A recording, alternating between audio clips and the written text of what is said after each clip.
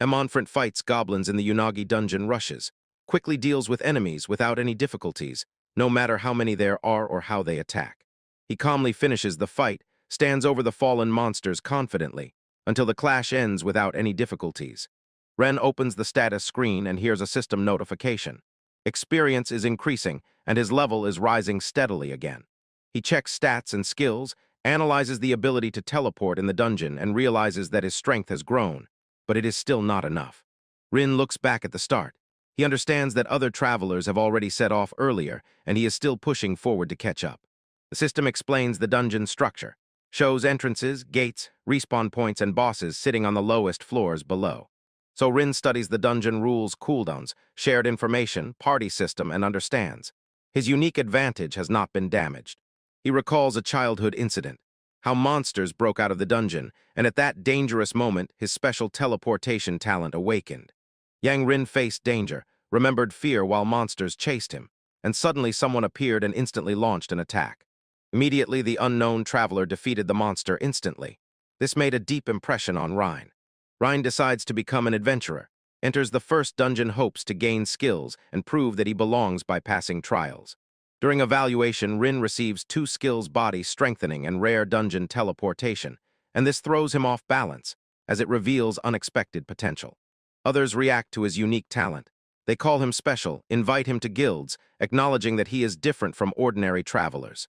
Kazumi Shin introduces himself and calls Rin to join his guild. He wants to support unique adventurers like himself.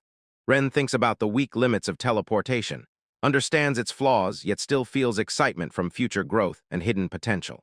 Rin watches the powerful, unique skills of his comrades, especially Kazami's lightning-fast ability, and realizes how different they are. Despite all efforts, Rin feels useless. He hears others calling him a burden, and even after leveling up, his teleportation barely improves. He eavesdrops on guild members discussing his weakness. He understands. They expect him to give up their value reputation above him. Rin realizes the truth. His kindness was superficial, and rumors that he is a burden quietly spread among the clubmates there. He leaves the guild, calmly accepting the circumstances, choosing to go further alone, resolute to become stronger and not rely on others. Rin recalls past hardships, refusing to give up. She is led by the memory of a strong traveler she once admired so much. He regains confidence again. Faith that teleportation has value pushes him to decide to train harder and continue moving inside dangerous dungeons. Rin reaches the lowest floor, meets a powerful boss with 2 tailbones, and prepares calmly without trembling. Relying on experience and a higher level, Ren defeats the boss again, receives rewards, and significantly raises his level. After the victory, Ren levels up teleportation, feeling new possibilities, thinking about how to apply it to others, and extends the range even further. Ren realized he can only move within already known dungeons and was somewhat disappointed by this limitation. In the dungeon, he contemplates improvements, noting the ability to teleport others, but due to range limitations, he still cannot effectively reach distant dungeons. Rin collects magical stones, preparing to exchange them later, and meanwhile feels how the dungeon pushes him to break out of here as soon as possible. He accepts slow progress, encourages himself again, and mentally prepares to continue the journey. Leaving the dungeon, Rin returns to the city and quietly walks the streets, deciding to rest before continuing training tomorrow. Ren arrives at Xian Dungeon and recalls how it was once a beginner's zone, where progress was slow and monsters were weak. Meeting with the dungeon manager, he introduces himself, feeling slight nostalgia, and returns again to the familiar place. The manager checks the adventurer's card, explains its purpose, records entries into the dungeons, and carefully gives basic safety instructions. Bryn enters the dungeon, examines the system of memory points, and understands. After clearing the lower floors, he will return there. He approaches the entrance gates, but cannot go further due to restrictions, realizing that these limits still reduce the efficiency of his leveling. Bryn recalls the teleportation rule and understands. It works only in those dungeons that have already been visited, and the barriers prevent entering there by the usual path beyond the gate. He thinks about teleporting through the gate, calculating the distance and spell time, but doubts whether the ability can bypass the dungeon's restrictions. Ren activates the teleportation skill, focusing on the image inside the dungeon while preparing to test his theory. Suddenly, Ren appears inside the dungeon pass gate, stunned by the success. He realizes he bypassed the restriction thanks to the teleportation ability. Excited, Ren understands. He can ignore cooldown limits and then levels can be farmed infinitely, but quickly pulls himself together. Rin calms himself, deciding first to clear the dungeon properly because success means nothing if stable level gains are not achieved. After some time, Rin easily defeats the boss, receives rewards, levels up, and confirms that his strategy works. He celebrates briefly, realizing that his skill has become valuable, and from this his confidence and motivation grow. Rin planned everything smartly, deciding to level up efficiently by repeatedly clearing lower-level dungeons instead of rushing into stronger opponents for faster growth. By evening, Rin repeatedly clears the dungeon many times in a row. Levels jump up from continuous repetition, and he does not stop. Rin returns home late and realizes that time flew while he was leveling. His heart tightens. Is he late for his own home?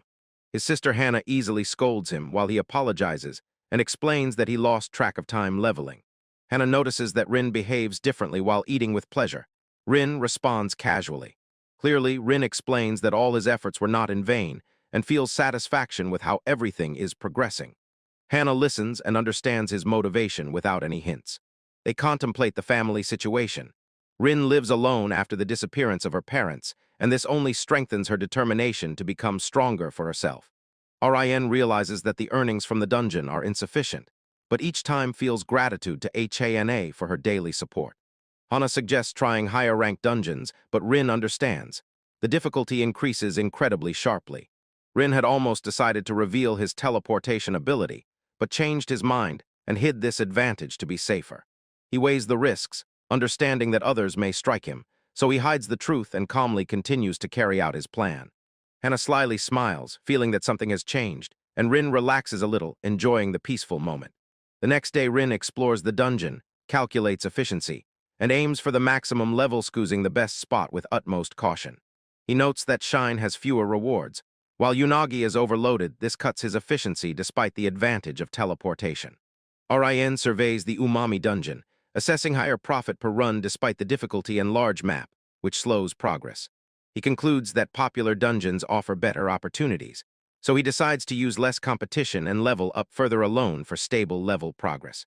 Rin arrives at the entrance to Umami dungeon, surveys the emptiness, confirms her choice, and prepares to start a new strategy. Ren uses teleportation at the entrance, makes sure no one is nearby, and carefully prepares to bypass the gates. Inside the dungeon, Rin encounters goblins and wolves, remembers past wanderings, and confidently prepares to smash them. He fights skillfully, sees that the enemies no longer pose a threat, and with an increased level the fight becomes noticeably easier. After hour, Rin reaches boss door. She continuously cleared dungeons, advancing deeper and deeper, and no other adventurer hindered her. Ren notices an empty area, without any participants. No one arrived. All the time he keeps focus only on the boss fight and prepares for the next clash. Rin faces the Harpy boss, recalls her abilities, and prepares a counterattack, using items to avoid dangerous sleep effects. He throws an explosive stone, a powerful explosion rises, and it harms the Harpy, keeping distance. Renses reveals the attack and, rushing forward swiftly, strikes the Harpy directly and accurately to quickly and effectively finish the fight. He successfully defeats the boss, receives rewards, and immediately several level-ups. Confirms that his strategy continues to work extremely effectively. After the fight, Rin collects trophies, counts the profit, and decides to clear the dungeon again and again, both for money and for experience. Rin prepares for another run, confidently activates teleportation, and is set to keep leveling up in the same dungeon. He clears Umami dungeon again and again, moves quickly and precisely, quickly deals with enemies, and maintains a steady pace in continuous battles. Rinsek's status shocked him, rapid growth. He realized that in one day of polishing, his level had jumped dramatically.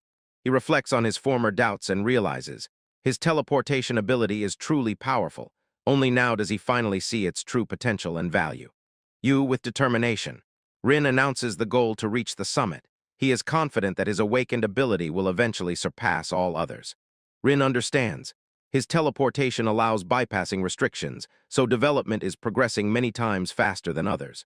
He weighs where to invest skill points, carefully checks abilities, decides how to improve his combat effectiveness. Rin analyzes options, understands how body enhancement gives a boost to stats, and a new skill in the items box can improve resource management. He chooses the skill item box, gains the ability to store items, reducing burden and increasing efficiency while exploring dungeons. After several days of exhausting polishing, Ren's level jumps sharply upward. His wealth rapidly increases, proving that his strategy works exceptionally well. Rin notices a rapid increase in the level. Its growth accelerates wildly, and the goal of reaching level 100 becomes real. Near the dungeon, Rin notices a strange crowd. He feels a change as adventurers gather from different sides, disrupting his usual routine unexpectedly. He realizes that it is already the weekend, sees that there are more people, and begins to worry. His teleportation may soon attract attention. Back in the dungeon, Rin continues to clear the passage quickly and cleanly, but notices a disturbance. Ahid feels that something deep inside is not as it should be. Rin see how frightened adventurers are fleeing from the enemies, and immediately understand. The situation is deadly dangerous. A large pack is still fighting and crowding, trying to survive against numerous monsters. Ren activates high-speed movement, and as soon as he notices someone needs help, rushes toward the danger. He notices a young mage surrounded by wolves and realizes, alone she will not stand. Deadly danger is already near. Rin concludes, her team has abandoned her, and the monsters are already gathering while she panics in hysteria. He attacks immediately, cuts through the wolves, quickly deals with them, and destroys the threat with precise moves before they can reach her.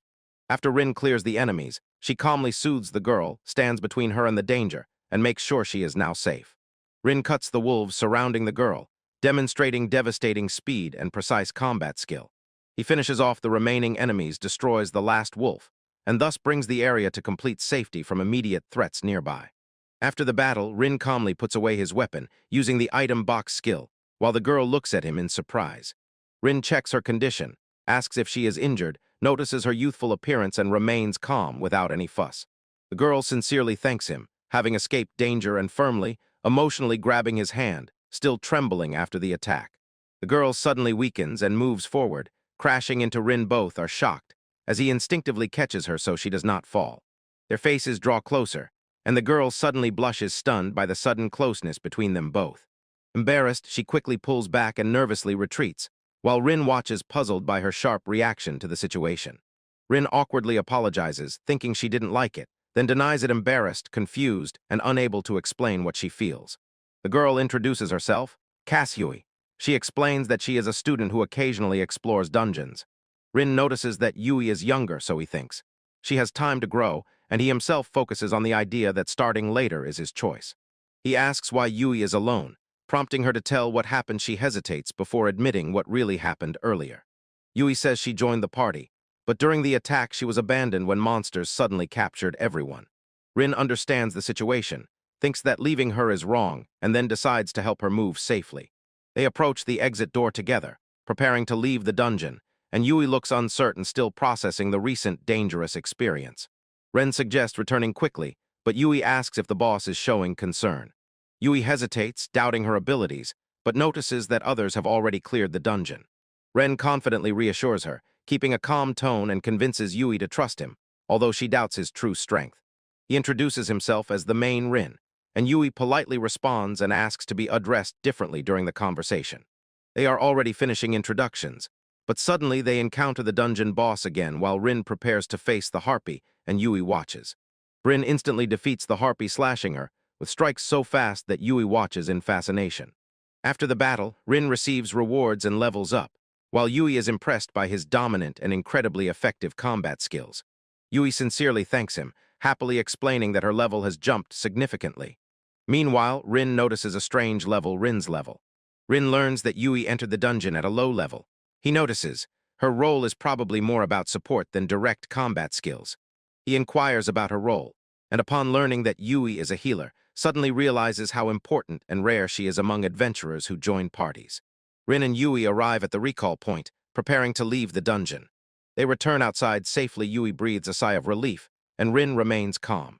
Suddenly, other travelers chatting nearby distract Yui's attention. The group discusses losses. It becomes clear that some members never returned, and they justify abandoning Yui during danger. Yui becomes uncertain next to Rin, feeling pressure from the situation, while Rin realizes that the tension around them is growing. Rin covers Yui behind herself, holding confidently as she confronts the group that abandoned her earlier. The grim adventurers freeze in shock and guilt, recognizing Yui alive. While tension rises, Rin prepares to approach them. Rin steps forward and faces the group, covering Yui as they freeze in shock, seeing that she is alive. The group questions Yui, confused by her survival, They cannot believe she escaped the dangerous situation alone before. They pretend concern, acting as if relieved, but Rin notices Yui's fear. Rin orders them to retreat, keeping everything under control, and Yui clings to him. It is dangerous for her to stay alone with them. He accuses them directly, exposing the truth, saying they deliberately abandoned Yui, using her as bait to escape. The group panics. The consequences are sinking in. Rin threatens to report them while their leader prepares to act. The leader justifies his actions, claiming survival forced him, then orders his comrades to eliminate Rin and silence the incident. Rin calmly questions their motives, directly pointing out they value status over life and exposes their selfish logic. The leader threatens Rin, warning of consequences. But Rin remains unshaken, deciding to end the confrontation without further unnecessary talk. Rin stands confidently, unafraid, while the enemies prepare to attack and Yui watches nervously. Ren meets the group's gaze alone, stands calmly while they prepare their weapons. He points out contradictions and understands. Their fear proves that earlier they could not cope with the wolves. Rin presses on them, mentally exposes the truth, sows doubt, and his confidence makes them question their own strength. Suddenly, the group attacks first, casts a spell and rushes forward, trying to crush Rin before he can react. Ren easily dodges the attack, moves faster than them, and shows superiority. Their coordinated strike does not reach him and falls apart. Ren deflects the incoming attack effortlessly. The opponents fail to react, and their powerful strike collapses and even hits their own side. He bursts forward towards them, and the group manages to realize. His speed and control over movements simply destroy. The tank tries to block, using shield skill, because he believes that this time the defense will completely stop Rin's direct attack. Rin instantly analyzes the ability, immediately understands the reflection mechanic, and decides to overcome it with force. He pounds through the shield with brute force, breaks the defense completely. The tank is shocked, and he is no longer able to resist. Ren reveals the enemy lacks mana to stop his devastating attack. He breaks through the defender's barrier and strikes directly. The opponent is stunned and cannot understand Rin's true intentions.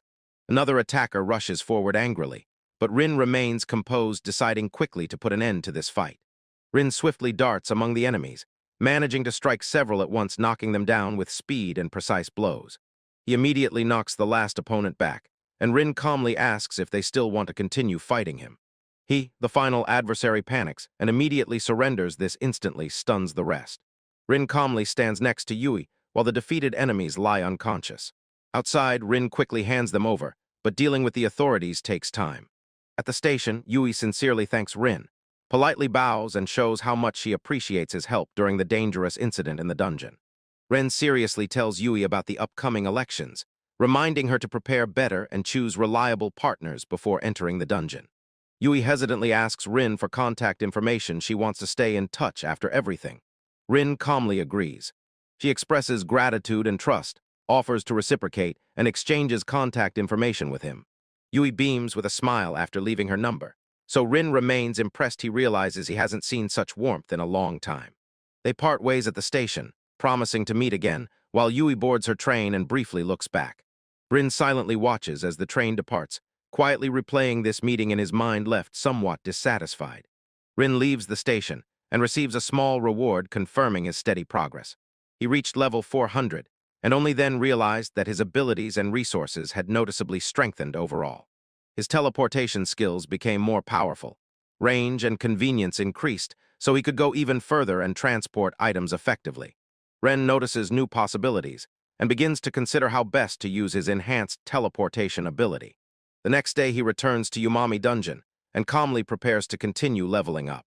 Ren activates dungeon teleportation to increase efficiency during his dungeon runs. He explains how teleportation shortens the path. Skipping stairs is possible, but before it was hindered by limits like range and mana, so it was impractical. Now stronger, Rin calculates distances and mana costs, preparing to safely teleport between floors. He activates teleportation again, focuses, maintains control, directs energy, and his body sharply shifts through space to the next level. Rin successfully reaches another floor, confirming the method works, and plans to extend the distance even further for faster progress. Rin tries to skip several floors at once, instantly spending large amounts of mana. He quickly runs to the lower floor, impressed by the speed, collects rewards, and realizes that this method greatly increases leveling efficiency. Yet Rin collapses from exhaustion, noticing that his mana has sharply depleted.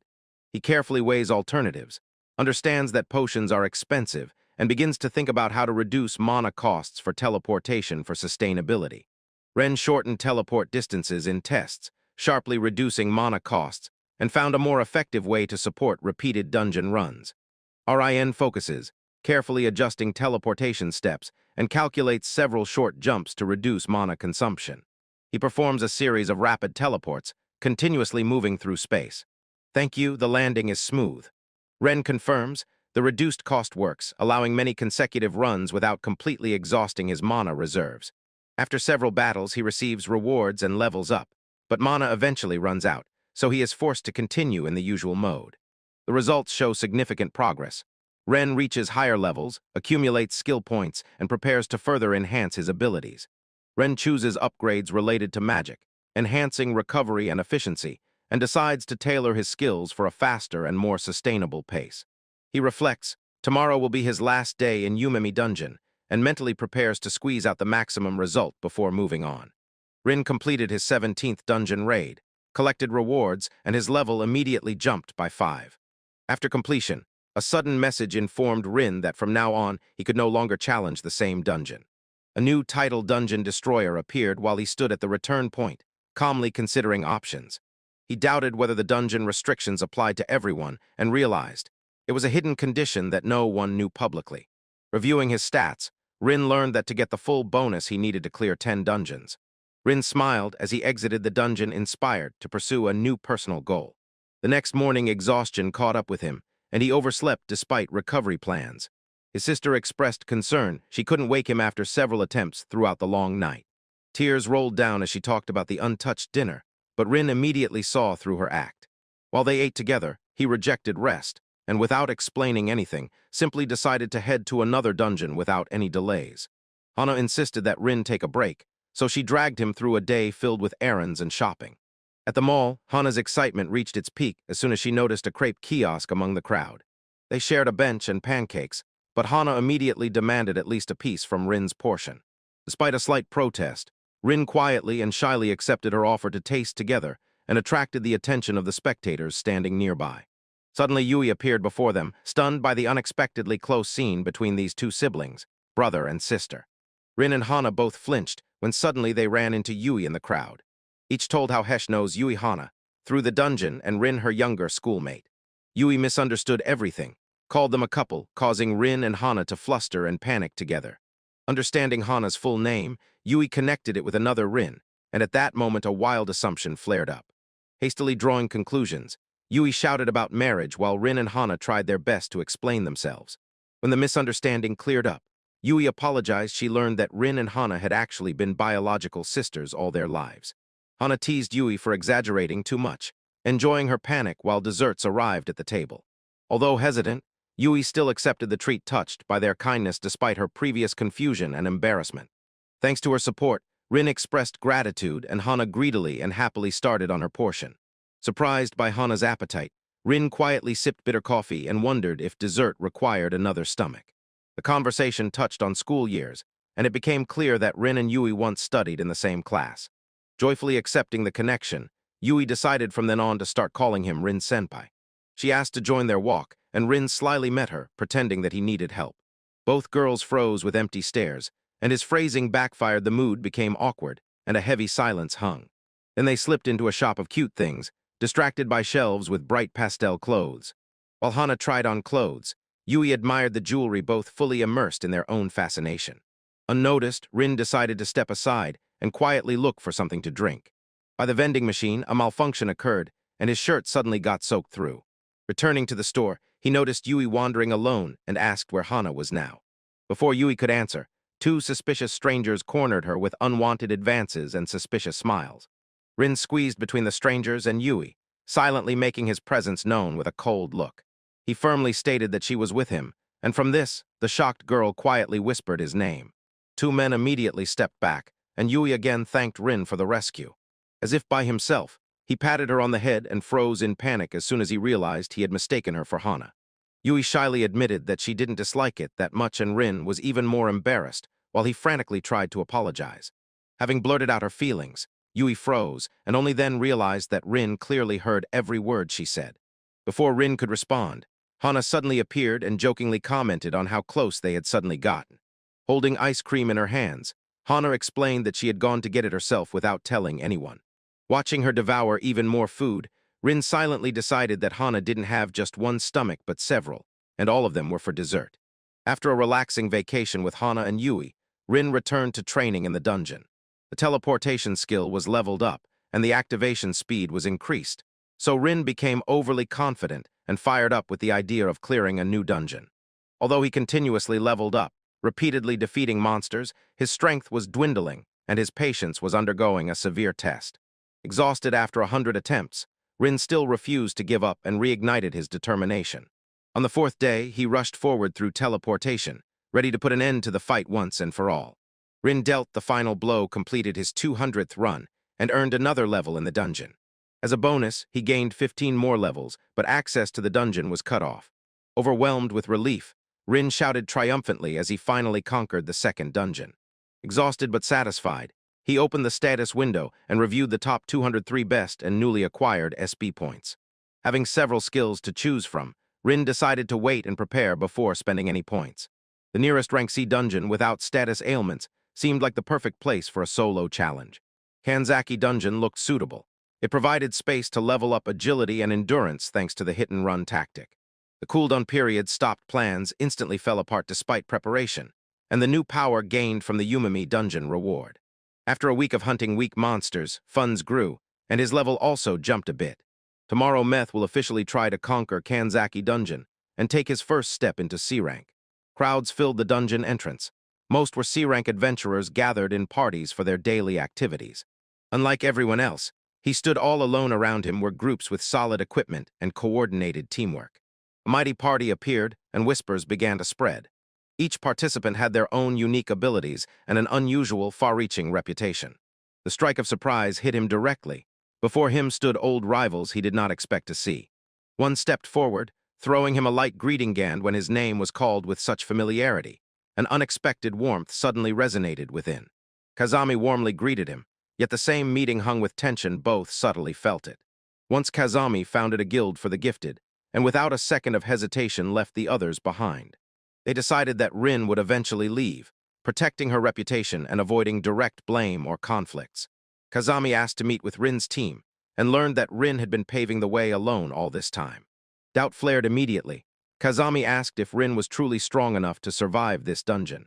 Confidently, Rin confirmed her qualification, and Kazami was stunned by the unexpected level of growth. Kazami praised Rin's progress, but curiosity only grew. Why had the high-level team returned to Kanzaki? Rei, a newly recruited traveler with potential, was revealed as the reason for their visit.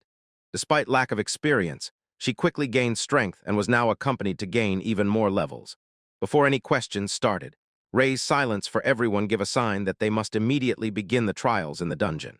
Kazami threw a few words in farewell, but in Rin's gaze there still flickered annoyance and hidden doubt. Suddenly Rei approached him directly. Her sharp gaze unexpectedly threw Rin off track. She recognized him immediately, and repeated again the old verdict of the group about his alleged incompetence in battle. She was not mocking, she was inquiring about the story, making it clear that she doubted the girl who started it. Looking him straight in the eyes, she calmly admitted that he did not resemble what they had described.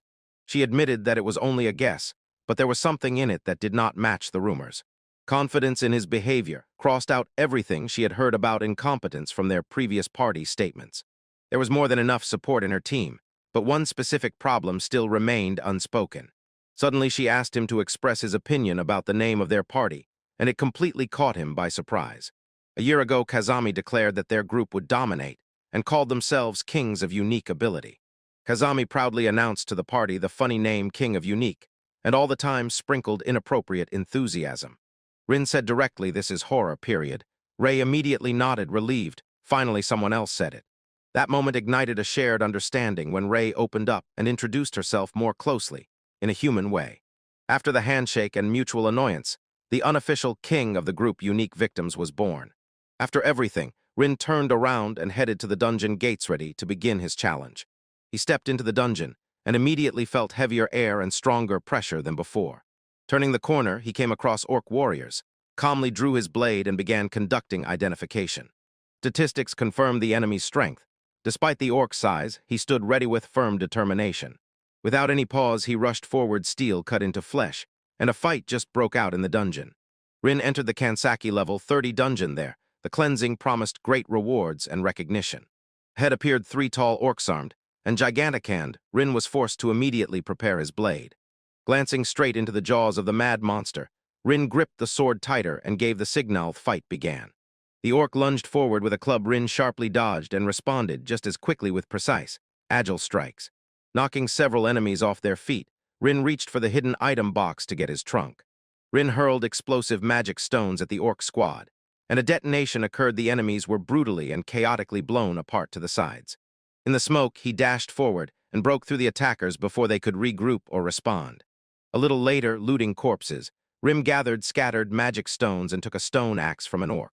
The new, freshly acquired weapons had significantly better stats, so he decided to put everything away for better times. Despite a minor wound, Rin did not lose composure and moved deeper, ready for whatever the dungeon would hide. In the depths of the dungeon, Rin came across a horned rabbit, amazingly small and seemingly completely harmless at first glance. Without warning, the rabbit dashed forward with deadly speed, forcing Rin to sharply parry with a sharp block. Despite its fierce shove, Rin recognized its style. He quickly parried before the creature jumped again. Victory over it gave bonus experience. Confirmed by Rin's level and her level growth, the monsters here were truly worth the rewards. Next from the thicket emerged a red boar. Huge, covered in armor of thick fur and already ready to charge wildly into attack.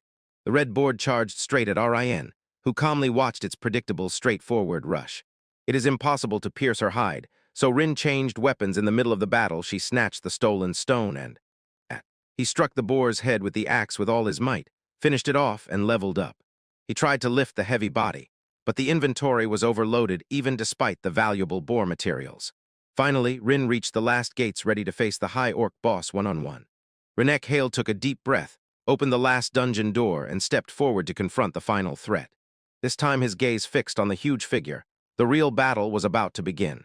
Revealed as a level 600 high orc, the giant monster lunged forward with terrifying strength and speed. A heavy blade strike shattered the stone floor near Rin, and only then was it clear how dangerous this enemy was. Calculating the risk, he realized. Blocking was suicide, and with full momentum he launched an attack. Catching the high orc by surprise, Rin dashed forward and unleashed a quick, clean lunge. Heavy blows clashed with a dull clang as Rin dodged low, circled around, and stabbed to strike the monster's open side. While the boss was recovering, another fierce blow landed. The chop hit so hard it knocked him off balance and silenced his roar. With perfect timing, he jumped high up and pierced the enemy's exposed throat through with the blade. High orc exploded. Rolling with terrifying force, the body disintegrated while the system confirmed the defeat of the dungeon boss. The victory was credited. 20 reward levels and 4 experience levels were unlocked, but Rin did not receive any damage.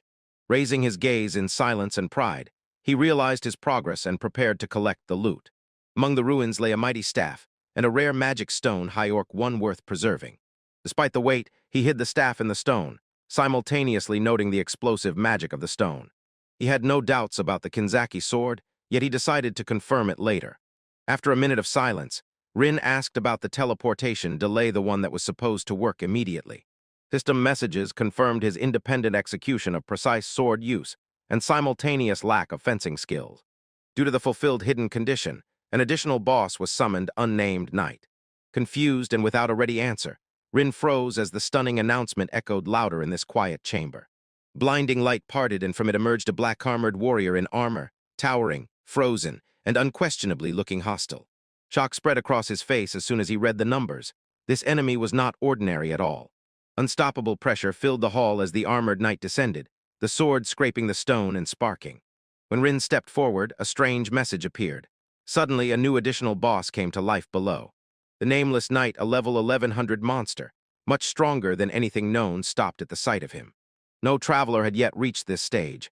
Rin was the first to trigger the hidden event. The doors clicked and locked behind him, blocking any exit unless the boss dies or Rin Parrish tries. He decided and tightened his grip, knowing survival demanded everything. There was no other way left, only to fight. Rin clashed blades with the knife, but the force of the strike almost shattered his defense at the moment of contact. Unable to respond, he swiftly dodged, barely managing to parry the blows with desperate deflections. The boss's strikes overwhelmed him completely. All that remained was to retreat and endure the pressure. Despite the hopeless difference in strength, Rin searched for a weak spot and prepared an unexpected counterattack. The gap finally connected barely, scratching the armor. The consequences shocked Rin. The boss's defense was incredibly strong. A sharp strike from the darkness threw Rin into flight. He flew off the trajectory already in the middle of the swing, completely unprepared. He was jolted backward from the pain he immediately felt, how a single blow had taken a decent chunk of his health. The gap in their strength was colossal, forcing him to recount everything anew through clenched teeth. Yet he analyzed the knight's characteristics and understood. The strength here was in brutal pressure, not in speed advantage. Instead of a direct collision, Rin hit precisely at the joints, arranging strikes to bypass gaps in armor. Despair covered Rin when she broke through the knight guard and with precision hit the weak spot.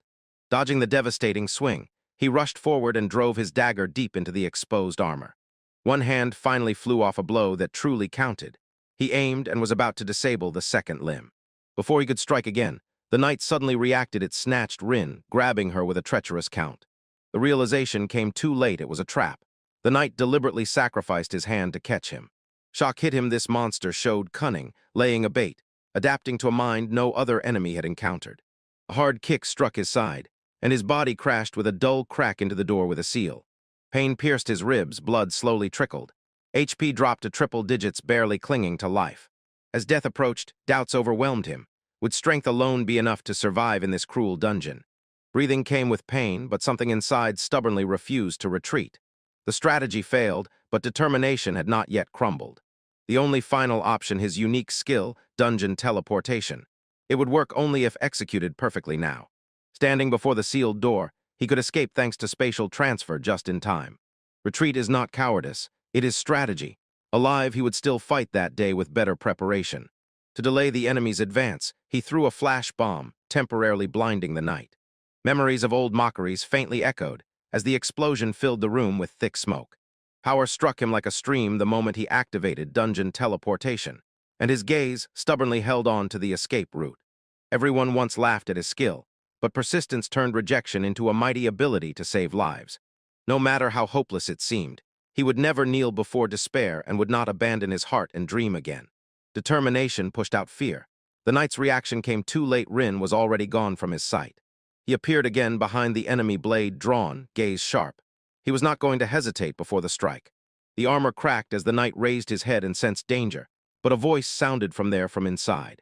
Rin barely managed to dodge the knight's blade, immediately retaliating quickly and accurately, striking right at its base.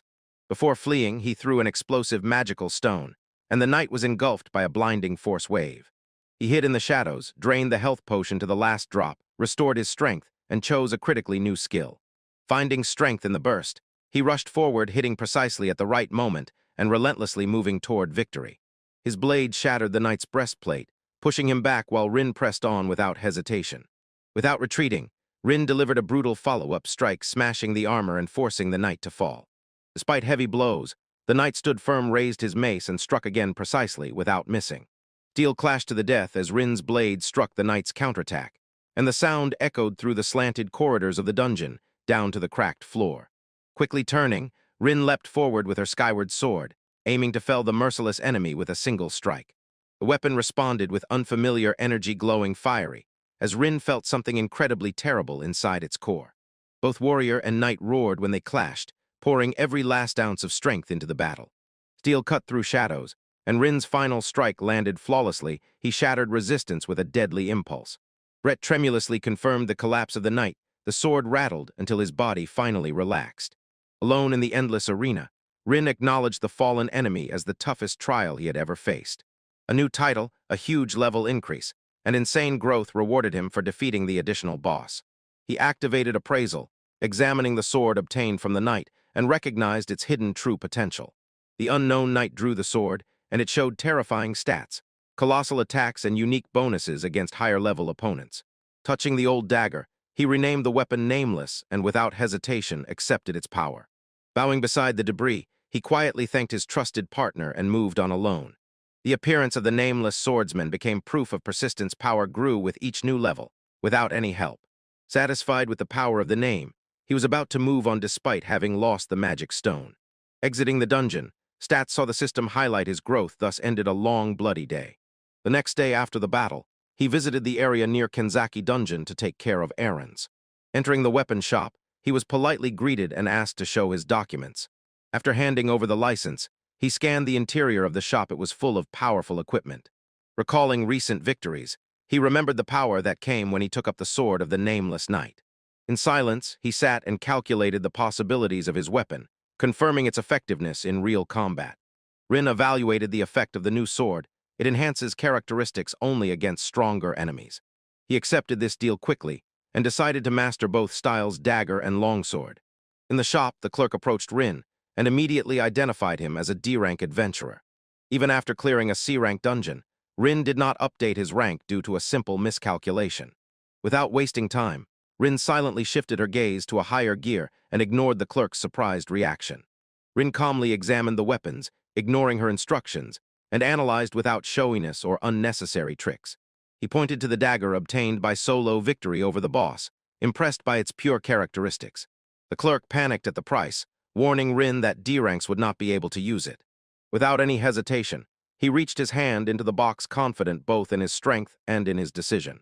Rin grinned and threw a shiny, thick stack of money, proudly declaring that he could afford anything. The clerk froze in shock, then smiled radiantly after receiving full cash payment from Rin. Returning to the dungeon, Rin continued his advance. Now he had a new dagger. The mighty red boar fell abruptly. The weapon and his new level immediately showed a clear advantage. Rin packed the corpse into his upgraded item box, then dealt with the money after his expensive purchase.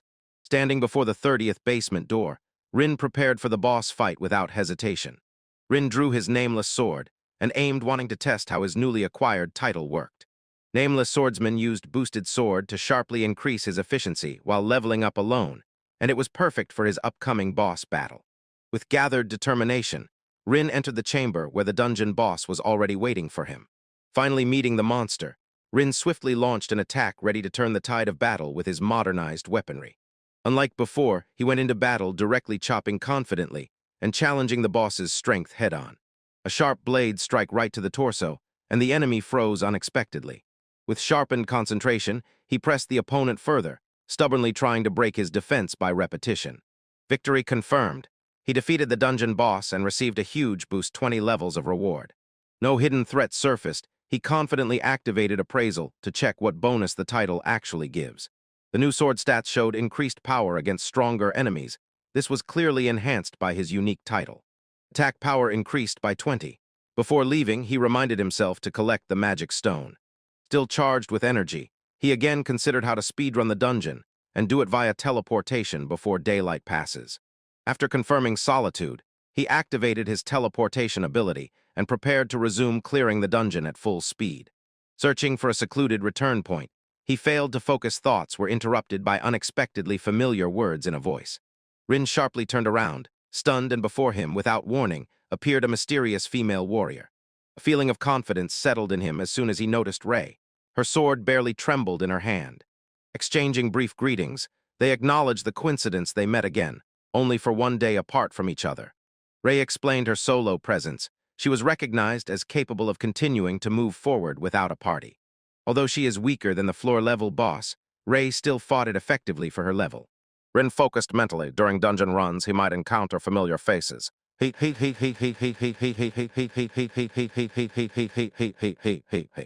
He decided to leave quickly, fearing that repeated meetings might arouse unwanted suspicions in Rei. Before stepping away, her sharp grip stopped him in mid-movement. He was completely confused. She suggested teaming up, believing that this moment was perfect to explore the dungeon together. Embarrassed by her initiative, he silently froze, stunned by this unexpected and sudden change. Rei extended her hand and invited Rin to join. They descended together into Kenzaki Dungeon. Tension stretched between them as they walked silently, both unsure how to start a normal conversation. Quiet footsteps echoed in the corridor. No one said a word, and both waited for the other to speak first. Suddenly, Rin broke the silence and nervously asked Rei how old she was and what her hobby was. Understanding that his question sounded too romantic, he got scared and confused. Rei calmly stated her age, but hid her hobby with a mysterious gesture. In response, she asked Rin. He revealed his age, but when it came to his interests, he faltered. Rin warmly remembered his sister Hana and wondered if it would sound strange if he spoke kindly about her. He admitted that he loves manga and games, and Raider reacted so shyly with unexpected curiosity and embarrassment. Ray nervously asked about his favorite works. Rin turned away, warning monsters might appear soon. Rin apologized with a smile, but Ray turned away, hiding her confusion in silence. Ahead, several beastfolk appeared. Without hesitation, they took their roles and prepared to fight side by side. Rin dashed forward, blades drawn from sheaths, aiming to strike before the enemies could properly recover. His strike hit, but the resistance felt stronger than he expected. Struggling with confusion, he noticed the monster's skin had become tougher. The cannon almost pinned his hands to the ground. The unexpected weight confirmed these enemies were not ordinary beasts. A sharp blow that shook the ground threw Rin back, but that strength was not typical for an ordinary orc. Without any delay, he extended his hand and activated his skill to recognize the true nature of the enemy. The result stunned him level 600. Strength and endurance far exceeded expectations for the dungeon inhabitants here. Since retreat was impossible, he charged forward at full power, striking directly at the open flank. The blade sank deep. With a quick step, he turned around, avoiding retaliation, and finished off the fallen bees. After a rapid level up yesterday, his body now moved in close combat faster than he expected. Noticing what was happening behind him, he turned to Ray, wondering if she needed help. Without waiting, she cast wind magic, simultaneously drawing both swords to prepare her finishing technique. The distance seemed too great for a strike, but her blade, enchanted with power, dashed forward with pinpoint accuracy, and the magically enhanced impulse carried her swing through enemies, effortlessly. With one wide strike, she cut down several orcs. Ray finished the fight calmly, while Rin froze in shock as her blade extended with energy. Interrogation took over. He asked about the strange operation of the sword, and Ray responded with a quiet confirmation. Without hesitation, she explained her ability magical blade, a unique skill she mastered through experience. Every sword created carried the property of an element. Wind blades cut through space and required precise MP control and skill. Having received praise in response, her voice faltered slightly. Her cheeks flushed as she thanked him shyly. Praise caught him by surprise. She admitted to being astonished she had heard false rumors about his weakness. Stronger enemies raised suspicion. Both noticed the orcs had excessively high levels and an unnaturally complex fighting style. Possible causes filled his thoughts. The absence of labyrinth tremor ruled out one disaster scenario. Agreeing to stay together, they go deeper into the dungeon to investigate the anomaly. Their search came across a gruesome place, bodies devoured by others. They were distorted by something unnatural. Immediately along the rays spread something disgusting. Rin calmly identified it as the mutation pattern of the monster eater. Right now, to crush them before they swallow, even more can stop the further strengthening of the orc's power. Without any pause, she rushed forward and struck with a broad attack to instantly reduce their numbers. Her lightning-fast destruction shocked him, even though he wanted a warning before heads would roll. They froze in readiness, the orcs growled in response, and both sides moved in unison, rushed forward to put an end to everything. Magic stones were quickly gathered, while Rin used his fireblade to burn the bodies. Ray thanked him for the teamwork, but asked why Rin became a traveler. Avoiding her gaze, Rin quietly confessed, long ago a traveler saved his life. The strength of that brave figure inspired him. He dreamed of becoming just as powerful someday. Realizing his story, Ray softened and understood why she chose Rin's path. The magic stones were gathered carefully, and the burned remains of monsters ensured that no threat remained. Rin expressed gratitude, and Ray asked about his goal. He was curious why he chose this path. He recalled the past when a traveler saved his life, planting dreams of power. That moment when he finds his purpose and becomes strong enough to protect others, just like his savior. Forming a party with Ray, Rim repeatedly executed his strategy in the Kenzaki dungeon. Using teleportation to farm efficiently, he targeted Rin and killed red boars, quickly gaining experience in the dungeons. After defeating high orcs 20 times, Rin reached level 400 and earned 4 million yen. Again, rushing forward, Rin aimed to defeat the high orc boss for the 23rd time. With one confident strike, Rin shattered the weapon, proclaiming her superiority. The orc froze in shock. With a clean hit, Rin missed the enemy. The system prompt confirmed that his dungeon was cleared. He triumphantly obtained Gringed. 60 runs brought him 50 bonus levels, his final reward from Kenzaki dungeon. Having accumulated over 11,000 SP, Rin reviewed her skills and considered where best to invest. After careful thought, Rin increased strength and speed, then raised 3 utility skills to level 4. And now, with maximum strength, speed, and resistance, Rin stood firmer than ever before. With growing power flowing into him, Rin realized his might now far exceeded previous levels. He set his next goals, Unagi Dungeon and then the E-rank Arakawa Dungeon. After 3 days, Rin cleared Unagi by another 15 levels, but no further rewards appeared. That night he reviewed his progress, 4 dungeons cleared. Time to redistribute SB again. The next day Rin met Yui at the shopping mall. She burst in, embarrassed and out of breath.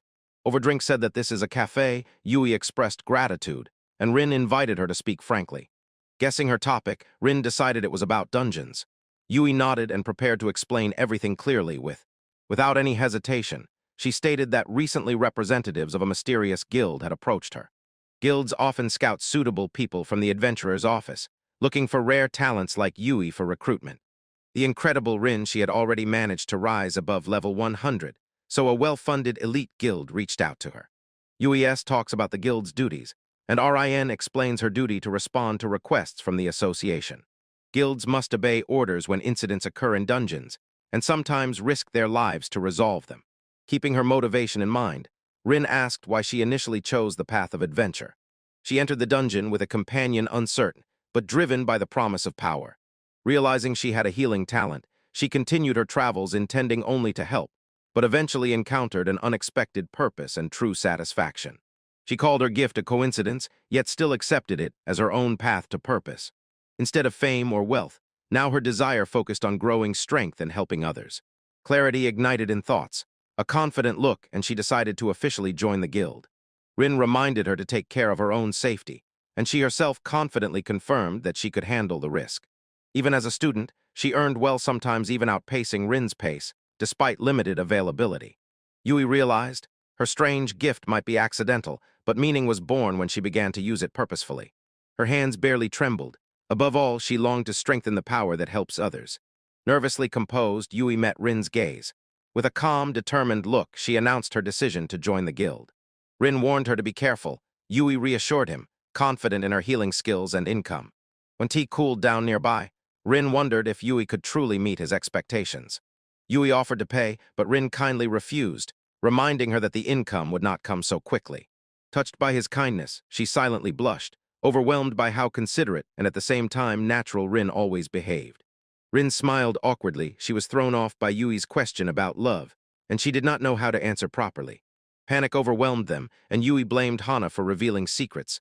As they walked together, an awkwardness hung in the air. While they were passing by the music store, they noticed a familiar face. Kurisaki's silent reaction was strikingly cold. He noticed Rin for the first time. She reacted with surprise, but immediately greeted him casually, recalling their recent meeting. Yui flinched with panic when confusion about identity caused a mix-up. Nervously, through clear anger, she introduced herself. Tension grew as Yui explained. Rin clarified they met not at school but in the dungeon. While Rei calmly flipped through discs, Yui realized she knew nothing about their previous meeting. Seeing the CD cover, Rin clearly remembered. Rei was not just an acquaintance, she was his battle comrade. Rei quietly recalled her past decisions, hiding her favorite hobby without purpose, so as not to attract unnecessary attention from classmates. Yui laughed joyfully, finally breaking the ice. She had always hesitated because of Rei's headphones. A casual comment about anime struck a nerve. Rei's reaction made everyone freeze and remain silent in that quiet. Rin's question went unanswered. Rei focused on her plans and recalled the dungeon expedition with her partner. Without saying a word, she stared intently at Rin, once again extracting from him the whole mystery of the punishment for being late. Under Rei's questioning pressure, Rin nervously avoided the conversation and changed the subject, insisting that he deserved a break. Rei quietly observed him, not knowing if this usual walk hinted at something more than a coincidence. Misunderstandings flared up as soon as she asked about their relationship. Rin hurriedly tried to explain Yui's request for advice. Interesting thoughts pushed forward. Rei sharply asked if Rin wanted to date girls younger than him in a romantic sense. Cornered, he still chose honesty uncertainly, but he was drawn to it, as if he wanted Rei to respond with silence full of disbelief. Trying to dispel the tension, Rin quietly muttered with annoyance. Yui looked puzzled and did not understand what he said. Suddenly the ground trembled beneath their feet. The lanterns flickered and emergency messages spread throughout the building. A collapse in the underground in Kanzaki was confirmed. Panic swept the city as citizens were ordered to evacuate. Rin immediately sensed danger. Yui and Rei turned to him, seeking urgent confirmation. The collapse in the underground meant the gates no longer held back monsters, and adventurers were not the only ones who could pass through them. Monsters poured into the city streets, Bursting out of the broken gates, they quickly spread chaos throughout the city. During the underground collapse, monsters break out. Rin takes the helm, ready to face the looming threat. Instead of staying behind, Yui steps forward and offers support through healing, not direct combat. Although the potion for recovery does not work on civilians, Rin understands. The healing spell still restores those who lack combat attributes. Saving lives, not killing monsters, is what fuels Yui's determination to become truly capable and reliable. With a nod of trust, Rin leads the way, and Yui follows, hope shining in her gaze. Before entering danger, the group agrees to equip themselves properly and heads to the equipment station.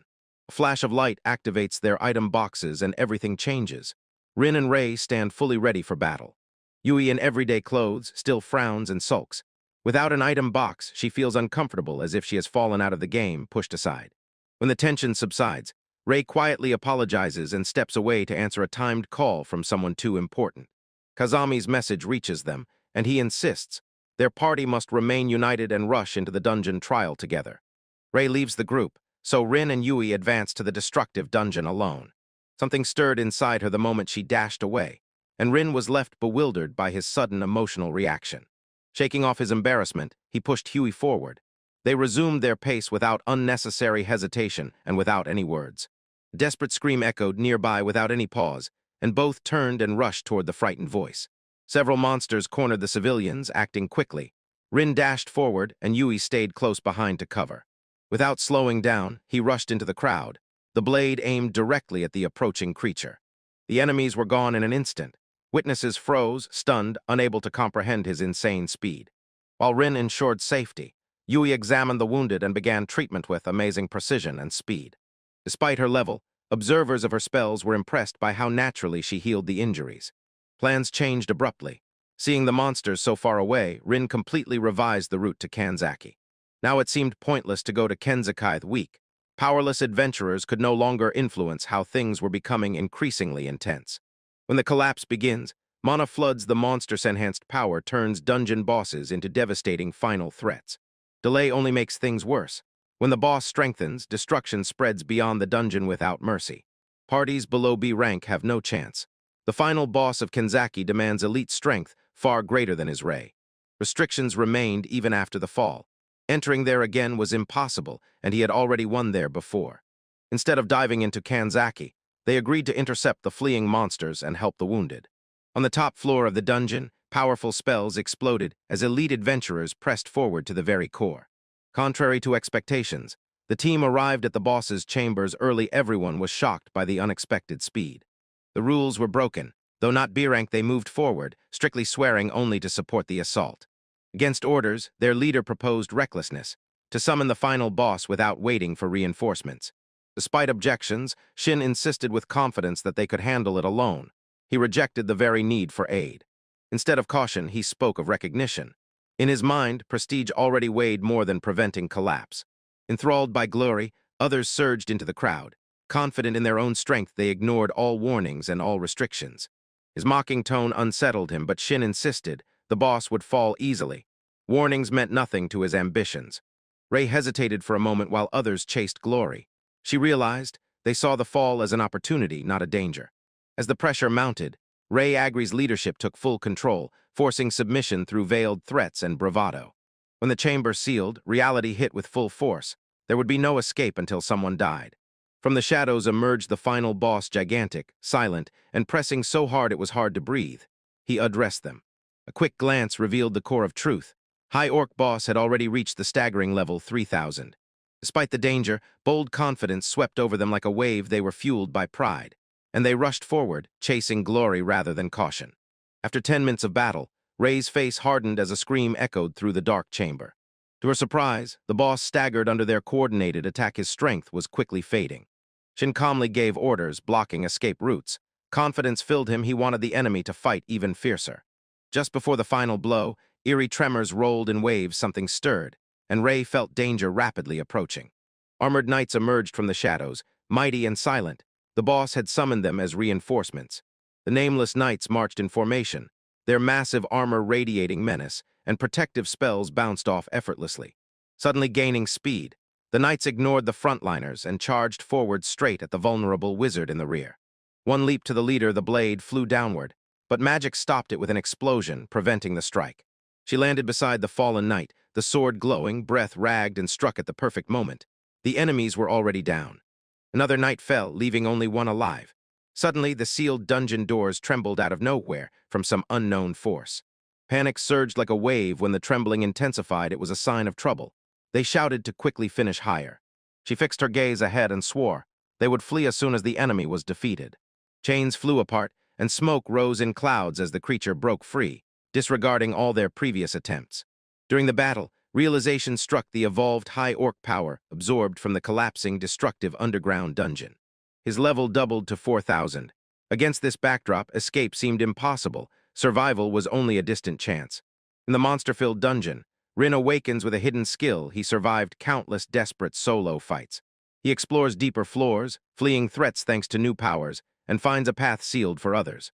Stepping over the ruined gates, he enters an unknown chamber. Magic pulses unnaturally from every surface. Suddenly, without warning, ancient runes activate. They summon a guardian beast, which overwhelms him with relentless, brutal power that simply crushes. Barely standing, Rin in the heat of battle activates his evolved ability Warp Space and instantly turns the fight against death itself. From the shadows emerged a giant orc general, and this was their first terrifying encounter with death. Before anyone could react, the monster lunged forward, striking with all its brutal, unstoppable force directly into the front line. The battle girl lunged into a counter-maneuver and blocked the strike literally a moment before the blow shattered her on the ground. Despite her defense, the orcs could tear apart her armor and, defenseless, push her straight into the dungeon wall. Hunched and wounded, Rei struggled to get up but realized her limbs refused to obey any command. When health was almost at zero, she froze and looked at the orc who was frantically rushing forward as death rapidly approached. The beast's blade tore from all sides, panic covered the allies, and they realized this fight could be their last. The survivors hesitated. Their formation was breaking apart. They did not know whether to retreat or fight against merciless odds. One of the teammates gathered courage, dashed like lightning, and, pleading in despair, tried to break through the advancing monster's defense. Blinding energy collided with brute force. Explosive strikes tore the space, shook the stones, and scattered dust across the entire battlefield. Wind and silence enveloped Rei as she sat crippled and wondered why the battlefield had disappeared. The orc general stood among the fallen allies. They were still alive, but their health was fading, so death was very close. Suddenly, the orc shifted his gaze to Rei, recognizing the last threat still alive.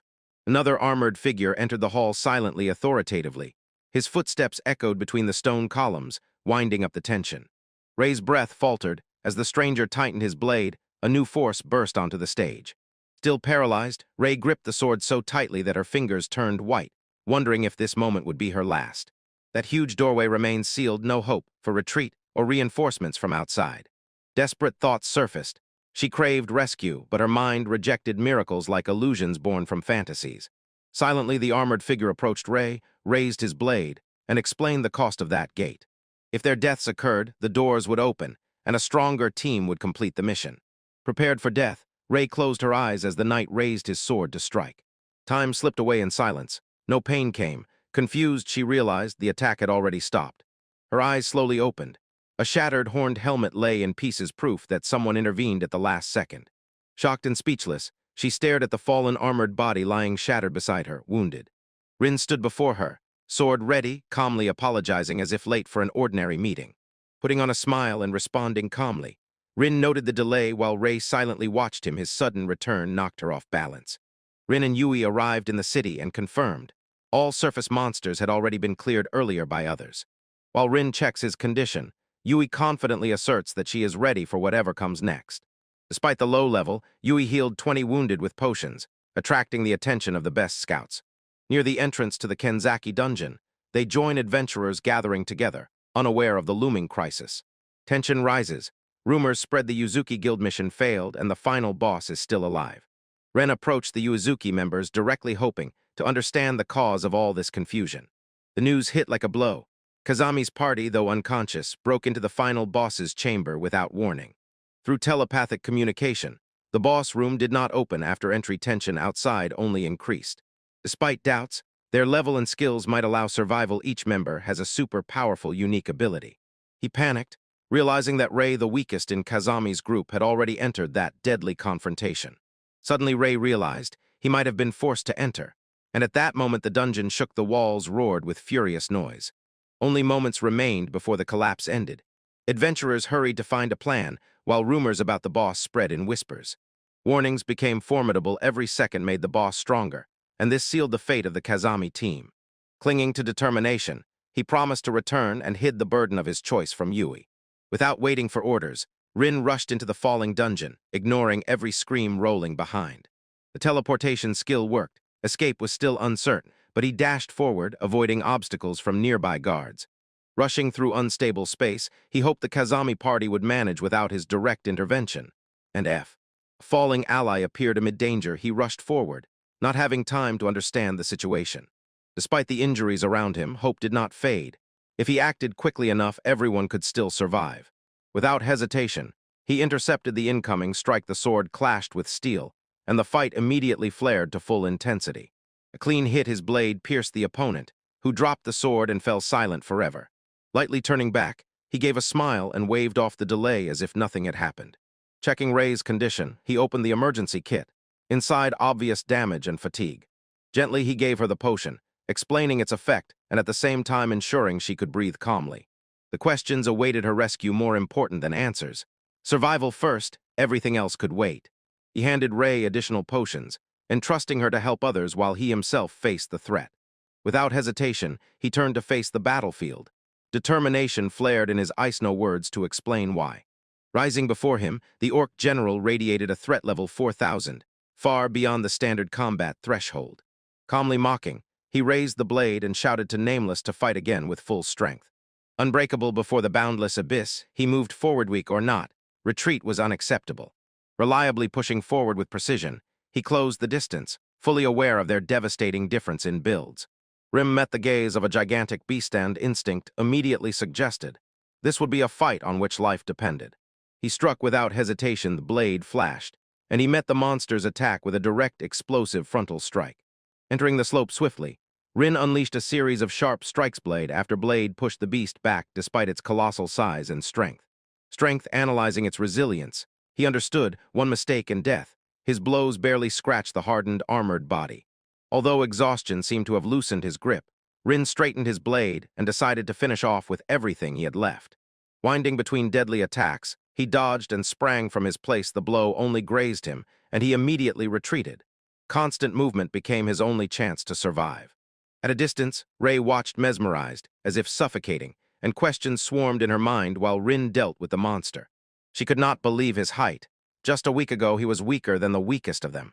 Memories surged back to Rin, the exiled adventurer, who was boldly dismissed behind his back because of his useless teleportation skill. Now it made sense. He bypassed the dungeon gates directly, but that alone was not enough to explain his strength. The revelation struck as hard as Rei gathered the evidence left only by him, and it looked far too mundane. Recalling Rin's strange detour, she now suspected he was hiding something far more dangerous beneath this. He kept a secret capable of breaking usual boundaries and making him unparalleled if fully used. Confidence collided with anxiety. She silently watched as he charged into battle again, quietly praying that he would survive this last clash. Despite fear, Rin gathered himself and held on. Weakness still made itself known, but there was no retreat in his resolve. Heavy, grueling fights against numerous enemies taught him emotions are distractions he could no longer afford. Every feeling, fear, pride, or haste had to be rejected without hesitation or doubt. Focusing, he cast aside hesitation and reached for clarity, only intention and precision. Momentum instantly soared. Vision cleared. Victory, though fragile, was still within reach if seized right now at this moment. A burst of speed broke outwards. Now strength meant nothing. With clarity in his mind, weakness turned into deadly determination.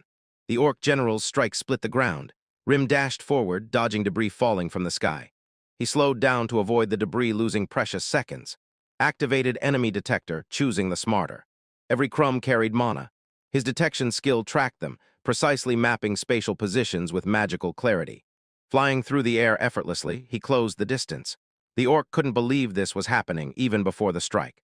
Trying to dash forward, Rin failed to dodge the raised, lifted hand. A sharp cry sounded, warning of the incoming strike. Throwing the heavy axe, the orc sharply accelerated, but Rin had already calculated the furious burst. A sharp step aside and the activated skill. Gale wind propelled his movements far beyond normal reaction speed. Dashing forward without hesitation, he closed the distance. This time he would strike before the enemy could react. With the skill-enhancing power activated, his next strike hit precisely.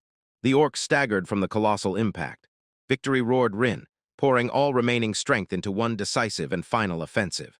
Holding both skills meant exhausting magic too quickly, but hesitation now would cost him everything. It was the last surge. All the force of acceleration, the precision of the moment, and the striking power converged in one critical hit. Blades moved relentlessly. The pressure increased. He continued the attack, giving the monster no chance to recover.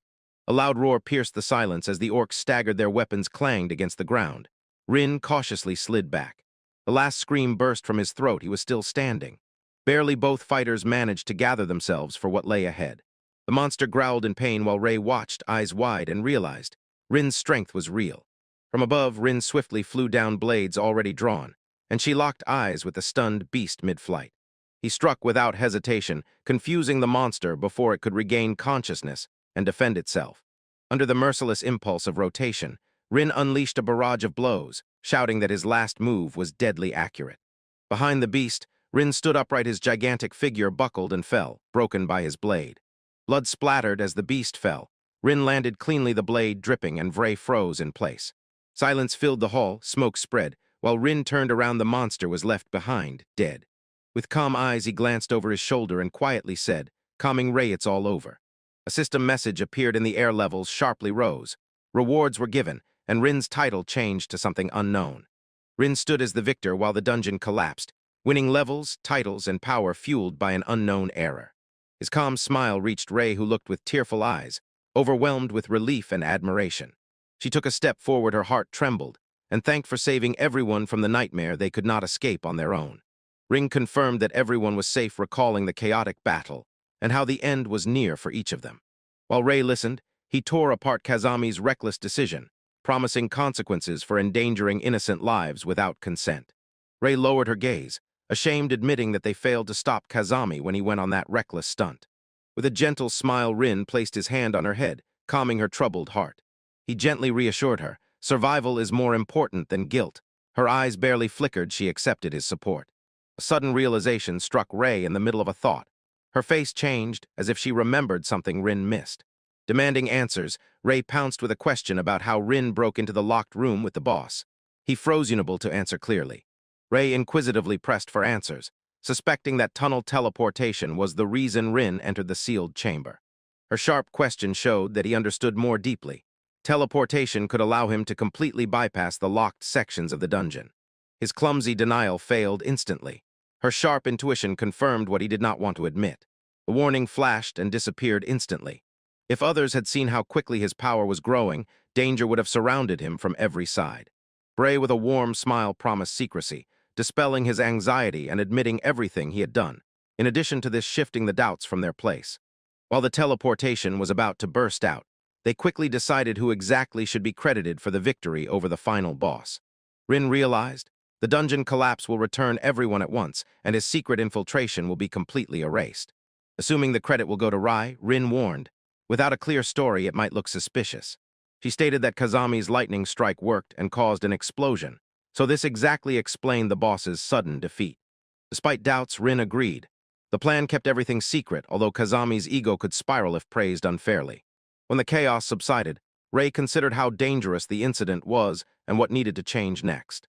With confidence in her voice, she promised to take responsibility and prevent another reckless catastrophe. Rin agreed with her plan before leaving, then switched to gathering trophies and materials. Ray found out the unknown knight vanished during the battle. His appearance and disappearance remained an unexplained anomaly. He drew the sword from its sheath, and whatever happens, at least he will pull out the magic stone before disappearing.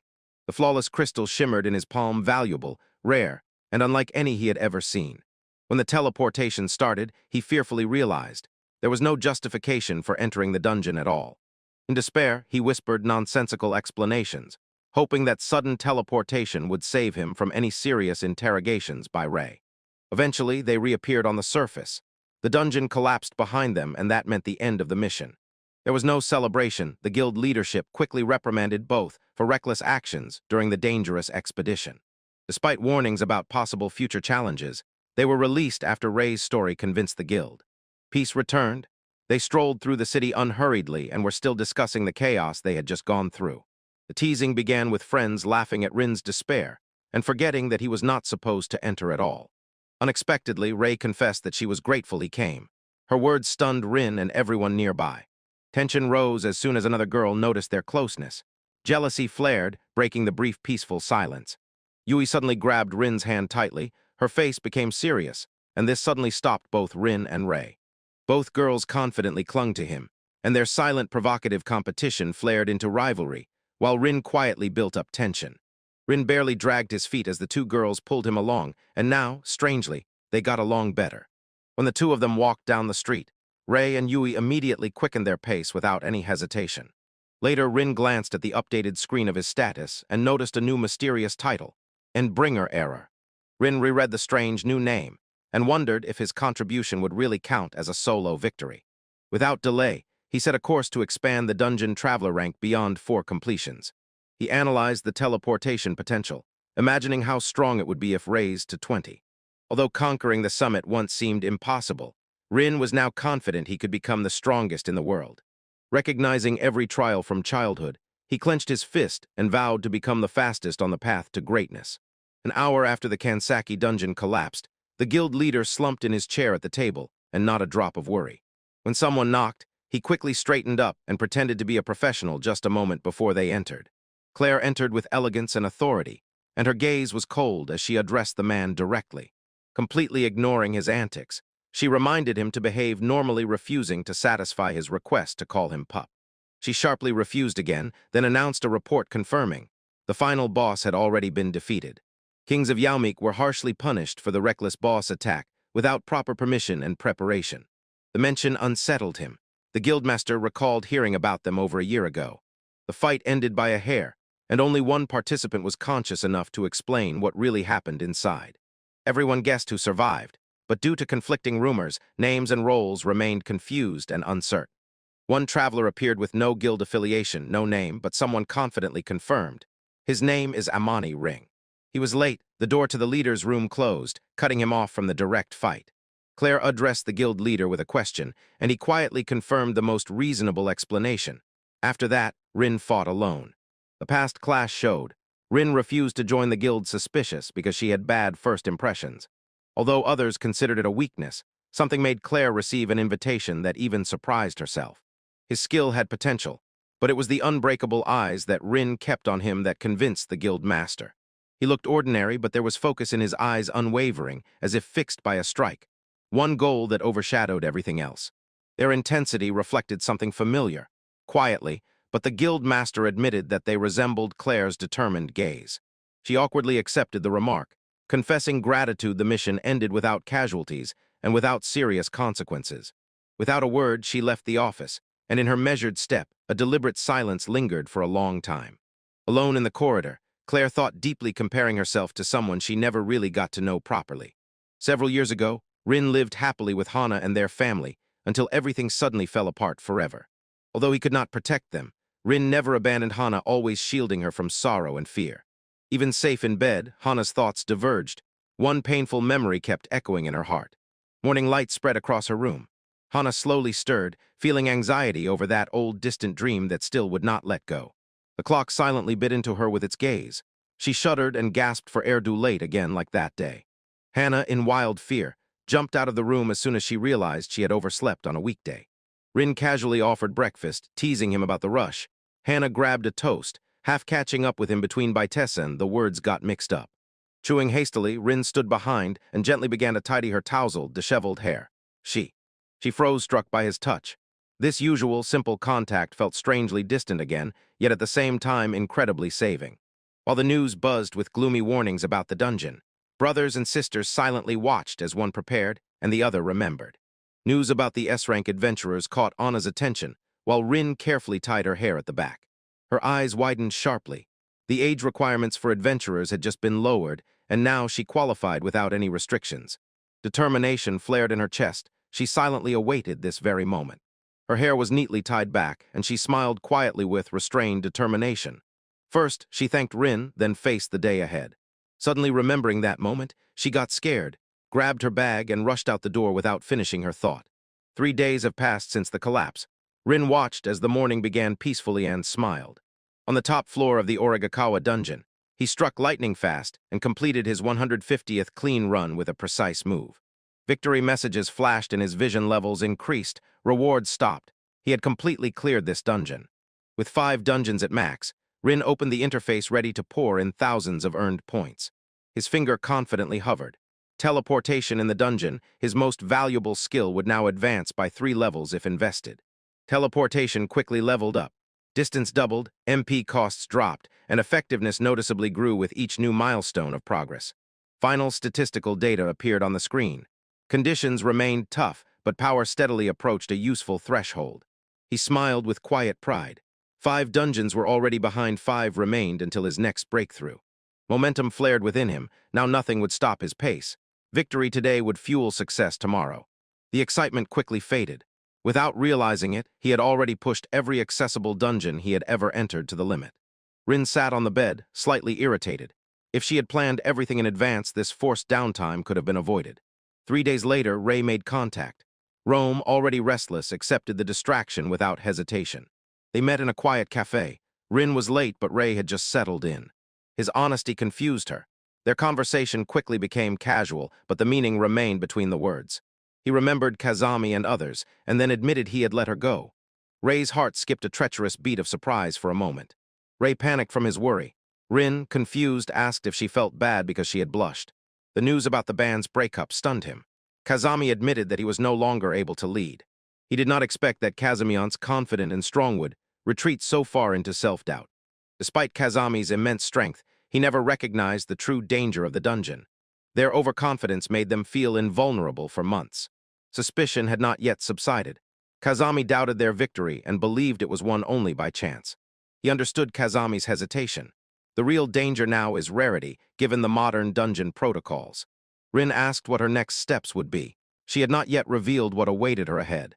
Determination blazed in Ray's eyes. She decided to continue her journey, choosing a new goal. When she was asked for details, she kept everything secret. He reminded her not to overdo it. Silence hung between them. Rin quietly pondered whether it was worth asking her to join. Ray reached into her bag. Rin hesitated for a moment. Teleportation with others still wouldn't work. Several envelopes were placed on the table. Rin asked in surprise what it was. She explained that this is 4-5 million yen as compensation for past support. During the fight with the boss, Rin obtained rare healing items. Ray insisted that he must repay. And the rest will come later. Ray distributed the potions, but she still owned her share. He accepted the money with a smile. Refusing now would be unnecessarily awkward. When they went outside together, an uncertain pause hung between the usual farewells. She hesitated, gathered her courage, and asked to join him on a journey to the dungeon someday. Without hesitation, he immediately agreed, an unexpected invitation, but one he truly gladly accepted from her. They parted with smiles. Although they said nothing aloud, both felt that something quietly changed between them that day. Although the farewell had already ended warmly, Rin felt that the next meeting with Ray might not be soon. Despite the uncertainty ahead, he still kept hope and patiently waited for that distant day until it finally came. Looking intently upward, Rin quietly vowed to hold on tightly until their paths crossed again. Rin unleashed a powerful blade strike, aiming directly at the exposed weak point of Rainbow King Wolf. After completing the previous tasks, he rushed into the moderate dungeon, determined to pass its difficult levels. Having collected 9 magic stones, he activated the hidden boss and took a rare bonus. His victory won the Ring of Madhuru, enhanced resistance, and marked the dungeon as cleared. Feeling accomplished and stronger than ever, Rin planned to continue dungeon raids after a hearty breakfast. Hana smiled warmly and asked if Rin was free. The tone was casual, but expectation was clearly felt. Rin agreed, confused by her enthusiasm, but quietly worried about another long day of shopping. Surprised at himself, he realized that she did care about his presence and simultaneously helped her carry bags as if it was natural. When the day off came, Hana confidently led Rin her hand, pointing the way to the next location. Instead of the shopping mall, they arrived at Sumafuku Dungeon, an E-rank trial she had secretly prepared. Embarrassed and scared, Rin panicked when he realized they were already at the dungeon site. Hana looked at his reaction in surprise. It turns out she never mentioned the change of plans for the weekend. Restrictions for dungeon age were recently lifted, so teenagers like Hana were able to participate in real trials. Now the high school students had signed up for adventure courses, and Hana applied in advance. To calm the nerves of the newcomers, the students could bring experienced adventurers with them, so she invited Rin to her trial. Rin realized everything could have ended worse if the dungeon trap had not suddenly caught him. Hana did not understand what Span was, dragging him along to the meeting place despite everything. A large crowd of students surrounded the tower, witnessing participation from several schools at once and the presence of chaperones. Participants were called for level registration, and Rin panicked because he was afraid to show his true stats. At level 5,000, Rinfield's exposition can reveal secrets about dungeon teleportation and raise suspicions. Rin opened the status screen and, trembling with panic, frantically searched for a way to hide his true status. The skill Conceal level 1 appeared it can be activated by spending 5,000 saved skill points. Abusing Conceal allowed forging levels, a forbidden tactic often used to cheat or sneak into an adventure party. Although it was risky, Rin justified the private use. She believed that no one could expose ownership due to concealment. Taking a deep breath, he reset the displayed level and was ready to go out to the crowd at the note. Rin was registered together with his cheerful sister Hana, while they prepared for a joint expedition under the control of the Dungeon Association. Despite Rin looking very young, the stunning level shocked Katagiri. He was convinced he could easily handle this initial dungeon. Katagiri introduced his support team, emphasizing the C-rank members, and then called someone special his most promising recruit. Yanagi arrived nervously, a recent graduate, hiding his power behind a polite smile and impressive experience from previous solo missions. Warmly welcoming him, Rin accepted the handshake, silently acknowledging Yanagi's potential and the battle ahead together. Yanagi froze for a moment, lost in thought, then quickly smiled and assured them, "Everything is fine." Hana proudly twirled in her new gear, dazzling everyone, while Rin quietly noted the uneven treatment she received. The group gathered in front of the towering dungeon entrance, buzzing with nervous tension as orders were given and commanded to move out. In the dark dungeon corridors, Katagiri explained their objectives, while Rin silently and secretly checked her teleportation. Tension exploded when Katagiri revealed, only 10 will receive stat boosts for killing their first monster. Nervous whispers spread as the expected adventurers prayed to become heroes, understanding failure meant losing their only chance. He calmly reassured her, although inside he doubted whether those words would truly ease her anxiety. Hannah let out a laugh, gently teasing in response, grateful at least for that awkward shoulder of support under such pressure. As the group separated, he quietly puzzled over why Hannah chose this dangerous path. Without any hesitation, she decided to go further alone with him, bypassing the crowd and completely avoiding unnecessary attention. Deeper in the cave, they finally came across a slime, something simple in appearance, but still dangerous for Hannah. Identifying the creature, Rin confirmed its type, recognizing the usual monster from many dungeon for beginners encounters. With the help of appraisal, he explained its vulnerability. Aim for the red core to destroy it with minimal threat. Squeezing her even tighter, she studied the bullet. Nerves stretched because the responsibility for victory now fully rested on her. Taking a deep breath, she dashed forward and delivered a precise strike. The blade pierced the slime's core without hesitation. Her blade broke into the very core of the slime, fragments scattered, and she, holding her breath, watched the result. Light flooded her view. The system voice echoed confirmation. She instantly received stats XP and leveled up. Rin greeted her. She froze in place, stunned by the success, and only then realized she had indeed obtained what most fail to get. Jumping for joy, she proudly declared victory, while Rin silently hoped that her enthusiasm would not become a problem. Realizing the system command, she opened the status menu impatiently to check her newly unlocked potential. Stats clearly appeared before her basic attributes, 3 powerful skills and 1 mysterious, unfamiliar ability called. He leaned in and looked closely, guessing what type of combat or support this new skill might unlock. Each of these abilities impressed him deeply. Any one of them could be considered rare, and having all 3 together was exceptional. Stock level 1 looked ordinary, but it worked on cons and was completely unknown to him, unlike the others. Suspicion grew as he stared at the screen and tried to understand what hidden meaning was embedded there. He immediately recognized the stock was not just rare. It was a unique skill, unlike anything existing in the usual classification. Seeing his reaction, she froze before the screen and tried to understand what exactly made it special. Hannah's stats appeared suddenly, surprising Rin. Her special skill seemed ordinary, but in reality it was something much rarer. When Rin activated her reserve skill, they became curious about how rare it was and what mysterious hidden power it concealed. Details emerged. When she touched someone, she could rewrite any level 1 skill for 10 minutes. Rim analyzed further. The difficulty of copying did not matter, but its potential clearly grew with each skill level. In any role, Hana could adapt instantly even before reaching level 100. She equaled legendary travelers.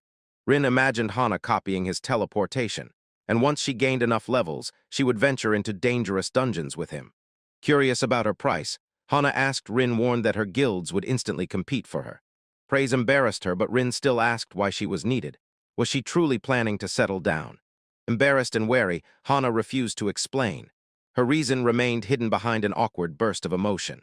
Worried about possible exposure, Rin advised Hana to hide her talent during the upcoming meeting with Katajiri. Rin suggested a test thanks to her new concealment skill.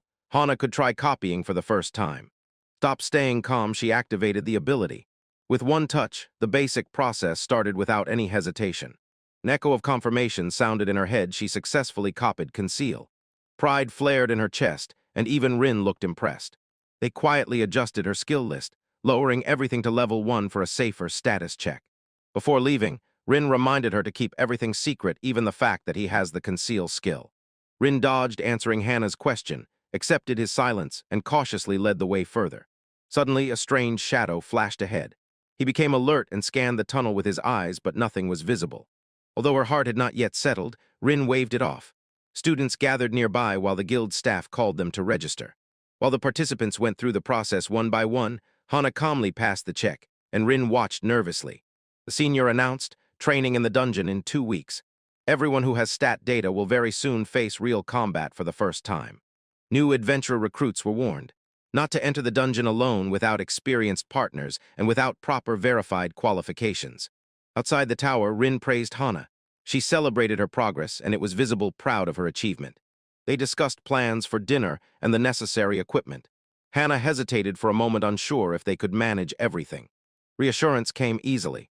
Rin had gathered enough in advance to cover everything she would need, so she smiled with relief. On the way home, they planned practice before training. Hana suddenly got inspired. An idea came to her, but she quickly checked something. Instead of prying, Rin respected her privacy. She smiled calmly and tapped her finger on the phone with purpose. The next morning came the moment when others were walking calmly, and the message about Rin's achievement highlighted impressive level-up results.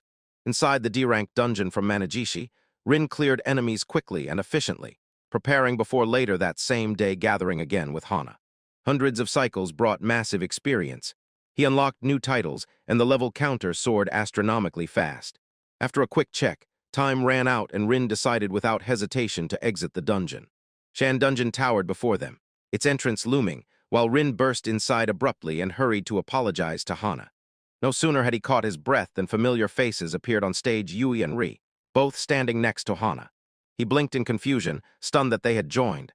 Their sudden appearance gave no clear explanation or reason.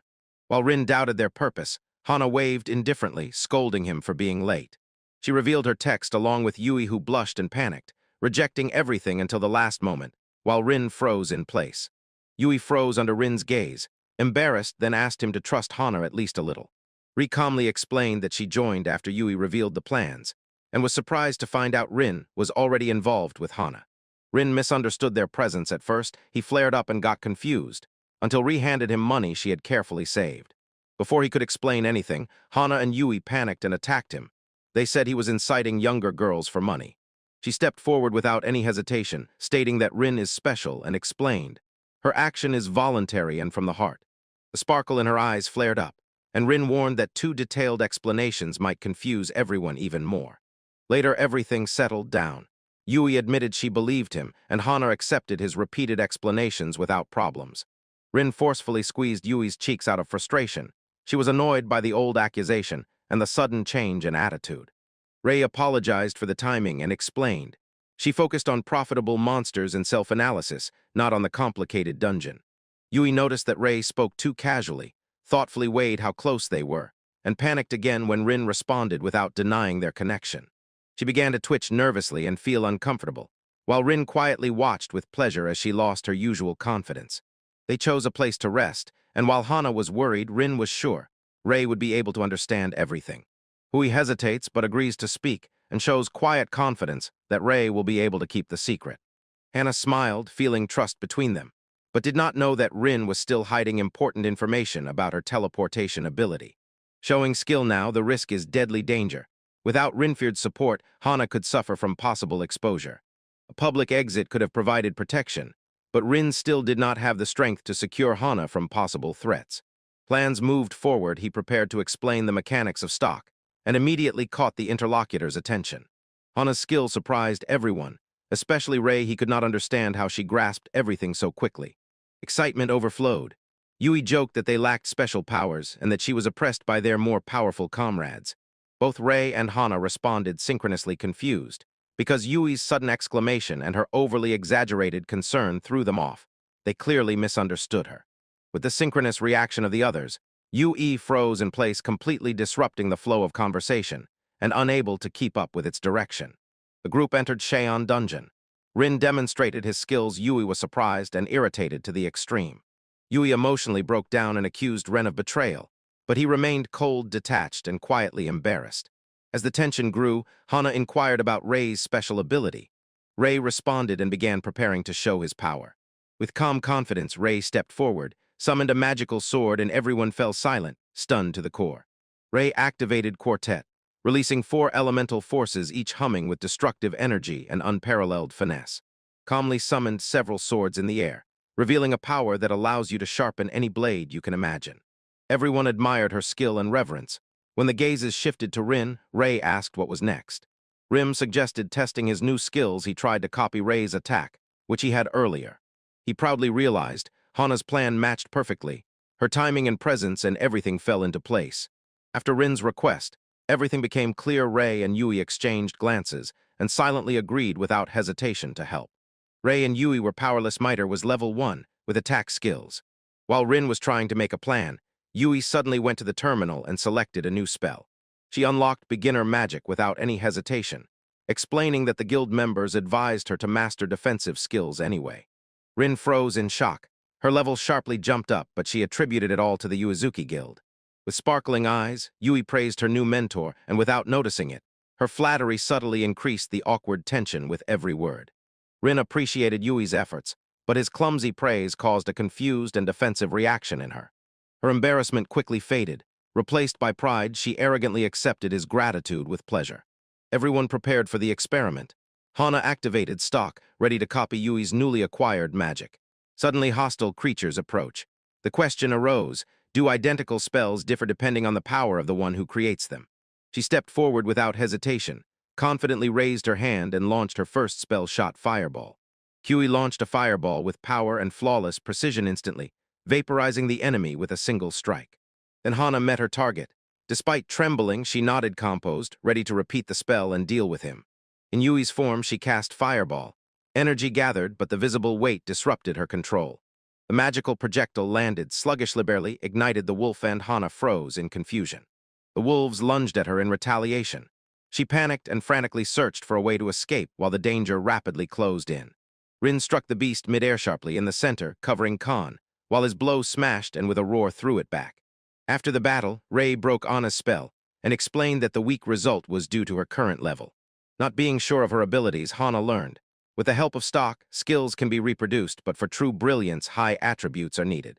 Ray clarified, power grows along with the visualization potential that the user loves. Hana understood, strength requires effort and growth. Motivated, Hana vowed to become better. Rin smiled and offered hints as they step by step delved deeper into the life of the dungeon. The wolves rushed forward. Ray went to the front line. Yui responded instantly, and Hana jumped forward to help. Rin silently analyzed her roles. Ray sharply hit the target. Yui covered from afar, and Hana closed the necessary gaps. Although the dream party looked perfect, reality reminded Rin. Their levels and affiliations kept them on opposite sides again.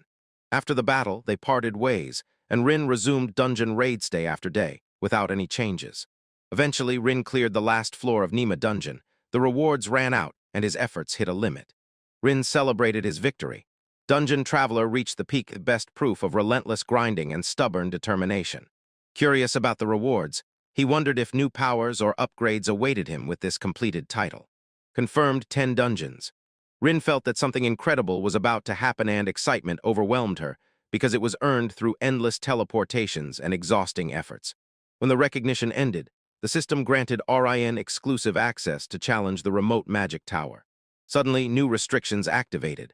Rin could no longer power up until he conquered the tower tailored to his strength. Rin received an era remote magic tower did not exist, so it was unexpectedly created in real time. Everything trembled wildly as the tower began to form. Rin struggled to maintain balance while debris fell and collapsed. In a moment, a new tower fully appeared, and a mysterious scroll fell inside the chamber itself. Grabbing the falling paper, he saw a ticket proof of the right to challenge the exclusive dungeon. Although he hesitated, he knew to level up he had to pass this. Despite doubts, Rin accepted the upcoming challenge. Illuminated by the wonder of the tower's very presence, he wandered the corridors in search of answer stones no one could give. Outside, something incredibly large pierced the city's silhouette. A huge spiral tower grew right before the stunned passers-by and adventurers. Up to the cry, CR. The crowd buzzed with rumors and guesses. No one had seen this before. The tower's origin remained a mystery. Among them, only one walked calmly and silently, understanding that this phenomenon was connected to his title. Staring intently upward, he tightly clenched the ticket and understood how strongly the distant magical tower bound him. With powerful skills and stats, he stepped forward completely composed, ready to face the tower's trial. A mysterious tower appeared overnight, so towering that its peak stretched beyond the clouds, and unlike any dungeon they had encountered before. Despite widespread publicity, the authorities were confused. The gates were not found, entry was denied, and versions diverged. One determined researcher reached the place holding the ticket, and eager to uncover its true origin. Rin quietly made a decision, still uncertain, but firmly determined, and would go into this unknown dungeon alone. Carefully unpacking supplies, Rin told Hana that he would set off soon, but did not know when he would return. Hana teased Rin about secrets, jokingly suggesting a romance, and he brushed it off with an unreadable, calm composure, as if he had been ordered just to train. Suddenly, Hana became nervous, apologized for her tone. Rin felt a strange sense of guilt, although he had done nothing wrong. She reminded him about her adventurer training. She needed him nearby to guide her during the session. Rin promised he would return on time, though he was not sure, and Hana reassured him, growing more confident with each minute. They parted with laughter and anxiety in their eyes, exchanging last pieces of advice before each went their own way. He gave almost everything he had saved, gathering potions, equipment, explosives, and a sturdy blade. Having bought everything, he proceeded steadily and unwaveringly to the towering structure known as the Magic Tower. Officials from the Dungeon Association were patrolling near the area, forcing a quiet detour through the trees. Silently sneaking past them, he reached the edge close enough to activate the tower's gate. Taking the ticket from the storage, he confidently positioned himself in place and knew. Beyond the entrance, there was only one single chance left. When the ticket was torn, energy spilled around him, and somewhere around the corner, the entrance to the dungeon finally opened. Light enveloped his body, and everything around shifted with each step forward. The tension grew. He stepped out onto open plains, confused, bewildered by the absence of walls and any structure. Everything around stretched endlessly. No ceiling, no obstacles, only the boundless sky and a quiet flock of wind swaying the grassy fields. Despite the appearance of openness, magical energy confirmed. The space functioned as a dungeon should. His arrival was confirmed, but there was no entrance, no stairs, only open sky and growing uncertainty. System instructions appeared right in the air and outlined 10 levels, each requiring completion of a quest to proceed further. The first mission was announced: destroy the entire magical wolf scattered across the grassy battlefield. There was no delay. He accepted the conditions and mentally prepared to start the extermination without any hesitation. Activating detection spells, he spotted 5 enemies rapidly approaching, each closing the distance from different directions. Their direct movement immediately aroused suspicion. All 5 wolves charged forward, closing the circle with relentless speed. Burning eyes confirmed the threat. Fire wolves, aggressive and fast, tore straight across the field. He recalled their conditions of appearance once they were used in the dungeon to summon a rare boss. Raising his hand, he examined level 4000, fire-resistant, agile, capable of breathing flames. The jaws clenched instantly. The enemy's strength far exceeded expectations. A tough fight had just begun. Previous firewolves only reached a certain level, but these new threats already exceeded the power fourfold. The sword was drawn tight. He was the first to rush forward. Action was needed immediately, otherwise survival in this encounter was impossible. Cutting through space, he remained cautious. Protective spells held the blow, but enemy magic still threatened. The moment exploded, he dealt with several wolves, dodging left, and immediately struck again without slowing down. 4 fell one after another quickly, without pauses. Only one remained, but despite the silence, something was wrong. He counted 5 kills, but uncertainty remained. How many enemies were still lurking on this floor? Large numbers posed a real threat. A huge swarm could cover him faster than a single strong bee. Determined to complete the quest, he steadied his breathing and tightened his grip again. A distant rumble was quickly approaching. Unsure what it was exactly, he turned back to find it, and the closer the hum, the more precisely he identified the source. Thousands of fiery wolves marched in formation like lava, mission status updated. 5 destroyed, 4,995 remaining. He was surrounded from all sides. He realized there was no escape. Now survival depended only on endurance. Rin relentlessly sliced through the beasts, and the level on the scale rose after each one who fell dead before him. The newly purchased speed sword gave him quick, incredible agility, much greater than that of his old, worn weapons. Stronger enemies emerged. Elemental wolves charged in response, forcing Rin to act before their abilities swept away his defense. When HP rapidly dropped, he activated Galewind and, rushing forward, dashed past them in a continuous barrage of blade strikes.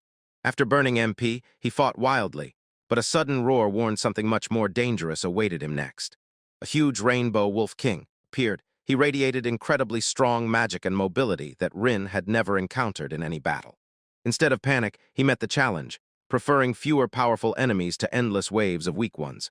Fueled by adrenaline, Rin unleashed a merciless assault, pouring all frustration into rage, and hiding it in a furious, fleeting storm of blade strikes.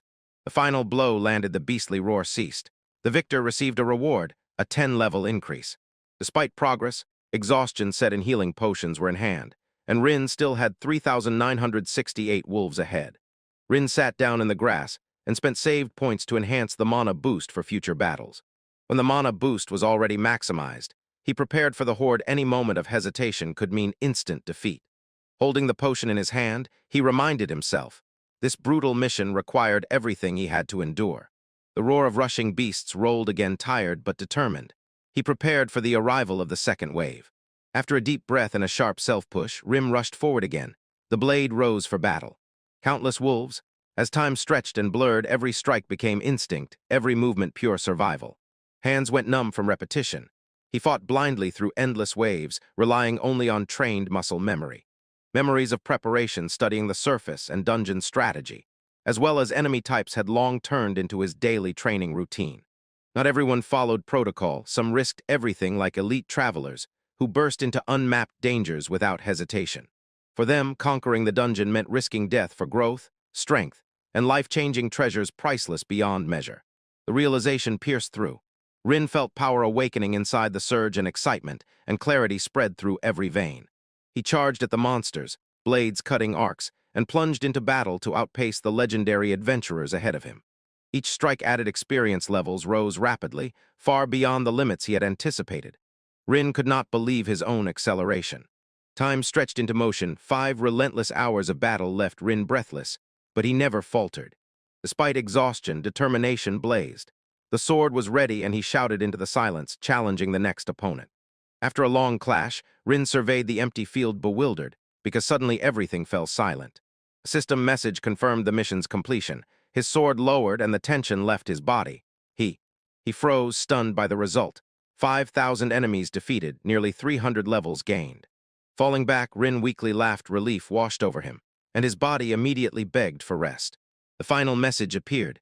Move forward within 24 hours, or you will forever forfeit the tower trial. Rin weighed the options: leave to become stronger or stay, risking the loss of future quests.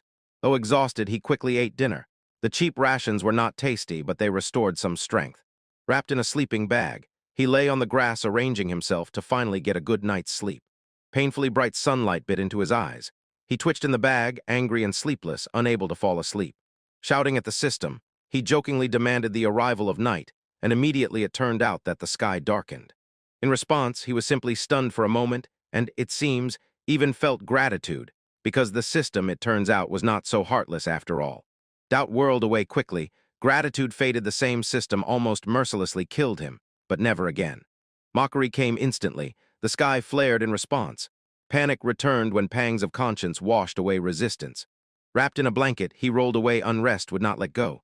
This system felt too self-aware. Morning came after a thorough rest. Fresh and collected, Rin stood straight, ready for what was next. His energy was restored. He surveyed the field. No stairs, no path, only system prompt. Saying it aloud was strange, but the dungeon accepted his choice without any hesitation. Bright light engulfed him. Transportation began and the figure disappeared from the level 1 plane. He appeared inside a sterile chamber. The walls seemed to shine. Confusion overwhelmed him again. This place had nothing in common with what was before. New quest details arrived. He needed to defeat the Reflect Knight. His next trial was already waiting ahead, but what exactly it was remained unclear. From the light passage emerged a figure clad in armor and roaring. His opponent's second level had already arrived. Her armor gleamed with menace. The familiar design stunned him. Frizzell began an inspection, confirming that the suspicion only grew. During registration, the implementation data was recorded earlier. It was then that the replication happened unnoticed. With no escape left, only one thing remained: the fight was inevitable. His vision cleared. He gathered himself and awaited the first strike with caution. Ignoring warnings, the knight charged forward. Blinding speed closed the distance before he could fully orient himself. Positions stabilized, both prepared their swords. The fight moved to a cautious distance and tactical preparation and maneuvers began. Rin noticed the knight's unusual movement. His stat enhancements worked against higher-level enemies like himself. Despite a small level gap, the stat buff skewed everything. It almost reached level 10,000 effectively. Solidifying, he gripped tighter. Naming his opponent, he accepted the challenge and prepared to respond. Rin's sharp strikes clashed with the knight's blade, but his opponent parried every attack. Even with full strength and stat boosts, Rin remained on the defense and could not take control of the fight to break ahead. The Reflecting Knight executed every tactic in rhythm, negating Rin's usual speed advantage and overwhelming him with pressure. Staring at a draw, Rin realized his tactics wouldn't work. A completely different approach was needed, and as soon as possible. Orion jumped back, activated his last resort. His trump card, Speed Sword, flashed with a flickering skill that risked everything. Rin tightly gripped the Speed Sword. Changed stance, his body surged forward with sharp acceleration and force. The blade's passive ability sharply boosted his speed. With it equipped, the impulse would no longer break. Despite continuous dodges and counterattacks, Rin still couldn't break through. He needed a single gap to hit cleanly. Looking ahead, Rin focused on Reflect Knight's movements, just one angle, one flaw, one chance. At that moment, enlightenment struck immediately. A tiny shift in Knight's guard revealed his only weakness. Rin reached into his belt, pulled out an explosive stone, and hurled it right into the middle of the spring. The Blade Knight shapeshifter shuddered, and at the moment when a ring burst from smoke and pressure, it stepped back a pace. Used the shot to close the distance. Smiling, he realized, magical tools cannot be reflected. The combo with the Speed Sword was his only unique one. With increased agility and unpredictable movements, Rin dodged to disappear from sight into the night. The knight hung for a moment and surveyed the smoke-filled arena. Rin noticed the chance he had been waiting for. While the smoke served as cover, he sharply lunged backward, gaining space to prepare the next move. A sudden chill ran down his spine. Barely perceptible mana twitched around him, triggering a defensive reaction. He felt it immediately. Reflect Knight activated an advanced skill to precisely determine his location. He managed to escape only for a moment, but Reflect Knight had already aimed and lunged forward again with deadly accuracy. Dodging became instinct. Shearling reacted instantly. He lured the movement, then inside the spin reached for another hidden tool. The explosion burst out again. Smoke covered the field, forcing Reflect Knight to stop immediately and reassess the situation. While everything moved, Rin quietly whispered, "Ovation," and swiftly reorganized before the enemy regained visual control. Reflect Knight blindly charged forward, sword raised. Rage overwhelmed tactics, and his attacks became increasingly easy to predict. After an exhausting hour of clashes, traps, and treacherous bait, his rhythm finally cracked. Reflect Knight staggered under the accumulated tension. The system lagged because detonations and continuous pressure repeated over and over. Rin lunged forward with furious speed, gaze fixed firmly on the enemy ready to strike first. Steel clashed against steel with a crash. The armored enemy's staggered movement became sluggish, magic dissipated, and strength vanished. Confidently regaining control, Rin clenched, and his mana reserves already surpassed the opponent's. Victory over the wolves sharply accelerated his growth. Leveling up activated mana, and the skill triggered with perfect timing precisely for this encounter. Blades clashed again, gaining momentum. Rin pressed even harder. This fight was his.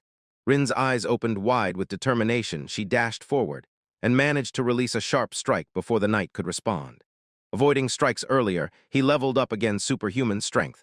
Now his clenched hand passed through the blade, dashing forward.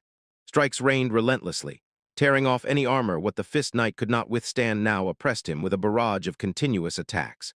The final slash cut and the mighty enemy collapsed. His body hit the darkness heavily. Victory confirmed? Rin stood upright, and experience flowed and his level jumped by another 26. Quest confirmed, Reflect Knight eliminated. He was given a boost of 100 levels for successfully clearing Stage 2. Relief washed over him in waves. The overall progress in the tower reached level 422. When level 2 was cleared, he moved forward without hesitation, stepping into the next unknown challenge ahead. The corridors of May wind endlessly. The task of the third level is to pass through the trenches and complete the next assigned quests. At first glance, everything seemed simple, but the clues hinted. Monsters were hiding nearby, and the path would still lead to harsh trials. Skeleton Knight and Magician appeared as elite undead threats. They fought in close combat with cruelty and cast devastating magic. Narrow passages restricted movement. Dodging spells was difficult, especially when mages cast without pause. Enemy reinforcements appeared instantly. Surrounded from all sides, escaping without a tactical maneuver was impossible. Using teleportation, he vanished right in the heat of the attack. While the enemies missed, bones cracked and they hit each other. Avoiding direct confrontation, he looked ahead, then teleported through threats, using detection and spatial maneuvers. Wandering aimlessly, he made no progress. With detection magic, he searched for signs of nearby threats. A concentration of sharp monsters tightly grouped in one zone. They clearly guarded something beyond the winding labyrinth. Teleportation might not work, but escape combined with strategy can break enemy lines. He struck first quickly and accurately, aiming to destroy them before reinforcements overwhelmed him. With eyes wide open, he noticed the target confirmed. After an exhausting fight, the exit was finally close. Massed enemies blocked the final border. Spellfire flared in the air as reinforcements drew closer. There was no room for hesitation. He dashed straight forward, deciding to break their last formation. Rin dashed into the corridor, cutting through the guards on the spot. Without any hesitation, only urgent determination drove her forward. He flashed past the bone mages, keeping his gaze focused, his breath steady, resolute to outsmart their deadly spells. The sword flashes in motion. He strikes among the enemies they summoned. Each cut carves its way through the chaos. Drawing attention to himself, he disrupted their order, forcing all enemies to shift their gaze and react. When the timing was perfect, Rin dashed forward and slashed fiercely just as they managed to release magic, so she instantly neutralized the threat. A hot fireball burst from the mage's hand in a whirlwind too fast for Rin to fully dodge. Realizing that retreat was impossible, he studied his stance and prepared to face the attack head-on. Instead of blocking, he activated dungeon teleportation at the last moment, disappearing from the spell's trajectory. He appeared behind the enemies, catching them by surprise, and immediately launched an instant decisive counterattack. With flawless speed and precision, Rin destroyed the last opponents in one move, instantly ending the clash. Victory was confirmed when the system recognized the quest completion and instantly rewarded with an impressive level up. Despite the fact that he had grown up in the level, the air was saturated with heavy tension, which pushed towards caution instead of joy or relief. Gloomy pedestals stood before him, clear, but not yet finished, like a puzzle or mechanism tied to the next stage ahead. A terrible gate opened with a crack, shaking everything around, and released a tremor, revealing a corridor locked by unknown magical forces. Magical traps triggered one after another. Wind, lightning, ice, and fire each created to wipe careless intruders off the face of the earth. Ahead stood a strange gate with the inscription Chaos trembling, pulsating with threatening energy behind unfinished pedestals. Turning around, he came across a chamber with 4 sealed doors, each marked with unique magical symbols. From one, associated with the level 4 quest Jewel of the Death Beast, a suffocating aura emerged. The goal became clear. Break the magical barrier ahead and lead the way through it until you reach the hidden location on the other side. Each door hid fierce elemental beasts, and each guarded a critical gem, without which Rin could not advance further. Each gem had to be stolen from the level 50,000 Death Beast to disable the magical traps.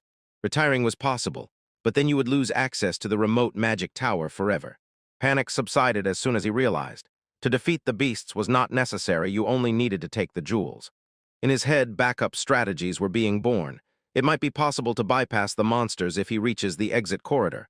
If the magical wall can be broken, the cleansing level will follow without fighting any death beasts. Retiring was not an option even if the system subconsciously hinted at it. He refused to give up and quit. Memories of his oath surfaced, fueling determination stronger than logic even if retreat now seemed wise. Driven by purpose, he declared his resolve, refusing to hesitate even before a trial with a deadly challenge. Within minutes, the system confirmed success. RIN completed level 4 faster than anyone could have thought. Teleportation bypassed the deadly trial.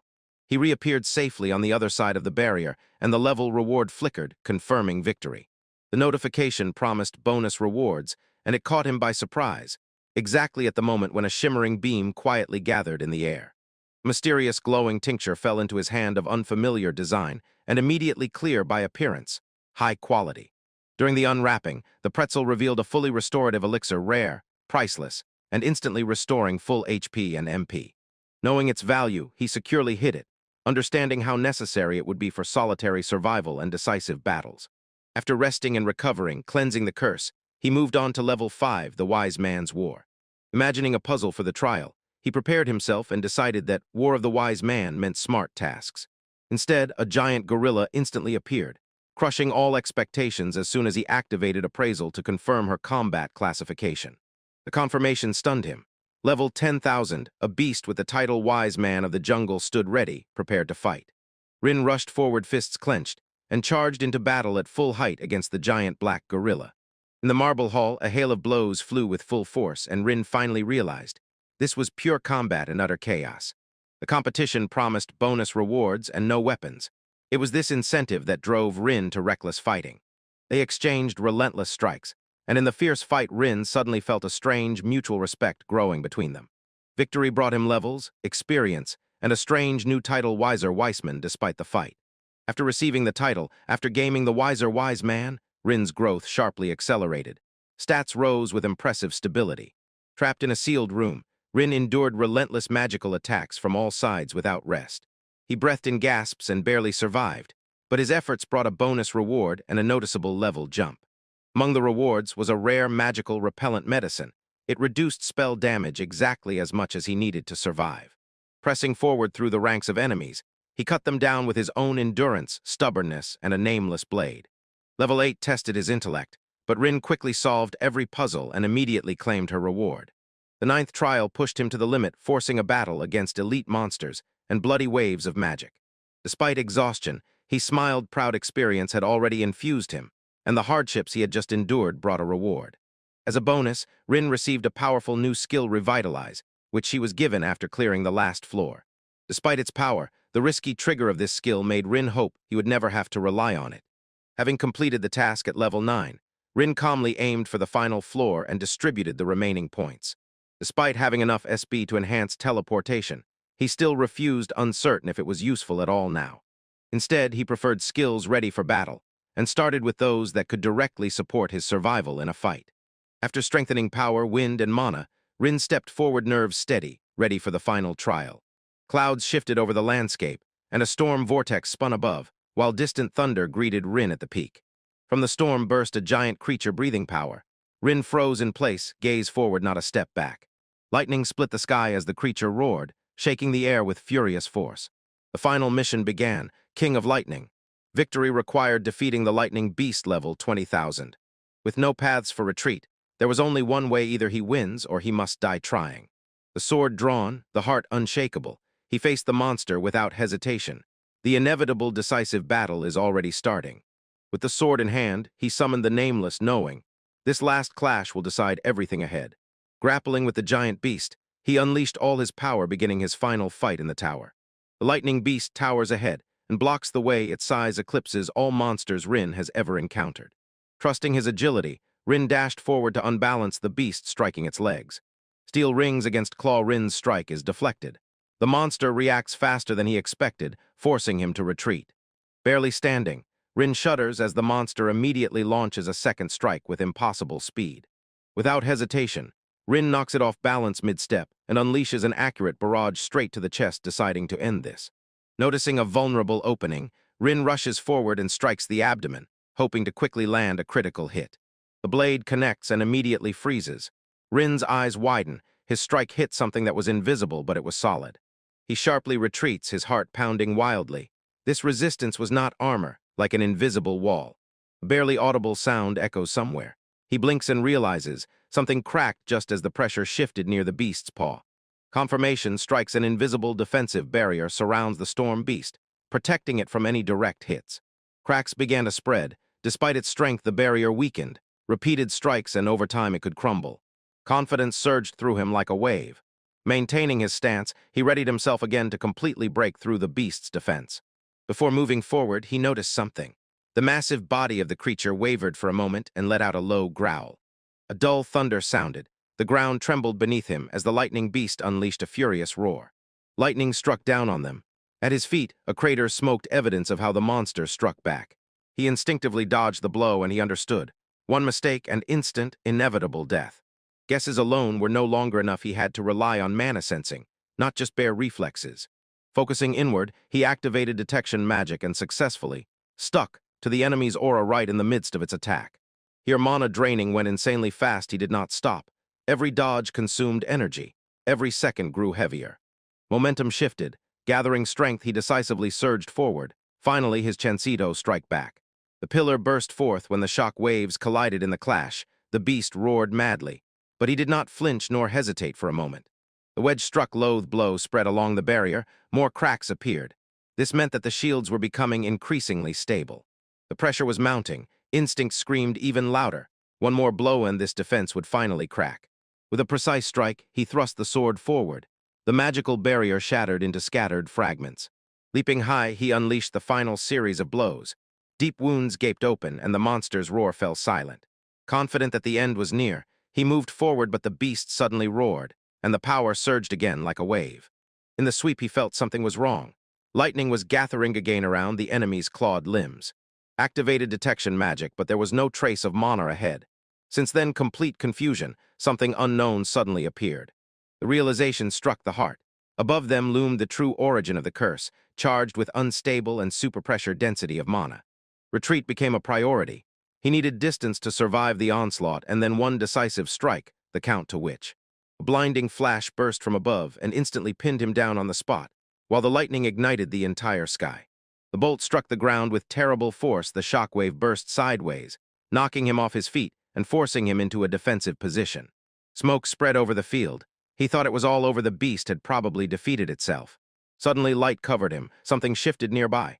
His senses screamed this was not the end as he had thought. Not a scratch on the monster. Its barrier returned, stronger, and the raw magic poured out even more fiercely. Crackling flashes of lightning swirled around his figure. Newly transformed, the beast now reached level 25,000.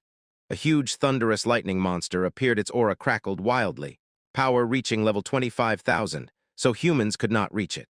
Despite past torments at level 20,000, his efforts barely scratched the beast with impenetrable scales. Then a sudden revelation struck, and in the dungeon something changed the rules. This battle was never meant to be fair. While others saw a death sentence, he felt behind this impossible final trial lay some hidden purpose. Clenching his sword with firm resolve, he smiled sharply and stepped forward to rewrite fate by force of will. Rin raised his sword against the King of Lightning, proclaiming his determination to go beyond the limits. Maliciously lunged forward, and he was instantly overwhelmed by the fury of the beast. Its terrible speed and strength simply crushed him. One strike pierced his body, discharging HP with a crackle to the last and sending shock waves through his nerves. He panicked and realized the teleportation delay made him useless against an enemy who pressed so fast and mercilessly. He changed tactics, deliberately drawing attention, and boldly rushed forward, seeking a precise strike to break this pause. Heavy pounding footsteps landed before he could react. Sharp pain and force rolled through his chest. Like lightning, it flashed through Nameless, mercilessly removing thousands of HP while his body trembled and his eyes widened in disbelief. Energy eerily gathered around the beast, and before retreating, Rin was hit by a merciless blow. He flew like trash lifted into the air. His body slid across the stone floor bloody, exhausted, and HP dropped dangerously below the critical threshold. Every breath burned as damage settled on him in seconds. He lost more than half of his health.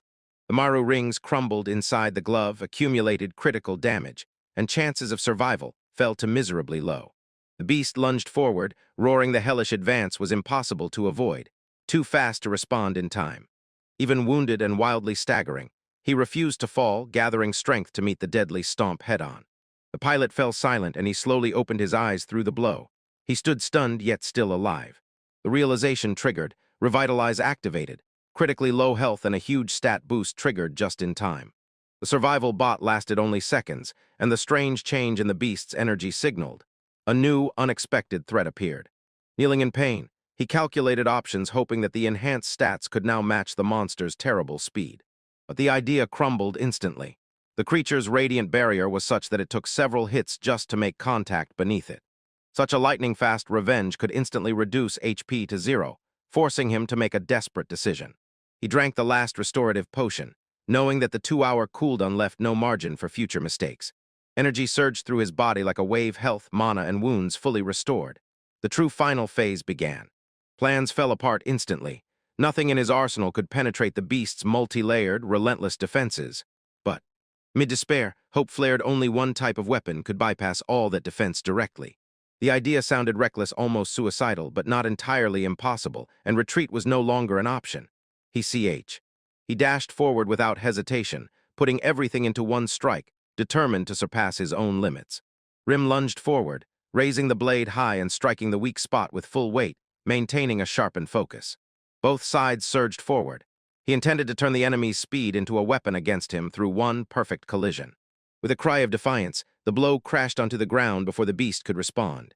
Something caught the blade wrong. He cut through the air, and the strike vanished completely, confusion spreading across his face. The beast engaged in battle. The creature jerked sharply upward, and the strike missed.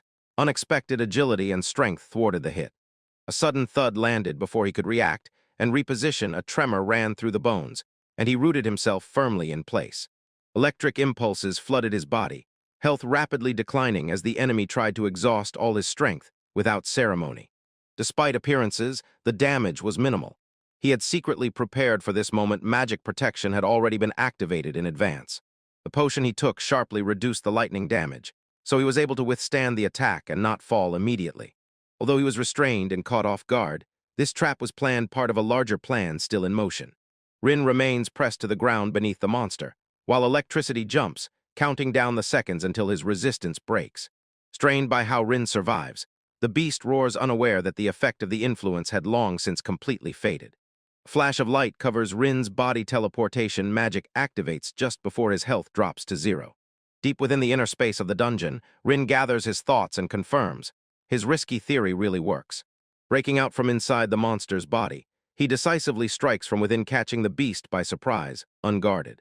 Hana curled up on the sofa, glaring angrily at the screen, holding back the irritation that was already boiling beneath her calm exterior.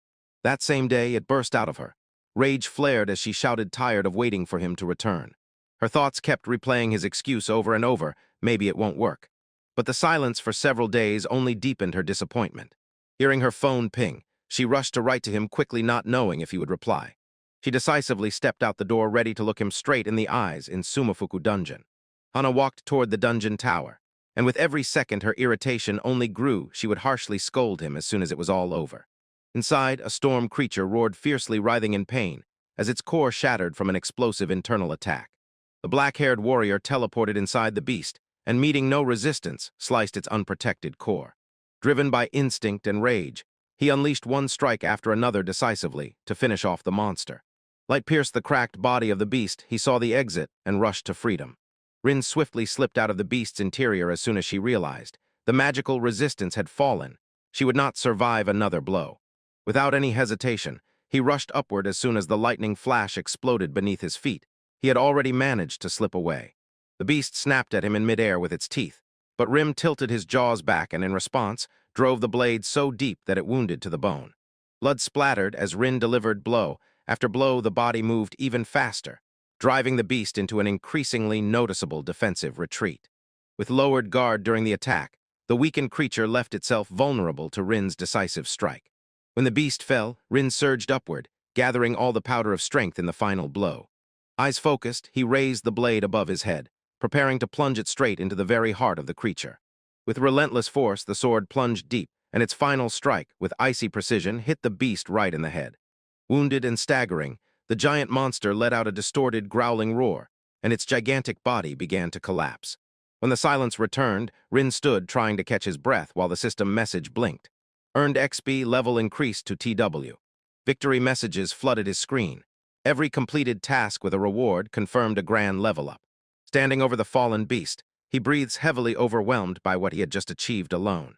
Status screens confirmed level 132112, far beyond anything he had reached before in his long journey. Time remained his main enemy, but those who endured it ultimately overcame all other forces by strength. Confidence grew, and he looked at the mountain ahead knowing his next trial would begin right now. Having cleared every level, he looked back wondering if rewards would follow this victory. Suddenly, a notification popped up. 3 conquest rewards had just been issued. His heart pounded with excitement. Victory in the first prize unlocked a powerful new skill battle barrier, a defensive ability he was not yet familiar with. Reading the description, he realized it perfectly mimics the shield of the lightning beast, exactly suited to his approach. Now, with defense securely covered, he could press harder, take risks, and plan new strategies ahead. Excitement grew, as 2 more rewards awaited for his conquest and for his result. His classification was complete, Bloodlust Eater. This title is given only to the rarest fighters. A glowing sphere hung before him, radiating energy. A strange reward pulsed with a terrifying, unknown power. As soon as he stretched out his hand, the item activated. The systems buzzed and appeared, not allowing him to examine it. Error messages poured in immediately, showing his final reward was blocked due to unfulfilled hidden conditions. Despair spilled out after everything he had to endure. They denied the 3rd reward. It seemed completely unfair and humiliating.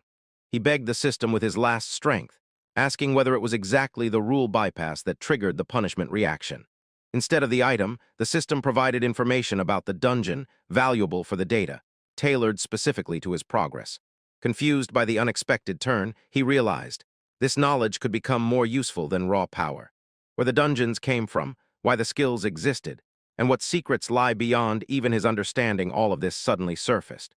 Flames of hope spread over him. As his hand reached for the glowing sphere, he felt a close truth and revelation. A luminous table flared before him, flickering, showing projections of landscapes, some familiar and some painfully mysterious. His eyes lit up. He concentrated intensely, as if preparing for any revelation that was to come next. Shadows surrounded him while the light pulsed, and in the silence, a new world opened. Gan arrived at the dungeon gate and silently gazed as the structure's mass broke through the city horizon. Adventurers gathered near the entrance and pondered the mysterious tower, which no one fully understood and no one had thoroughly explored yet. And despite fewer participants today, Hano gathered herself and pulled herself together, deciding to succeed on the 2nd attempt in the dungeon. She froze upon seeing a familiar face.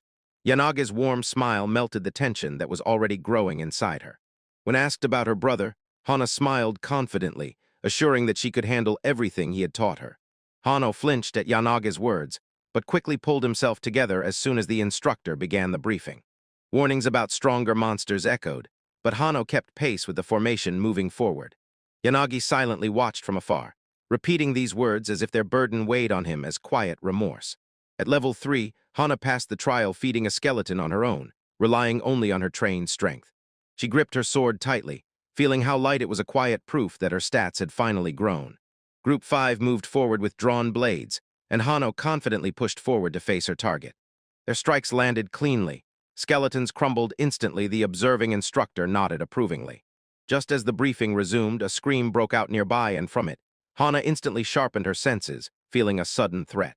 A monstrous train crawled out of the shadows. Everyone was struck by its impossible appearance in E rank. A deadly branch lashed them to the side. They rushed with swift counterattacks, and in a desperate response fired magical spells. Flames burst forward in a wide arc, momentarily stopping the train's movement only by the force of the blow. Contrary to expectations, the monster withstood the fire. Its bark remained unchanged, and it itself swayed terribly in the scorching heat rising. Panic swept among the cadets when Yanagi stepped forward. He demanded that everyone retreat while he stayed behind. Disputes flared over the escape plan. No side wanted to abandon others to face danger. In a moment, Yanagi disappeared right in the middle of the pillar, and Hana froze, stunned by his sudden, unexplained disappearance.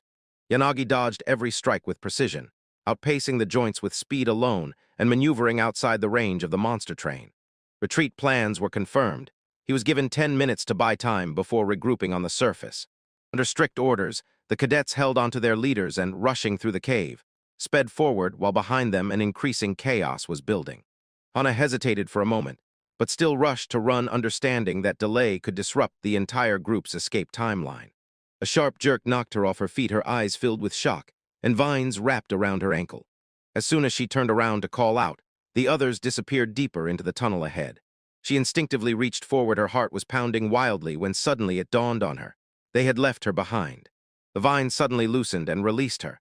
Questions swarmed in her head, but an urgent need pushed her forward.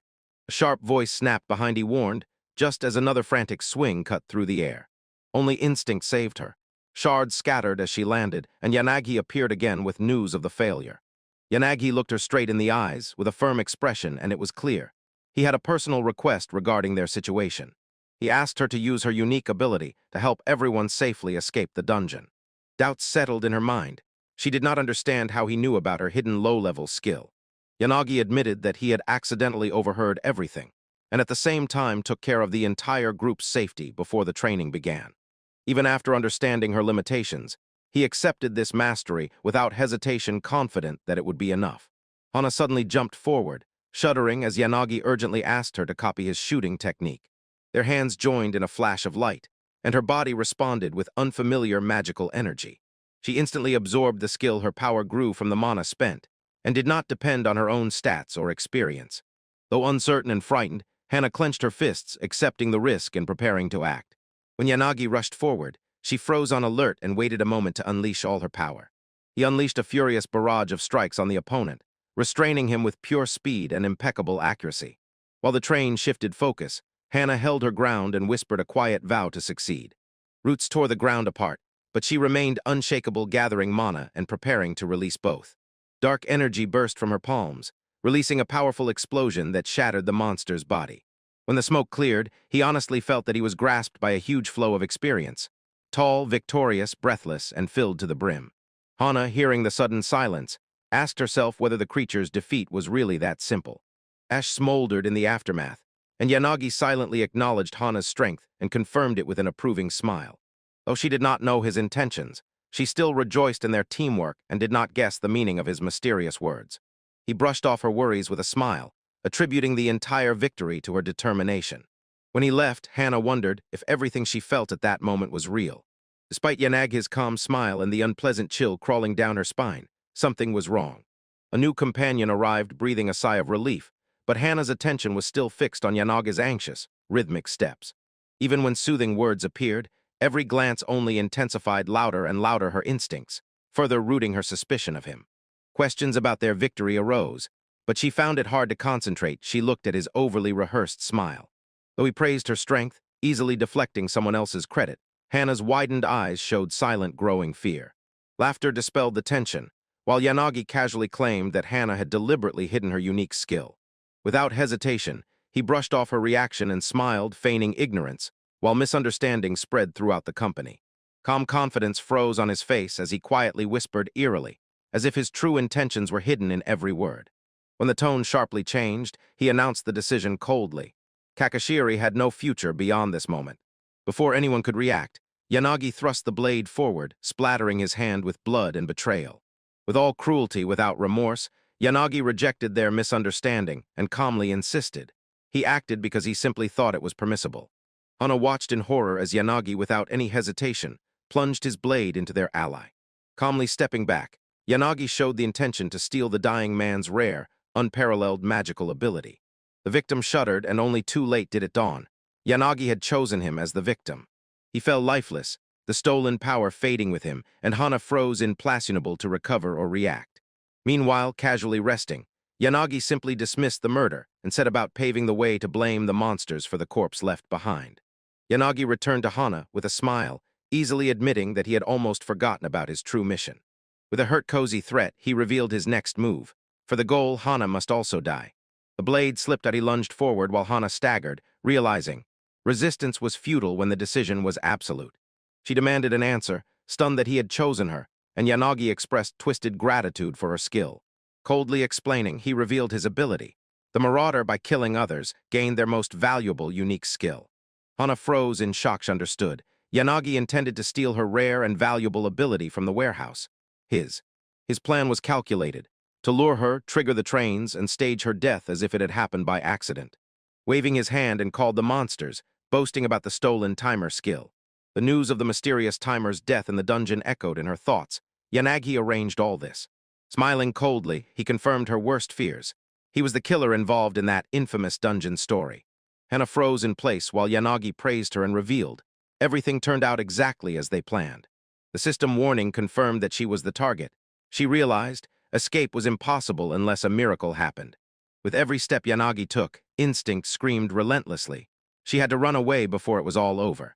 She dashed forward at full speed, trembling with fear, but suddenly felt the mysterious power of the surgeon strengthening her. While Yanagi gave the order to chase, Hana broke away and raced through the crooked corridors, madly striving to survive and outrun the train. A sudden burst of magic erupted from her hands. Even Yanagi did not expect such power. He realized, after leveling up, her mana had recovered again, so she became a threat once more. Before she could run further, Yanagi blocked her way, appearing right in front with eerie calm. One strike knocked her off her feet and scattered her across the floor, body bruised, and health critically at 0.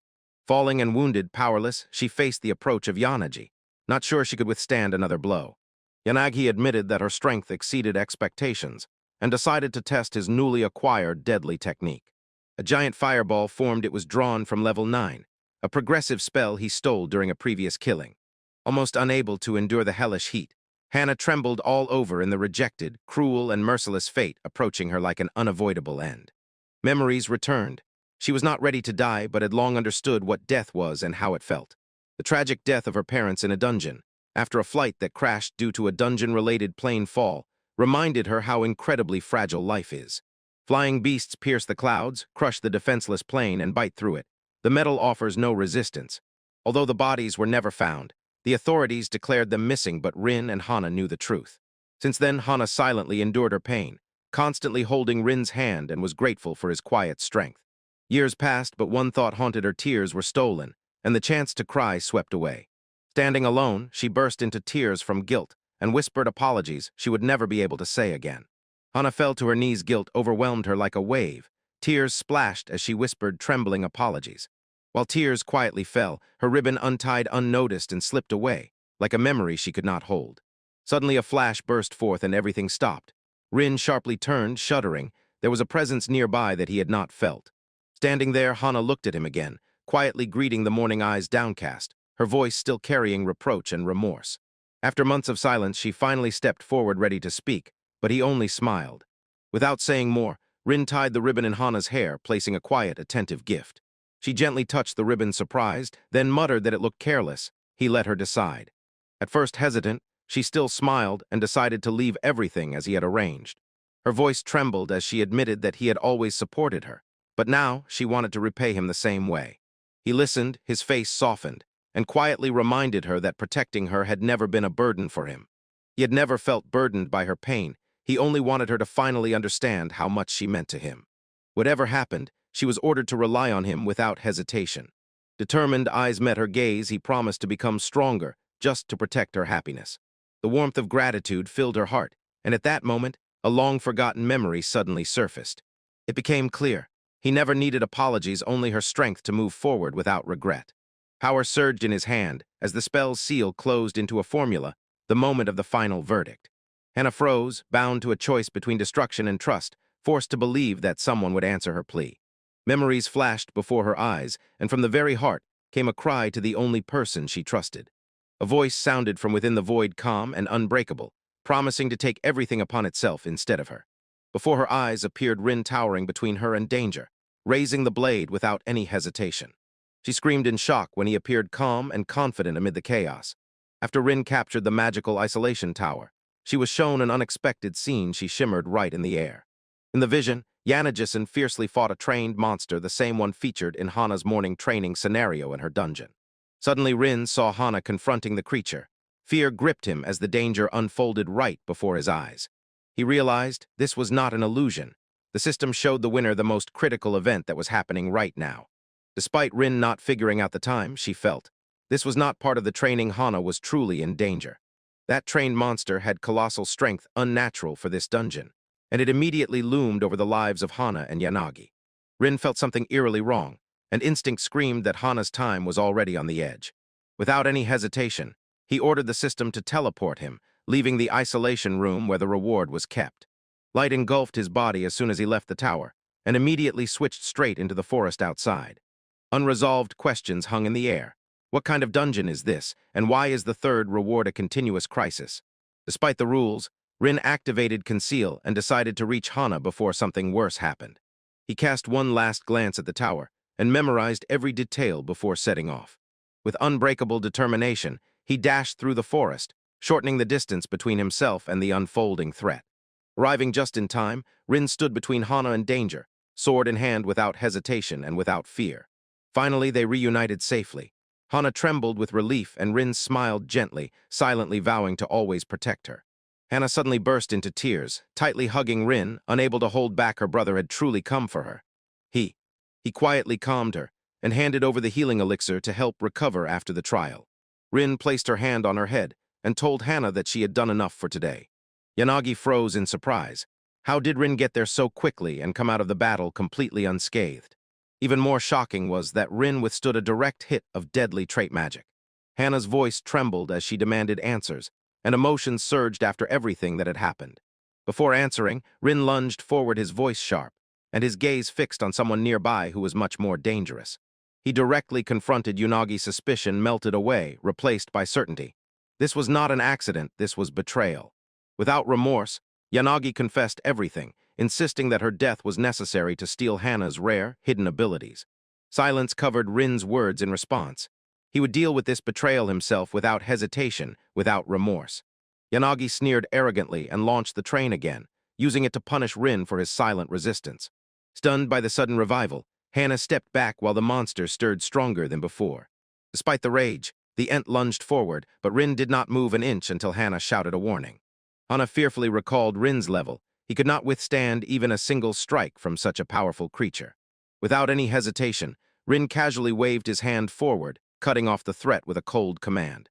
A single strike from Rin destroyed the shockwave shattered stone, as if silence itself was torn apart. Both Unagi and Hana froze in shock, unable to process what had just unfolded before their eyes. Without hesitation, Rin stepped forward, calmly addressing Unagi, and with every deliberate word and movement, his presence grew heavier. He declared his intention firmly and without wavering. This battle would end here with no escape and no delay. Hana stood frozen at the edge of the cliff, watching Rin effortlessly tear apart the enemy with a power that seemed impossible. Although Yanagi had passed him the conceal skill, Rin never explained why he did it. Hiding his own power, Rin avoided close attention. Now even Yanagi had completely lost his composure. The revealed unique looting skill of Yanagi showed Rin's true level, unveiling the hidden depth of his power. Their past encounter resurfaced in memory, both knew. They carried secrets that could not be easily told. Yanagi declared his intention to steal Rin's mastery. Hana did not appear to interfere, and he sighed in disappointment. Holding the sword overhead, Yanagi demanded Hana's consent to transfer the robber from her hands to Rin. Rin quietly calmed Hana. His panic was stopped by a calm look and one word: trust me. Despite trembling hesitation, Hana still gave consent. Deadly skills changed the target and diverted attention from her. Now Rin struck himself and calmly analyzed the situation, and he also simplified his next fight to protect Hana. Rin prepared to meet Yanagi face-to-face and refused to leave Hana, despite the overwhelming threat looming. Yanagi mocked Rin's determination, confidently stating that no one with lower stats could survive a one-on-one fight with him.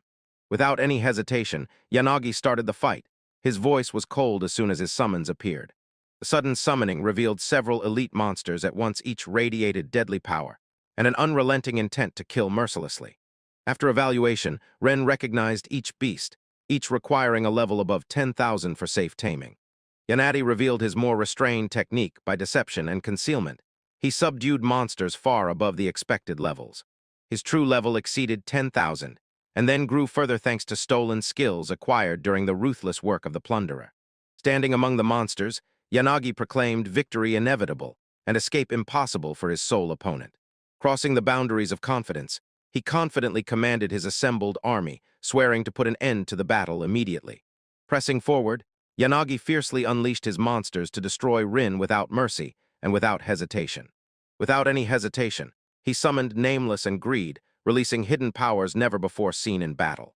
Weapons materialized in both hands, and he charged forward, breaking through the magical storm.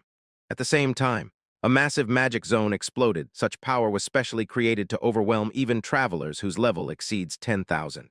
The smoke suddenly dispersed too quickly, and he, unharmed, emerged through the magical chaos with complete calm and control. Not a trace of mana remained around him. Every spell vanished without a single trace. Even his clothes had no damage. Rin moved forward without pause, and this stunned his confident opponent. It doesn't make sense where Rin's resilience comes from, and Yanagi orders Orking to strike head-on, with brute force. A giant axe blade flew at Rin's head too fast for most to even notice, let alone dodge. Calmly and precisely, he dodged the blow, mocking its sluggish slowness. This shocked everyone watching. Rin retaliated lightning fast. She cut down the monsters one clean strike after another. Yanagi shuddered when Rin calmly approached, and dealing with each summoned beast, did not receive a single scratch. Instead of chasing, Rin raised her sword, and this confused Yanagi. He instinctively prepared to flee. The mysterious four-colored blade shimmered with embedded jewels. Each facet held immense, yet unseen magical potential. Energy burst outward as soon as Rin activated the sword, and released a powerful, unexpected, long-range magical attack. After the explosion, one jewel went dark, a sign that the spell had used stored power. Yanagi suddenly realized the dagger's magic was not erased, then it was simply absorbed. To his horror, he recognized the weapon, the thief's sword, designed to steal power. Without hesitation, Rin activated greed, commanding it to reveal its hidden power to the fullest. The short magic-stealing sword held 7 spells, converting absorbed magic into instant, free destruction. Rin was ready to finish. It gave the final command, and unleashed everything the weapon had devoured. Rin's and Yanagi's sabers clashed, and a duel ignited between incompatible speed and all-conquering confidence. With a short command, Rin swaps blades, summoning a deadly fast sword into her hands. The high-speed sword enhances his strength and agility, created for elite warriors above level 6,000. Realizing that striking power will not decide the victory, Rin focuses on surpassing Yanagi's incredible speed of movement. Yanagi is stunned either by the strikes or by the blinding speed, pressing hard and impossible to defend against. That panic surpasses his own strength. Within range, it tears everything apart, presses wildly, and every blow breaks expectations under this relentless pressure. Despair grows. Yanagi repeats again and again, impossible, while defending against Rin, who relentlessly pours a hail of deadly accurate attacks. He understands Rin has doubled his level since they last met. The feeling of defeat is now dangerously close. Rin's dagger destroys everything. Yamagi looks for a counter. Irritation boils and turns into reckless determination. With the loot or in action, any failed strike gives Rin the opportunity to steal and recalibrate Yanagi's own magic. Swords clashed in a lightning-fast exchange. Yanagi realized that the dagger's power defies any logic. While preparing to defend, he waited for a breakthrough until Rin thrust the sword forward and spoke. A powerful burst erupted from Rin's blade, and Yanagi was thrown back, while panic spread in his widening eyes. A shard cut across his torso. Pain tore through his body before he could rise to counterattack.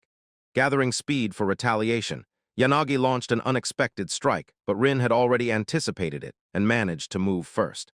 A wise, calm phrase slips from Rin's lips, and he drives his fist into Yanagi's stomach. A direct hit throws Yanagi across the entire battlefield, smashing her into a stone with a bloody crash. HP rapidly drops every second. Staggering, he got up and was left wondering what was even happening. How could that strike be so powerful? The throne, with bare hands, unleashed such force. Horror creeps in instantly as Rin lunges into attack again. Every step radiates unbearable pressure, and she intends to finish it. Pain spreads through broken ribs, arms and legs fail. Doubts overwhelm like a wave. Will everything be stolen from him again? Deciding to survive, he suppresses hesitation and prepares to stake every last ounce of strength. A powerful current jerks his wounded body, activating flight with one wing. He trades health for colossal speed and reaction. Despite the dangerous cost, he unleashes this skill knowing, if he holds back now, death is already waiting. Filling his strike with fury, he shouts Rin's name, raises his blades, and charges into attack, risking everything to land a hit. Firmly believing in his last chance, he attacks, but something breaks in the air, and suddenly the impulse beneath him fades. Obstacles flickered in the air, Yanagi's blades could not hit, and Rin stood unharmed inside an invisible shield. Instead of retreating, Yanagi rushed forward, struck by Rin's defense, eager to test its limits with force. Swords cut through space again. Rin blocks the strike, and she watches as barely visible cracks begin to spread across the surface of the invisible wall. Feeling the barrier's weakness, Yanagi put everything into the next strike, aiming to destroy it completely. Before the blow landed, Rin raised his weapon again, his gaze calm, and he quietly uttered only one word: truly. A powerful burst erupted from Rin's blade, hitting Yanagi even before his last attack could land. Blood splattered from his side, and pain washed over him in waves. The attack erased one of his last spells. Though weakened, Yanagi charged forward, shouting with conviction, ready to end it with one last, final strike. As the distance closed, Rin stood motionless. He did not react to the opponent's hit nor to the roaring threat. Tension mounted. Yanagi stopped half a step during the attack, unsettled by Rin's unchanged posture and something unfamiliar in his eyes. Something in Rin's gaze threw Yanagi off balance. No emotion, no fear, only quiet, unbreakable conviction. Considering victory his own, Yanagi prepared the final strike, unaware of the mastery silently lurking in teleportation from the dungeon. Calm voice announced activation level 20 and time warped instantaneously, without any warning and without delay. Several shadows of Rin appeared, each cut in turn, converging around Yanagi before he could attack back. Bombarded by rapid chain strikes, Yanagi's mind wavered. Rin's technique ignored speed limits and reached mastery at a level of transcendence. Rin swiftly descended. The blade flashed. Inagagi staggered, struck by the sudden explosion of Rin's hidden power. With sharp senses, Yanagi activated enemy search, trying to predict Rin's next deadly teleportation attack. Suddenly lunging forward, Rin aimed to provoke Yanagi, hoping to exhaust the last magic still stored in his dai. The battlefield cracked under Rin's surge. Yanagi gasped. He panicked while Rin whispered deployment, and radiant energy flooded the weapon. Too late to retreat, Yanagi realized too late. Rin's move was a trap, perfectly executed to take him down. Rin watched carefully. Yanagi activated the last magic. The trap worked exactly as intended. The enemy rushed forward without hesitation, not even suspecting he had already spent all his reserves. Rin quietly focused on the final counterattack. Anticipating the ambush, Yanagi struck first. His sword missed, slicing only air as confusion grew. Calm and precise, Rin extended his hand. Magic flared as soon as he uttered one command: release. Lightning pierced Yanagi's body. His HP plunged sharply. Shock and fierce pain contorted his face as he screamed. Yanagi shuddered when it dawned on him. Rin had absorbed his own magic, reversing the teleportation back. Thanks to a devastating strategy and control, Rin rewrote the rules right in the heat of battle, demonstrating impossible mastery over advanced techniques. He looked at the enemy in disbelief. The strength, intelligence, and cold composure of that one were incomparable to anything he had ever encountered. Cornered and weaker, Yanagi admitted defeat, but it was not over yet, and his last desperate, unpredictable counterattack flared up like fire. Suddenly, Rin surprised him. Yanagi threw his sword aside and began forming a new, deadly stance. In front, right in his line of sight, a sudden light flashed. He jerked toward where Hana's frightened scream had sounded. Honest, his frozen face like a blade rushing toward her. His gaze suddenly changed. The fight was not over yet. Yanagi launched a fierce assault, forcing Hana to retreat, and declared that Rin was stronger, although in reality her hope was hopeless. When Yanagi struck Hana, he calculated. Rin's teleportation shield would expose him to deadly vulnerability right in the middle of his defense. Unmoved by the threat, Rin calmly whispered time 0, releasing a hidden power he had kept secret until now. The enemy confidently surged forward, as if victory was already in hand, until Rin disappeared. Time shifted by itself and broke Yanagi's rhythm. Rin's gaze cold, as if aimed at him, stunned Yanagi. Could it be that he really abandoned his sister and was unharmed? Just as the blade was about to strike, Hana activated an unexpected shield and stopped the deadly blow right in midair. The radiant barrier surrounded Hana. She stood unharmed, and Rin's strength exactly matched her defensive skill. Yanagi's confidence wavered. He just realized that Rin's early panic was a deliberate deception. Falling silent from the scream, Rin coldly raised his blade and delivered the final verdict without hesitation and without mercy. With one clean move, Yanagi's sword sliced his arms. He fell with severed limbs, and Rin's strike ended the fight instantly. Rin's voice exhaled coldness, and restraining furious rage, he condemned Yanagi's actions with absolute certainty. Without hesitation, he struck precisely, knocking down the opponent and delivering judgment with steel before the enemy could respond. Yanagi's eyes opened wide in disbelief. She realized too late. The attack could neither be dodged nor stopped with a block. Inertia threw his broken body backward, and blood arced as pain tore through his very core. He couldn't hold on, collapsed, choking, blood flowing, strength drained, and defeat finally overwhelmed him with full consciousness. Yanagi abruptly surged forward, knees buckled, and he couldn't hold on, so he fell onto his fallen opponent. Blood flooded the ground as he fell powerless, reaching for the fallen weapon but in vain. Rin stood motionless, insisting on his victory, while his opponent lay broken under his gaze. Breathing poorly, Yanagi accepted defeat. He realized that Rin controlled every one of his moves until the last breath of the battle. Even in death's grip, he doubted Rin's power. How could so many abilities be used so flawlessly? From the ground, Yanagi barely audibly asked him, and his voice trembled under the weight of the final verdict. Despite the calm answer, distrust flared in Yanagi's eyes when he accused Rin of monstrous cruelty. Memories took him back. The first kill, hands covered in blood, the knife trembling. Guilt weighed heavier than any opponent. Weakening could not stop the power. Yanagi's last words, where she swore to watch how Rin would use this power. Notification blinked quietly. Experience fell into the treasury. Levels jumped sharply, yet no hint of emotion flickered on Rin's inscrutable face. The system message confirmed. Rin acquired the thief, the very skill once used by Yanagi. He pieced together the logic of the transfer. Yanagi consciously passed the skill through death, leaving no evidence. Turning away, he acknowledged his power, but vowed never to walk the path of that same twisted past. Status showed. Survival came at a cost. MP was depleted, but his stats sharply increased and the Marauder was unlocked. Time Zero and Greed gained a critical advantage through preparation, even before they entered this deadly dungeon. The power of Greed in Time Zero was immense, but in a long battle they burned out their magic too quickly. One single mistake or misjudgment of Yanaga's strength, and it would have ended right here and now.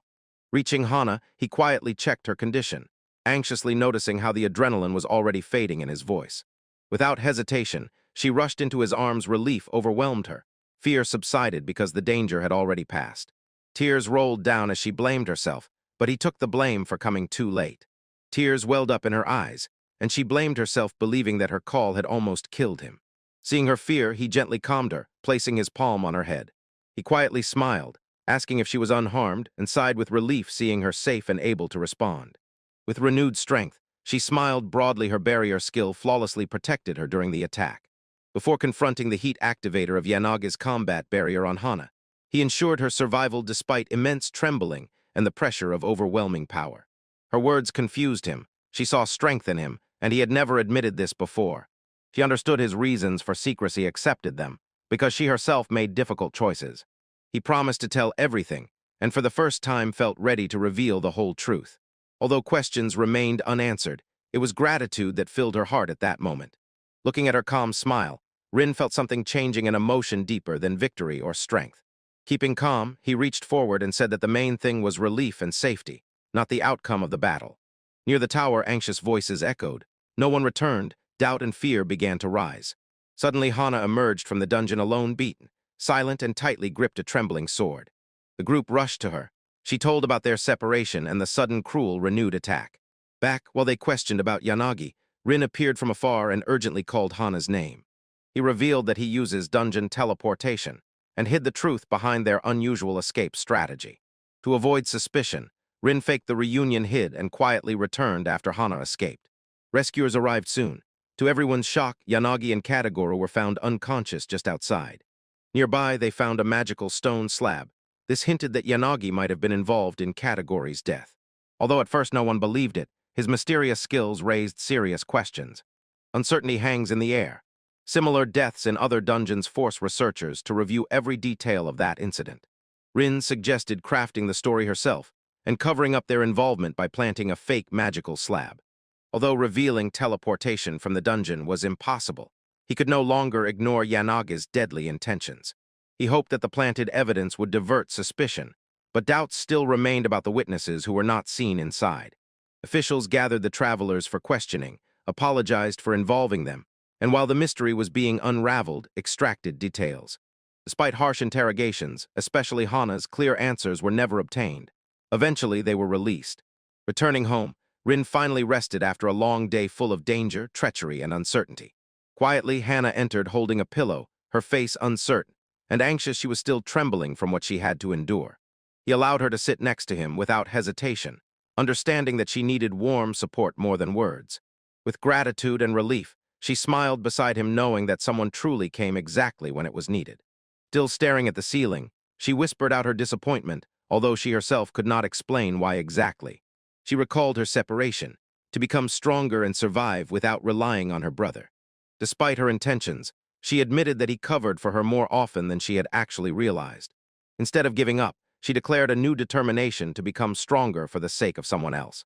Rin understood her determination. Strength was not only physical, her will alone already proved something had changed. Despite everything, the emotional farewell felt unusual. It reminded her that she did not have to overcome everything alone.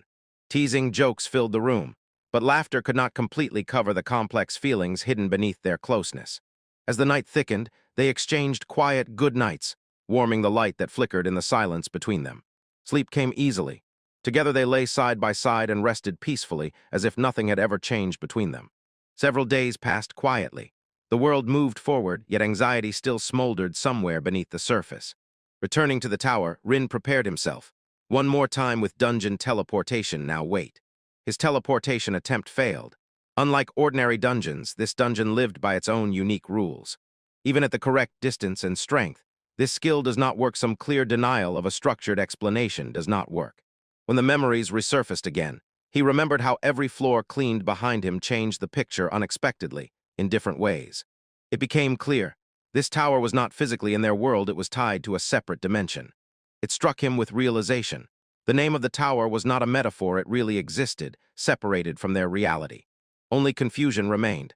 The third reward was not given. Instead, some strange system data about Hana appeared. Recalling that moment, he felt. The system read not logic, but what he truly valued. That farewell message lingered in his mind for a long time. It did not sound mechanical. Behind those words hid warmth and familiarity. He interrogated Veggia not to enter, but to understand the will hidden behind the guiding voice. No answer was given, yet he still swore to expose who rules the system behind this power. He turned to leave, preparing to wait for answers another time, when something unexpected happened. A mysterious girl appeared. She called his name with confident, as if ancient, intonations and confused him. Her presence was calm but purposeful. She introduced herself as Claire. Clearly, it was not just a casual visit. Silence settled between them. Her gaze fixed on him, and the words did not move from their place. Quietly but firmly, she stated her reason without any hesitation. She came precisely to meet him. Claire entered the guildmaster's office without any hesitation, at Yatsuki's sudden summons. The guildmaster greeted her warmly, pushing forward a stack of documents, and a mysterious photo immediately caught her eye. Among the files, Rin's picture stood out especially. Yatsuki noticed Claire's reaction and handed it to her with interest. Holding the photo, Claire blushed embarrassedly, was confused by his intentions, and did not know how to respond. Yatsuki explained Rin's past, revealing his plan to bring him back to the guild. Claire expressed doubt about the guildmaster's sudden demand, surprised by his change of opinion about Rin's potential. Yatsuki clarified the misunderstanding, hinting that Rin's true strength is not reflected in his public appearance. Though skeptical, Claire listened as he explained. Rin's power might be deliberately hidden beneath false impressions. He handed her a classified report, warning of a serious incident connected to Rin's name. She reviewed the case and concluded that Rin's sister's involvement could explain his appearance without implying deeper crimes. A strange sarcophagus block was pulled out. The inscription carved on it hinted at deeper truth surrounding the murder case. The inscription accused Yanagi of being behind the attacks, and that by using his forbidden plunderer technique, he steals the powers of others. Katajiri, according to rumors, killed Yanagi, but the deliberate placement of the note suggested a calculated attempt to mislead the investigators. As bodies piled up in heaps, all tied to the stolen skills, suspicions about Yanagi's involvement became impossible to ignore. According to the timeline, Yatsutsuki noticed Rin's presence even before the investigation. It turns out he could see everything or slip by unnoticed. Rin's actions sounded like an order for immediate action, all because of the intent to rescue his sister, left behind in captivity. Yataki's theory was based on the belief that Rin possessed power greater than what the records had previously shown. Claire questioned Rin's rapid growth, yet still acknowledged his abilities even though he had trained for barely over a year. He was distinguished by a rare teleportation skill unique, unclassified, and beyond the usual understanding of any ordinary traveler. This power could have enabled him to defeat the boss of Kenzaki Dungeon. It evolved sharply after a series of repeated level-ups. Her deduction about sound teleportation could bypass restrictions, granting direct access to the sealed boss chamber. Her face softened. The power once hidden, if handled carelessly, could easily turn tragedy instead of salvation. Out of curiosity about Rin's history, she asked herself, why should she approach him directly in the mission? Yatsuki's justification was shallow. She praised her own attractiveness instead of giving any real operational reasons for the choice. Despite his antics, she accepted the task partly out of duty, partly because her own curiosity was increasingly aroused. A classified document addressed to Amarin was passed from hand to hand, and thus the start of the covert mission ignited. Claire quietly read the note, stunned by access to information that was not so easily given to her. Meanwhile, Rin, unaware of the situation, went outside and pondered the mysterious stranger who was walking straight toward him. Seeing her, Rin froze in confusion, but Claire calmly introduced herself and encouraged him to speak casually. Rin tried to follow Claire, but her confusing signals left him noticeably bewildered and nervously tense. He directly asked her about her motives, suspecting that her attempts to find him were neither simple nor spontaneous. Claire acknowledged his concern, sincerely apologized, and then revealed the true purpose to recruit him into her guild. Hearing her offer, Rin hesitated. Why were they coming after him again after the previous refusal? Then Claire added that she belongs to Yatsuki Guild, a local one, but forgot to mention it. When he heard the guild's name, he twitched. It was the same place where Yui once joined. Accepting her offer could provide support, exactly what he was thinking about, especially considering Yatsuki's strong national reputation. Doubts still lingered. If he gave up hesitation and agreed, now restrictions would appear. He would lose the freedom to train and grow on his own. Even though his stats were hidden, her persistence seemed strange. There had to be some other reason. He decided to listen. He saw that Claire's determination really carried weight, and she had not revealed everything yet. Uncertainty dragged on, but something inexplicable pushed him to accept her invitation without full understanding. Permission for the meeting was granted. He asked for a simple conversation, not yet a binding agreement. They left the park and got into a white car. As soon as the doors closed, the atmosphere inside changed sharply. Yagami, the driver, silently froze. Rin felt pressure in the air, and it made him uneasy. Although Claire remained composed, Rin could not shake the feeling that she knew more than she showed. Claire admitted that she had accidentally noticed him and changed her plans to intercept him directly. On the outside, Rin remained calm, but her chest tightened at the thought that obtaining his personal address turned out to be so simple. A sudden magical surge shook the city with unnatural pressure far beyond the usual dungeon. Something boundless appeared. She identified it as a dungeon collapse warning. If no measures are taken, monsters will break out. They approached Charanui Dungeon, recommended for level 5. Rin had never faced such danger directly until this moment. Plans were disrupted as soon as Claire announced that they were rushing immediately to the place where the dungeon was collapsing. Realizing she would have to fight too, Rin doubted. How could someone his age survive such powerful enemies? It was logical to stay behind. Showing strength now would only attract unwanted attention later. Despite knowing the risks, instinct pushed him forward. He joined them without hesitation. Claire froze in surprise, unprepared for Rin's sudden declaration that she would enter level 15,000 on the battlefield beside her. Rin packs supplies after Hana leaves, deciding to conduct her own experiment in the dungeon. He was going to use teleportation from the dungeon to return to the core of the magic tower of isolation. Knowing the risks, Rin prepared, thoroughly understanding that the trial could last several days. Although the news praised the growth of S-rank, Rin remained focused, unchanged, indifferent to public recognition or fame. Wasting no time, he turned off the screen and vowed to become stronger without delay. Fully equipped, Rin confidently stepped outside, determined to face the previous challenge alone. Approaching the tower, he could not shake the news. It kept spinning inside his focused mind again and again. Suddenly, cars screeched nearby, and an unexpected disaster disrupted everything, throwing the mission into chaos. Inside the crew, Rin encountered Claire, the legendary adventurer. A half-hearted conversation was held about the collapse in the dungeon. Despite the concern, Rin insisted on helping the townspeople. Claire froze for a moment while the driver acknowledged Rin's determination. Rin and Claire were stunned when they realized they had already arrived at the site, where the dungeon was collapsing and falling. Before them towered Charanui Dungeon, its walls cracked, and the entrance was being breached by unstable magical pressure. Monsters flooded the area, but the first adventurers held back the onslaught, barely maintaining balance amid the chaos. Rin and Claire offered help. The defenders explained the monsters would not stop, flooding the fighters in an endless stream. As the years dragged on, boss parties shifted. Claire urgently addressed the question. Rin confirmed no one dared to fight while the ongoing destruction continued. Since Charanui was classified as B rank, only elite adventurers with a level above 20,000 were allowed there. Sudden tremors cracked the tower just like the previous collapses, and this signaled the inevitable emergence of a catastrophic threat. From the broken floor burst a monster Cyclops, destroying everything around with incredible strength and speed. Dust and debris rushed across the field. Travelers screamed they were caught off guard when the Cyclops appeared and literally overwhelmed them with its presence. Activating appraisal, Rin confirmed. The worst level Cyclops 40,000 was already rising, the final boss. Despite hesitation, he drew his sword, preparing to show his strength and protect innocent lives. Doubt entered his mind because the level was low, but his speed could compensate for this difference. One single wrong decision and death. One direct, accurate shot from the Cyclops and everything would vanish instantly. Near the dungeon, none of his main abilities worked now, especially teleportation and time zero. A trap with no way out, he froze, preparing. There was no retreat and the monster loomed relentlessly. Drawing blade, he turned to the giant Cyclops, his heart pounding wildly. The danger was just a few steps away. Claire stepped forward without any hesitation, urging Rin to step back and trust her. Despite his confusion, she calmly moved forward, standing between the monster and the crowd. Despite Rin's warning, she rushed forward one-on-one, directing her energy into a powerful, focused magical attack. With unwavering determination, Claire cast the cursed spell, unleashing hidden power to confront the Cyclops directly. Claire summoned a radiant ice sword. Its very presence chilled the air. Without fear, she stepped forward and drew the blade, her gaze fixed on the inimical, unbreakable confidence unwavering. In an instant, she was gone. Rin thought it was teleportation, but it was pure speed.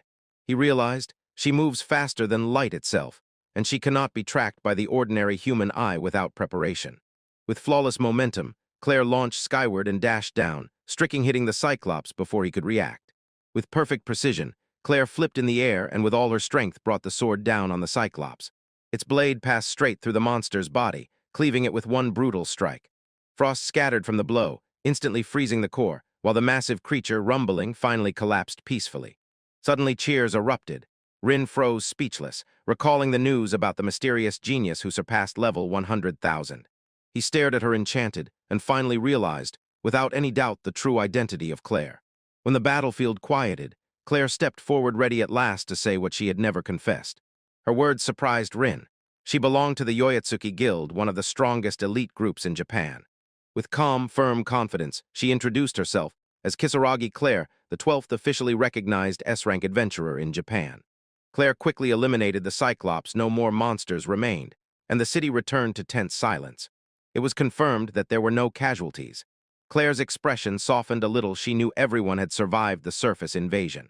Rin acknowledged Claire's strength. Without her help, the battle could have ended in disaster.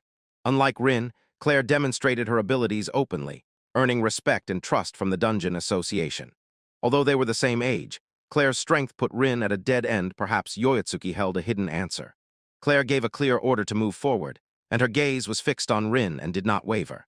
Before leaving, Claire paused and addressed Rin, who rushed to react and catch up with her pace.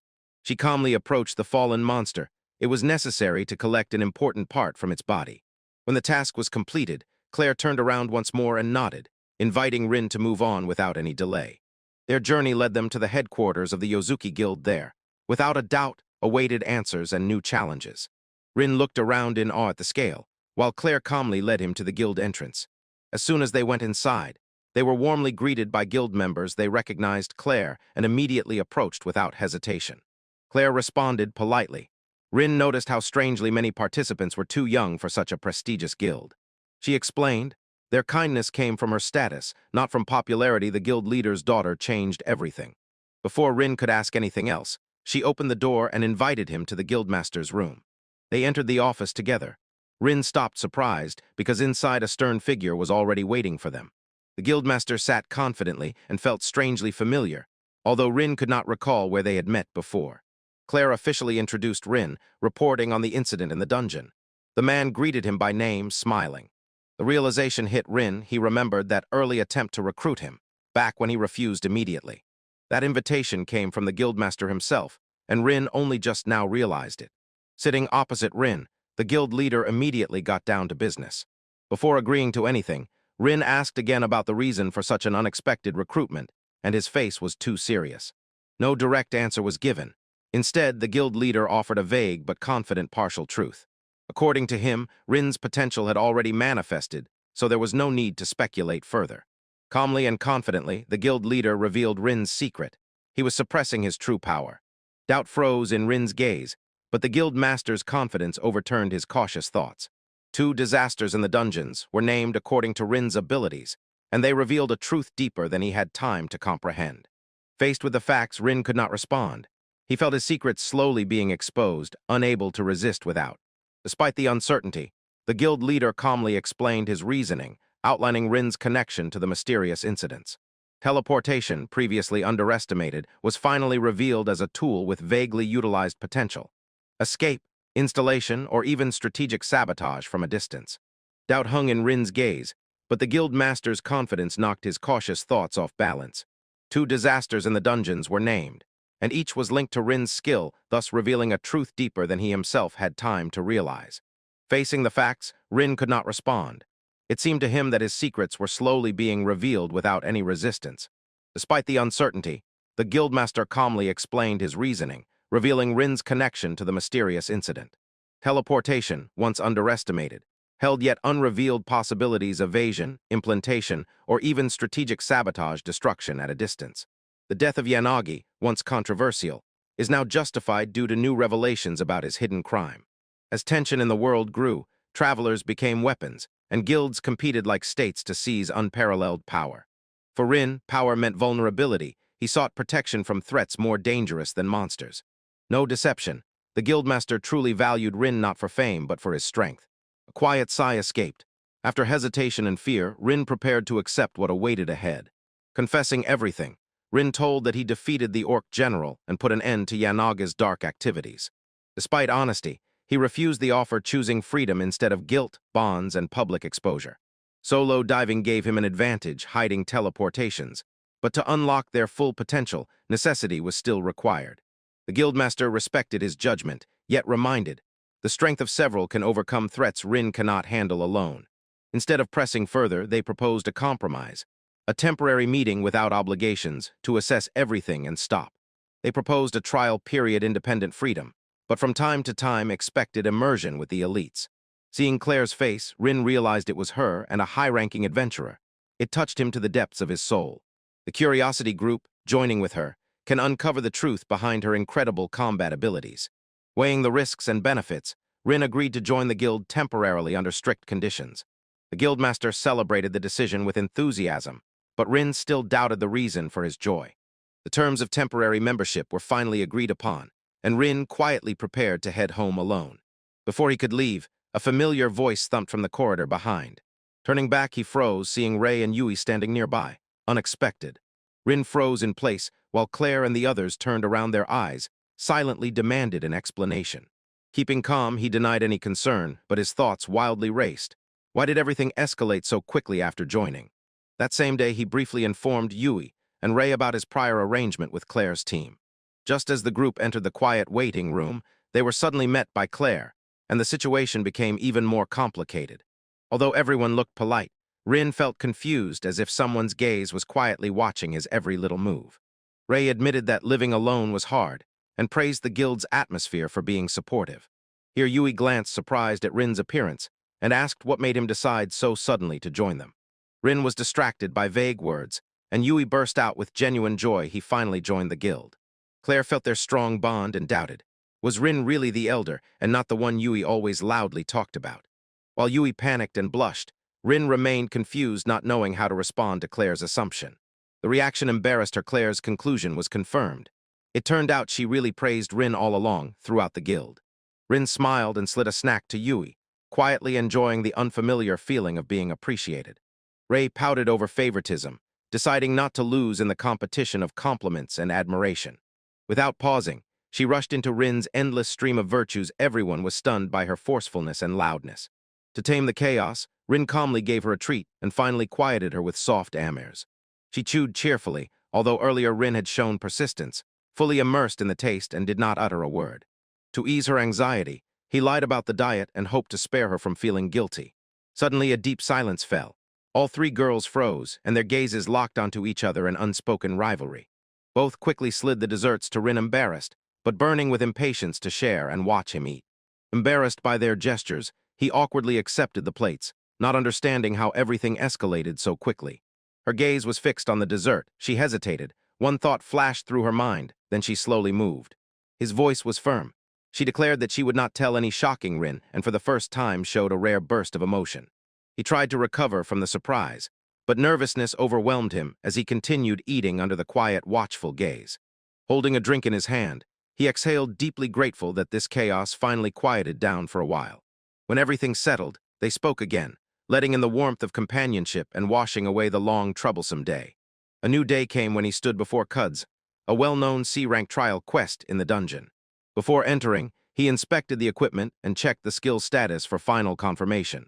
For teleportation from the dungeon to work, prior access was required, so he visited many C-rank locations to maximize this strategic movement ability. Not everything was cleared yet, But today's goal was clear: to conquer Q's using teleportation mastery. Compared to other dungeons, Q's was easier than Kanzaki, more durable than Maru but still dangerous. Rin once avoided danger, but now his level exceeded fear and no longer restrained him. With confidence, he activated dungeon teleportation, skipped cautious steps, and descended straight into the deeper floors. He instantly reached the last gates. Doubt flickered for a moment, but he moved forward to face the boss. Standing before the ice golem, he raised his hand, and a single word burst out from Greed. His blade effortlessly sliced through the ice. Victory brought 12 levels. The giant chasm unleashed everything. After many runs, Rim cleared the dungeon 60 times, hitting his hard victory limit. Now he was deprived of the right to rewards, so he wondered how exceeding 10 completed missions would affect his earned title. The system confirmed that his dungeon crawler title hit 1010. Unfortunately, no hidden rewards were given. Rin reviewed his stats, considering how best to spend the accumulated SB after repeated battles. Considering future plans, he chose upgrades and new skills to prepare for what lies ahead. Not knowing where to invest, he thought about postponing skill purchases to weigh long-term strategic benefits. Level up skills for stealth and resistance-challenging dungeons suited for them, but the item box provided practical upgrades. Leveling item box increased storage capacity, so bodies, loot, and magical materials could be transported quickly and without problems. He was intrigued by the mana-based shield battle barriers, temporary protection with a short cooldown window. Completing grinding in safe dungeons remained his plan, but he knew stronger enemies sooner or later would demand preparation. Leveling the teleportation skill costs 10,000 SB, but curiosity about its future potential pushed him to try. Decision made. He leveled the skill to level 21. System parameters instantly began to shift. Teleportation restrictions disappeared, no longer needing to wander within visited dungeons. Now access extended to unexplored territories without any limitations. Despite the distance not changing, versatility provided open tactical opportunities, ones that were not available during reconnaissance before. With the new unlocked rapid dungeon travel subscale, he promised faster farming and unparalleled leveling efficiency. Hana stood confidently, firmly gripping Rin's hand. Despite recent trials, her smile did not waver, pure determination. Rin felt relief, although past dangers had not yet released their grip. Under the Yanagi test, she defeated a strong monster, unlocking explosive growth thanks to the evolving skill of copying. Curiously interested in how Hana was progressing, Rin asked to see her status. The result left him speechless. Her level stunned him, 5-1. The development was incredible. In a few days, Hana surpassed what had taken him a whole year. Once, Hana had made a promise to become strong not only for herself, but to protect others as well. Rin led her inside the dungeon, providing training, tactics, and ways to control her extraordinary attributes. Before the battle began, they reviewed Hana's skills. Effective SB distribution was critically important for her future fights. Rin emphasized the potential of the copy master skill. Hana listened attentively and decided to first enhance her physical strength to immediately gain versatility for close combat. She confirmed her decision, and close combat training would begin immediately. Hana recognized the potential of skill Capito master it. She had to overcome enemies significantly beyond her current power level. Ren advised raising her level to increase duration, copy stronger abilities, and improve adaptability in battle. She doubted whether the strategy was effective and sought clarity before spending points on advanced support-type skills. Calm Rin, she smiled. Her form was balanced for both attack and defense. Training was interrupted when a level 400 goblin appeared, quickly approaching, marking Hana's first real battle. Confidence washed over her. She accepted the challenge and moved forward alone to face the level 400 goblin. Rin equipped her with a short sword, copied support skills, and prepared for a prolonged fight. With swift movements, she clashed swords with the approaching goblin, dodging and intercepting its fierce strikes. Momentum pushed her forward, and Rin watched carefully. Victory already seemed inevitable until the goblin suddenly changed target. The monster lost strength and fell on the spot, hitting her with all its might, breaking her defense and knocking her off balance. Ring felt the need to intervene and caught the growing threat, while Hana struggled with all her might under the relentless pressure of the goblin.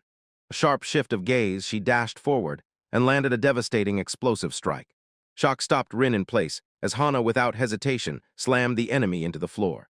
Pride grew in her as she rushed forward, smiling, proudly declaring her first solo victory with cheerful confidence.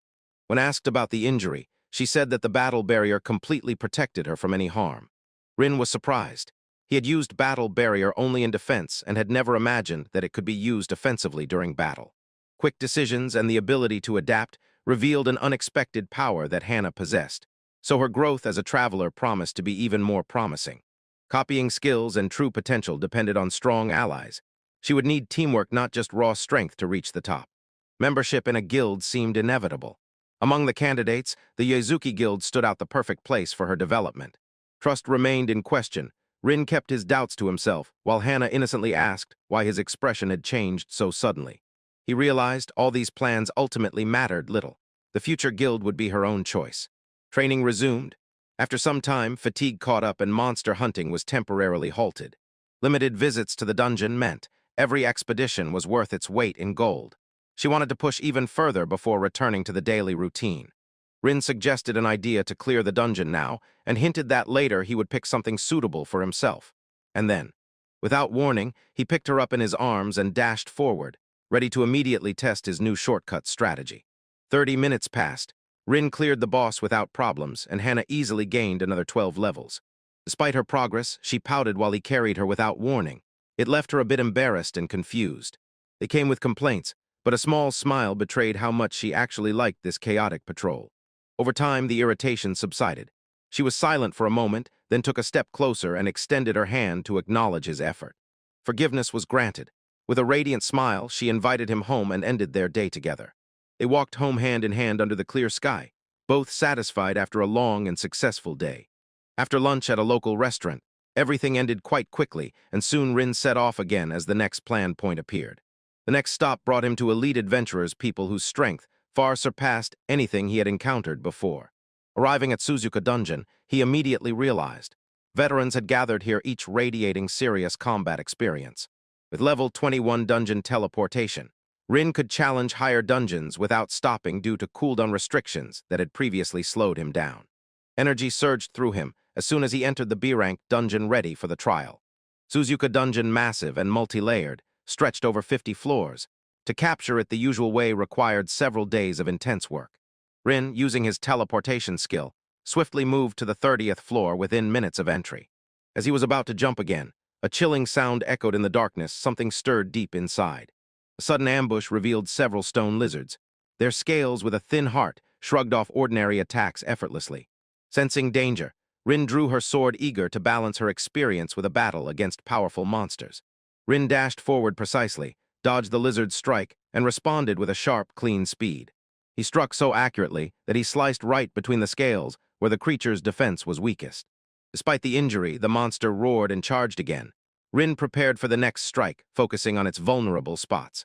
With a sharp burst of speed, Rin activated Time Zero blades, and armor fragments flew into the air, scattering dust and debris each time. He aimed for a fatal blow, but suddenly something moved unexpectedly in the monster's twitching body. His plan stopped the regeneration.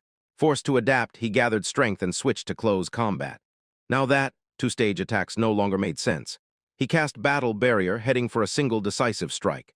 Time froze again, everything became perfectly still. He lunged forward, aiming straight at the monster's head. Power surged into his confidence, it became equal. He unleashed full strength, firmly gripping the target. At our signal, he struck with enhanced power. A devastating blow, underscored by the title of the Wiser Sage. Victory achieved, he calmly pulled the magic stone from the cooled corpse of the fallen monster. In less than 30 minutes, they reached the lower floor of the gigantic Suzuka Dungeon. For a moment he felt uncertainty, but as soon as the doors opened, hesitation vanished. Tongues of fire flared in the darkness. A blazing creature appeared, Salamander, a level 10,000 entity, burning with power and controlling flame relentlessly. The flame surged forward, confidence unwavering. He prepared to strike, recognizing the monster's features from previous research. The burning projectile rushed ahead. Reacting instantly, he activated Greed to neutralize the threat flying toward him. The sword absorbed the attack's energy, the flame twitched unnaturally, and even the salamander looked puzzled. Without hesitation, he charged forward again, closing the distance with quick steps, and swung a curved blade arc. During the clash, a thought struck him. Maybe greed can absorb more than damage, even the fiery coating of the salamander. The rapier pierced through with precise accuracy. The enemy shuddered, his tactic worked, the flame extinguished, victory declared with quiet, unwavering confidence. The deadly strike connected, but resistance did not retreat. He quickly moved back as the tail of the salamander counterattacked. The flame flared wildly again. He repositioned in the air, maintaining accuracy while the beast's scream pierced the battlefield. Notification of victory flashed. Experience and rewards for dungeon completion poured in a continuous stream, confirming his conquest as the first B-ranked. Absorption of Firecloak dried up mana in moments. If used again and recklessly, he would be left unprotected and vulnerable. Magic Stone secured. He awaited the reward, contemplating progress and wisely conserving the remaining strength. The expected reward, a stone for mana enhancement, promised colossal magical value and equivalent monetary worth. Excitement quickly faded. He was enveloped in silence. No reward appeared, although the dungeon had already been conquered. Time dragged too slowly. He felt something was wrong. For the first time, he truly began to doubt this delay. The realization struck so hard it took his breath away. The recognition system had worked and confirmed him as the first solo to conquer the dungeon. Unexpected achievement unlocked, cleared alone under an hour. Divine Speed Hunter, the title conditions were met. As soon as the rewards were confirmed, a new signal triggered and an unexpected boss appeared. Hope became reality. He turned sharply. Instinct screamed as the ceiling above cracked.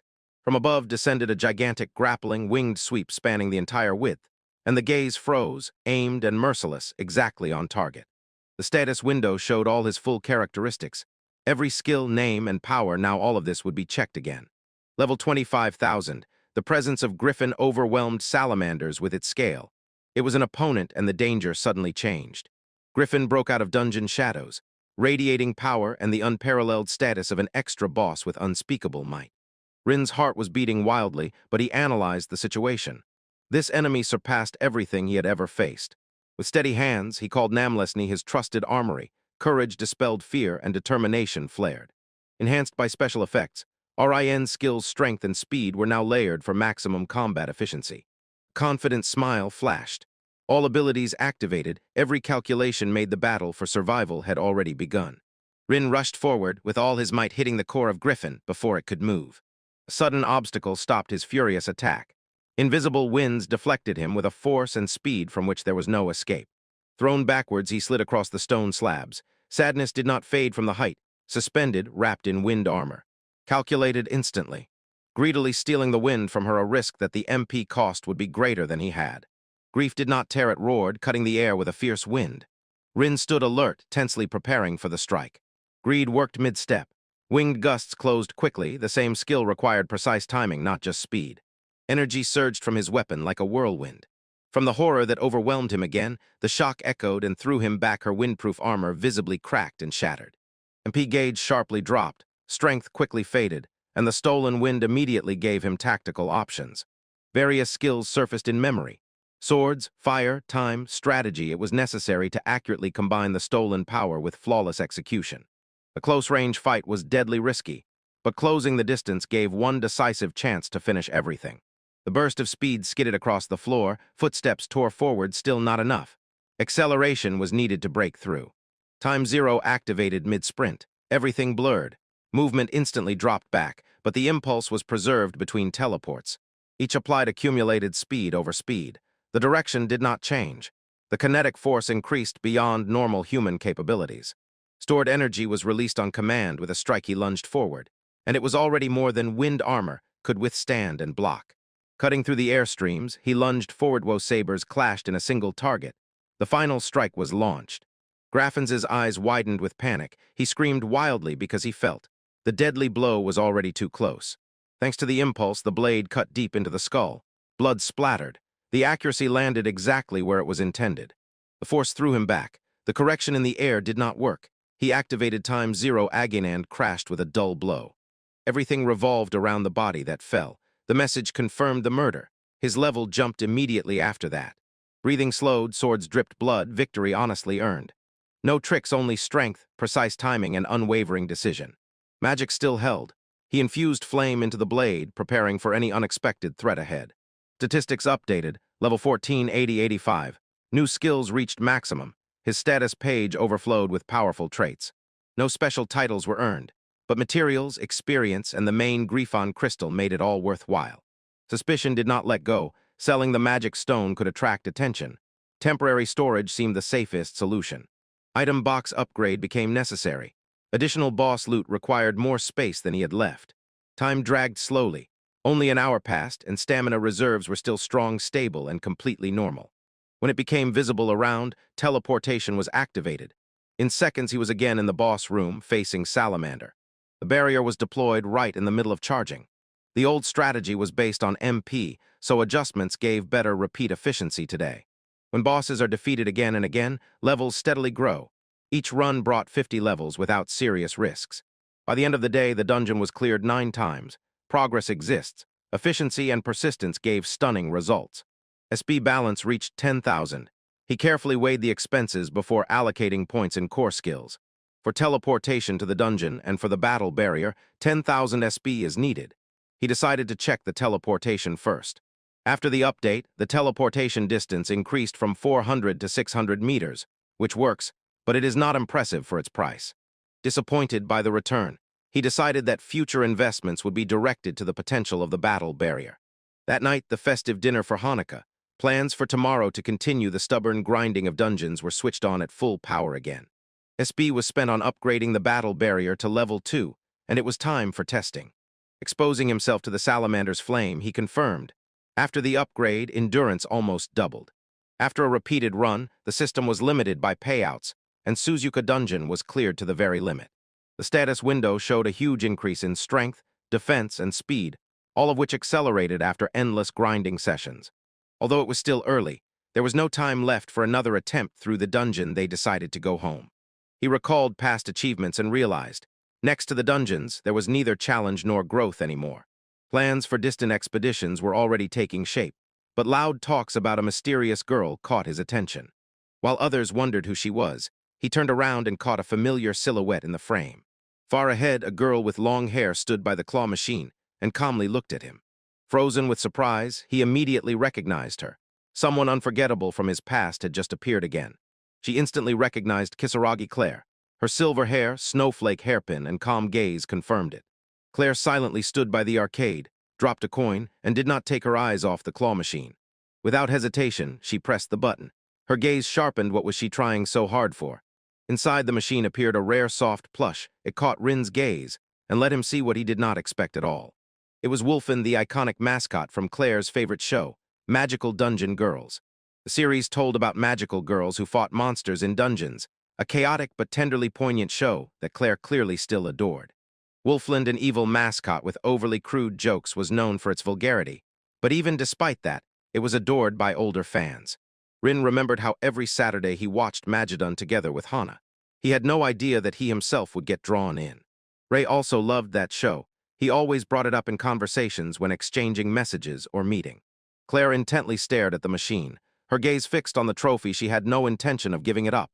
Fingers trembled barely. She pressed the buttons. Claws slowly descended onto Wolfon, and the air stretched tight like a string. Wolfon slid just before the shot, and Claire froze in place, stunned, frozen by the silence of disappointment. Attempts again and again failed, but she did not move, did not retreat. Her stubbornness burned hotter than embarrassment or the cost. Rin silently watched, understanding that she could afford dozens, but pride did not allow her to back down from this challenge. He turned to leave, convincing himself that this was not his place, until Claire unexpectedly called his name. Seeing her, he stopped. Her piercing gaze demanded an answer, and he was not ready and did not intend to give one. The tension became sticky, as Rin hurriedly tried to hide that he had seen everything from the very beginning. Instead of confessing, he forced a smile, sharply turned around, and shifted the conversation to something unrelated that would distract. He named the cost of the prizes, hoping the numbers would help divert Claire from painful awkwardness. Clenched words and a silent look, she fiercely stared at him, and he never made an impression. His weak attempt to distract and joke did not affect her at all. She sighed and dismissed the moment, subtly admitting her own mistake and that earlier she had lacked him nearby. Admitting his guilt, he promised to become better, while she demanded honesty in the future until everything became awkward again. Instead of apologizing directly, he inserted a coin and calmly asked her to step aside. Assessing the position of the plush, he concluded, precision would be decisive, not strength. Instead of pressing with force, Divan used smart planning and an accurate angle. This gave the best chance to reach Wolfland. Focused and quiet, he activated the mechanism, and both silently watched as the claw began to lower. Instead of lifting the plush, he hit the tag flawlessly, employing an unconventional but clever tactic. Eyes widened as she watched the machine pull Wolf up by the tag with E. A soft click announced success. Victory seemed easy and pure, a quiet win that comes from knowledge. She asked if he had experience. He admitted, in childhood he also played with his sister every day. Instead of answering calmly, she burst with joy, stunned that he recognized her favorite talisman too. Claire suddenly leaned closer, and her scent unexpectedly threw Rin off, catching him off guard with an unexpected personal question. Their faces almost touched, and Rin was embarrassed. As soon as Claire realized it, she quickly pulled back, blushing. She quietly apologized, and Rin, confused by the conflicting signals, asked herself why she reacted that way and what exactly she expected. To ease the tension, he handed her a plush toy, understanding her feelings toward Wolfon. Claire froze, impressed, when Rin confirmed that the gift was really for her, sincere, simple, and from the heart. Rin insisted that she take it, explaining that it was meant for her from the very beginning. At first Claire hesitated, but still reached out. Her fingers slid over the fluffy fur of the toys. Holding the wolf in her arms, she smiled warmly, and gratitude spread in her gaze. Claire looked at him with sincere eyes. She was thankful, and emotions were already bursting out from inside her voice. Before Rin could respond, Claire's phone rang. Her face instantly changed, and she, apologizing, went to answer. Claire stepped away, talking on the phone, and the Riemies felt that this call was of great importance. Rin's appearance made her father flinch, and he reacted too violently as soon as he found out they were alone together. Calmly turning back, she brushed off her father's worries, noting that he had a habit of exaggerating too much. The discussion shifted as soon as Claire reminded Rin about the dungeon trial needed to officially join Yuzuki. Although his application was accepted, she warned him about 2 urgent complications starting with the deadlines. She confirmed the time, and then asked if he had a cooldown after activity in the dungeon. His teleportation skill evolved. He could silently pass through gates and enter unfamiliar dungeons without any problems. Claire revealed the main surprise of the mission itself. A newly created dungeon appeared this morning. Unlike ordinary ruins, these unknown dungeons carried unpredictable threats and incredibly higher levels of danger.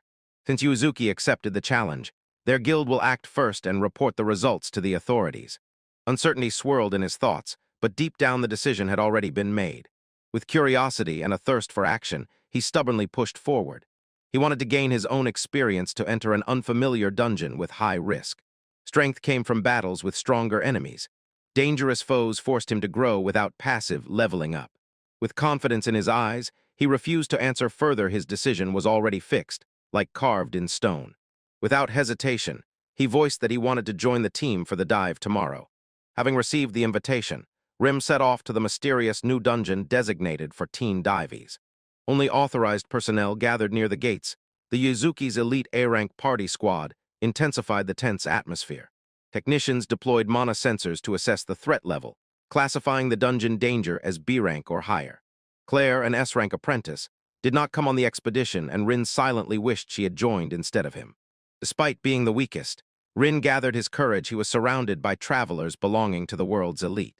Rin identified the team leader Yagami, whom Claire had once mentioned with serious respect.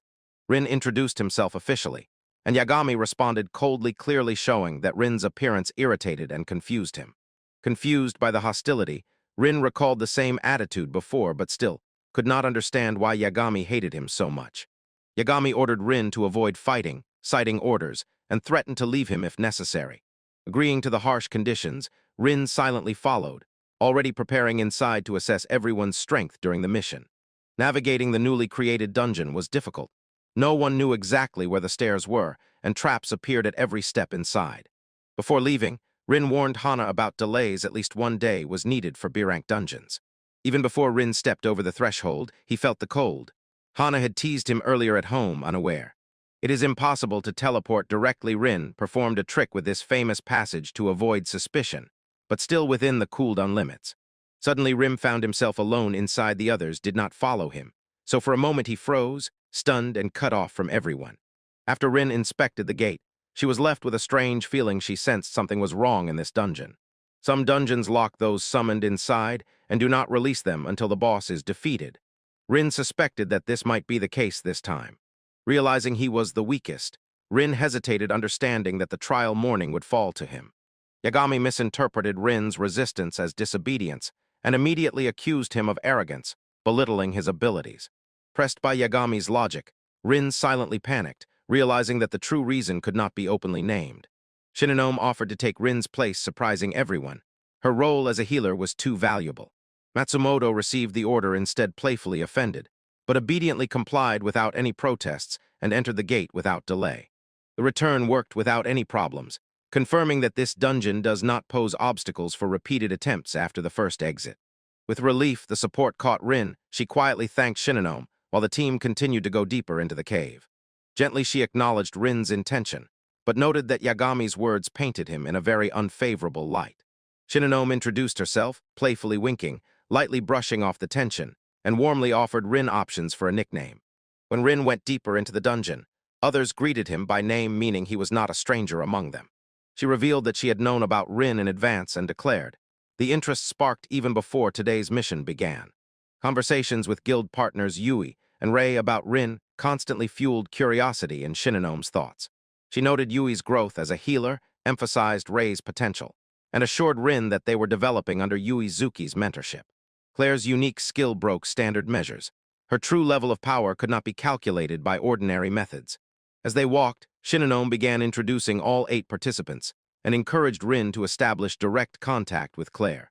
Most partners had already surpassed level 20,000, and in Yagami, one exceeded 25,000 elite power by any standards. Despite these numbers, Claire stood unmatched as an S-rank adventurer with power exceeding 100,000 total levels. Rin hesitated before directly asking about Claire's power, then awkwardly shifted the question toward her position. Rin wondered if Claire's incredible power distanced her from the rest of the guild members on an emotional level. Despite admiration from others, Shinomino acknowledged Claire's modesty, but hinted that something deeper lay beneath her kindness. Although she treated everyone respectfully, Claire kept her distance. Shinonome believed that she maintained an invisible emotional wall. The past time with Claire flashed through Rin's memory like a whirlwind. Her actions seemed warm, straightforward, and overly personal.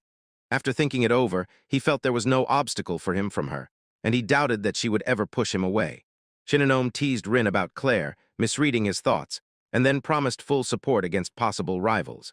Yagami interrupted the moment, warning the group to be ready, because monsters could appear anytime and without warning. After 5 minutes, unfamiliar footsteps sounded. Yagami gave orders while everyone washed off the dirt. Rin decided not to reveal more powerful equipment and took out a high-speed sword that suited this situation. A pack of werewolves broke out from the level 8,000 threat, agile and fierce, with fur that blades could not cut and claws. The werewolves matched humans in size and strength, but the traveling minions did not feel a real problem. Each member rushed into battle spells and steel clanged, while Yagami unleashed his blazing assault. In less than a minute, 5 beasts fell. Additional help was not needed. Rin, who admits that their efforts added nothing. The main team fought cohesively and smoothly, covering each other's gaps. Yagami advised to preserve magic. These monsters are not worth full power. Everyone nodded and moved on. Search skill mode activated. Stairs hidden behind ruined walls revealed leading deeper into the dungeon. A crumpled map with sketched routes were recorded, while monsters were cleared along the way. After 10 hours of cautious advancement and several short breaks, they reached the 30th floor. With a strange, pulsating sensation, power grew the deeper they descended. Now it became impossible to ignore. He asked if anyone else felt it, but no one else noticed anything unusual nearby. Something invisible stirred ahead, confirming that uneasy feeling earlier had a quite real source. The team descended into the dungeon on the 30th floor, where a giant Goblin King awaited them. Despite coordinated attacks, the Goblin King dealt a brutal retaliation, and their battle formation collapsed under pressure. Rin, as if uninvolved, quietly watched his comrades fight, not relying on his help. Victory came quickly not only over the Goblin King, but also over his elite Goblin generals. Safe and unharmed, Rin felt uneasy. He was pressured by temporary allies who never needed his power. Rin suddenly froze. A warning surged like a wave, and instinct screamed that an invisible danger was hiding nearby. Shunin could only guess about the middle of the dungeon, unaware that Rin's relentless anxiety contradicted their calm, victorious atmosphere. As the group moved forward, a shadow quietly shifted. Something hostile remained hidden until this moment. Behind Shinonoma appeared a goblin assassin. Froze a moment before the strike, before anyone could react. In a moment, everyone screamed. Too late, the trap was sprung, and a bloody massacre ensued. Rin watched helplessly as chaos broke out again. The spell had not yet been cast, but time and space were already twisted while Rin whispered, "Zero time." In a moment, the assassin's body was cut in half, and no one had yet understood what exactly had happened. Rin carefully caught Shinonoma, making sure she was all right just as the sudden and deadly clash ended. She froze without words, blushed and trembled, while he casually assured the others that she looked perfectly fine. As the group approached, They rushed to the stairs from different directions. No one understood how Rin reacted faster than even sight itself. Rin faltered, not daring to explain. She limited her technique to speed and concealment so that no one would start questioning. Yagami grimaced at this excuse, did not believe it, but did not dig deeper. After the pause, Yagami sincerely thanked, acknowledging that Rin's actions saved Shananamu from death. Instead of avoiding eye contact, Yagami addressed Rin by name and asked for help investigating the anomaly. Hearing his name called directly, Rin felt. Yagami had already begun to acknowledge his presence, albeit barely. Several monsters were already showing signs of recovery. Everything boiled down to magical stones left inside their bodies. Shananome explained that the stronger the monster, the higher the risk of regeneration depending on the condition of the stone inside. Removing the magical stone, or beheading, remains the only reliable solution. Collecting stones was becoming increasingly difficult, and the frequency of regeneration only increased deeper in the dungeon levels. To regroup safely, the party decided to return upstairs and rest before moving forward again. Rin agreed with Yagami's decision, acknowledging the mental fatigue from the uncertain risks of monster regeneration. Before anyone could rest, a tremor rolled through the corridor and panic immediately overwhelmed everyone. The vibrations grew stronger. It was not a structural collapse, something deliberate, as if something was rapidly approaching from the depths from within. Everyone turned sharply as monsters burst from the passage. There were too many for a normal spawn. The monster parade began. An excessive swarm broke loose and immediately flooded all the corridors to drown them together. The monster parade could break out due to a collision during spawn. Rank did not matter, but Rin had never worried before. For most travelers, the overwhelming waves meant certain death. Even elite squads could not guarantee salvation. Tanks formed a wall in the narrow corridor, bought time, but could not break through forward.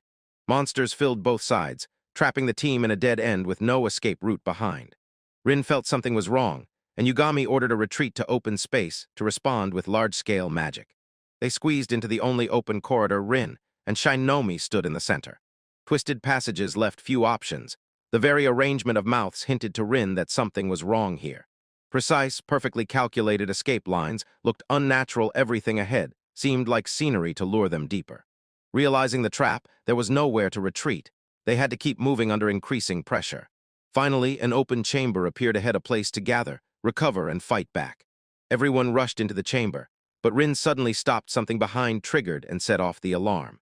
As soon as the group entered, the doors slammed shut, cutting off all their exits. Yagami calmly ordered the party members to look back. Something critically important was about to open. As predicted, the trap was already set, and Rin confirmed. Everything was going exactly as she feared. From the shadows emerged a gigantic brute, radiating hostility stronger and fiercer than anything encountered before. Rin quickly surveys the giant ogre and feels its oppressive presence and unimaginably high combat level. Everyone freezes as the ogre charges forward. Its rank extra boss confirms this is no ordinary fight. Trapped inside, they must fight or die facing an enemy stronger than the previous Cyclops. Rin came across another ladder. Enemy sensors confirmed there were more floors below, but the dungeon's structure couldn't allow that. Inside the dungeon appeared a boss monster. Its placement made no sense. Ye Gimin immediately understood the reason. Something had changed. The parade of monsters was a lure. It drove them into a trap. Everyone believed it. On the brink of destruction, Yigemi took control. Survival depended on action. He gave orders and rushed into battle. The team mobilized, buffs activated, weapons raised. Among them, Rin stepped forward, radiating an unfamiliar power. After Yagami recognized Rin's earlier agility, he paused for a moment. This battle required absolute certainty and precise coordination. Others doubted Rin's role. A dagger fencer could not handle such precise frontal pressure, not now. The silence was stretched to the limit. Rin assessed the situation. One wrong step could drive everyone into the abyss. He remained silent. The team surged into attack. Blades struck quickly, biting into the gaps. The monster did not even blink. Weapons bounced off her skin. The enemy's defense was insurmountable. Yagami urgently shouted to Hard. The hardened skin of the ogre confirmed the frontline skill defensive enhancement, usually acquired through brutal combat experience. The highest monsters had terrifying features. Acidic snakes, scorching lizards, and trembling turtles existed among them. Despite resistance, one shallow wound appeared as proof.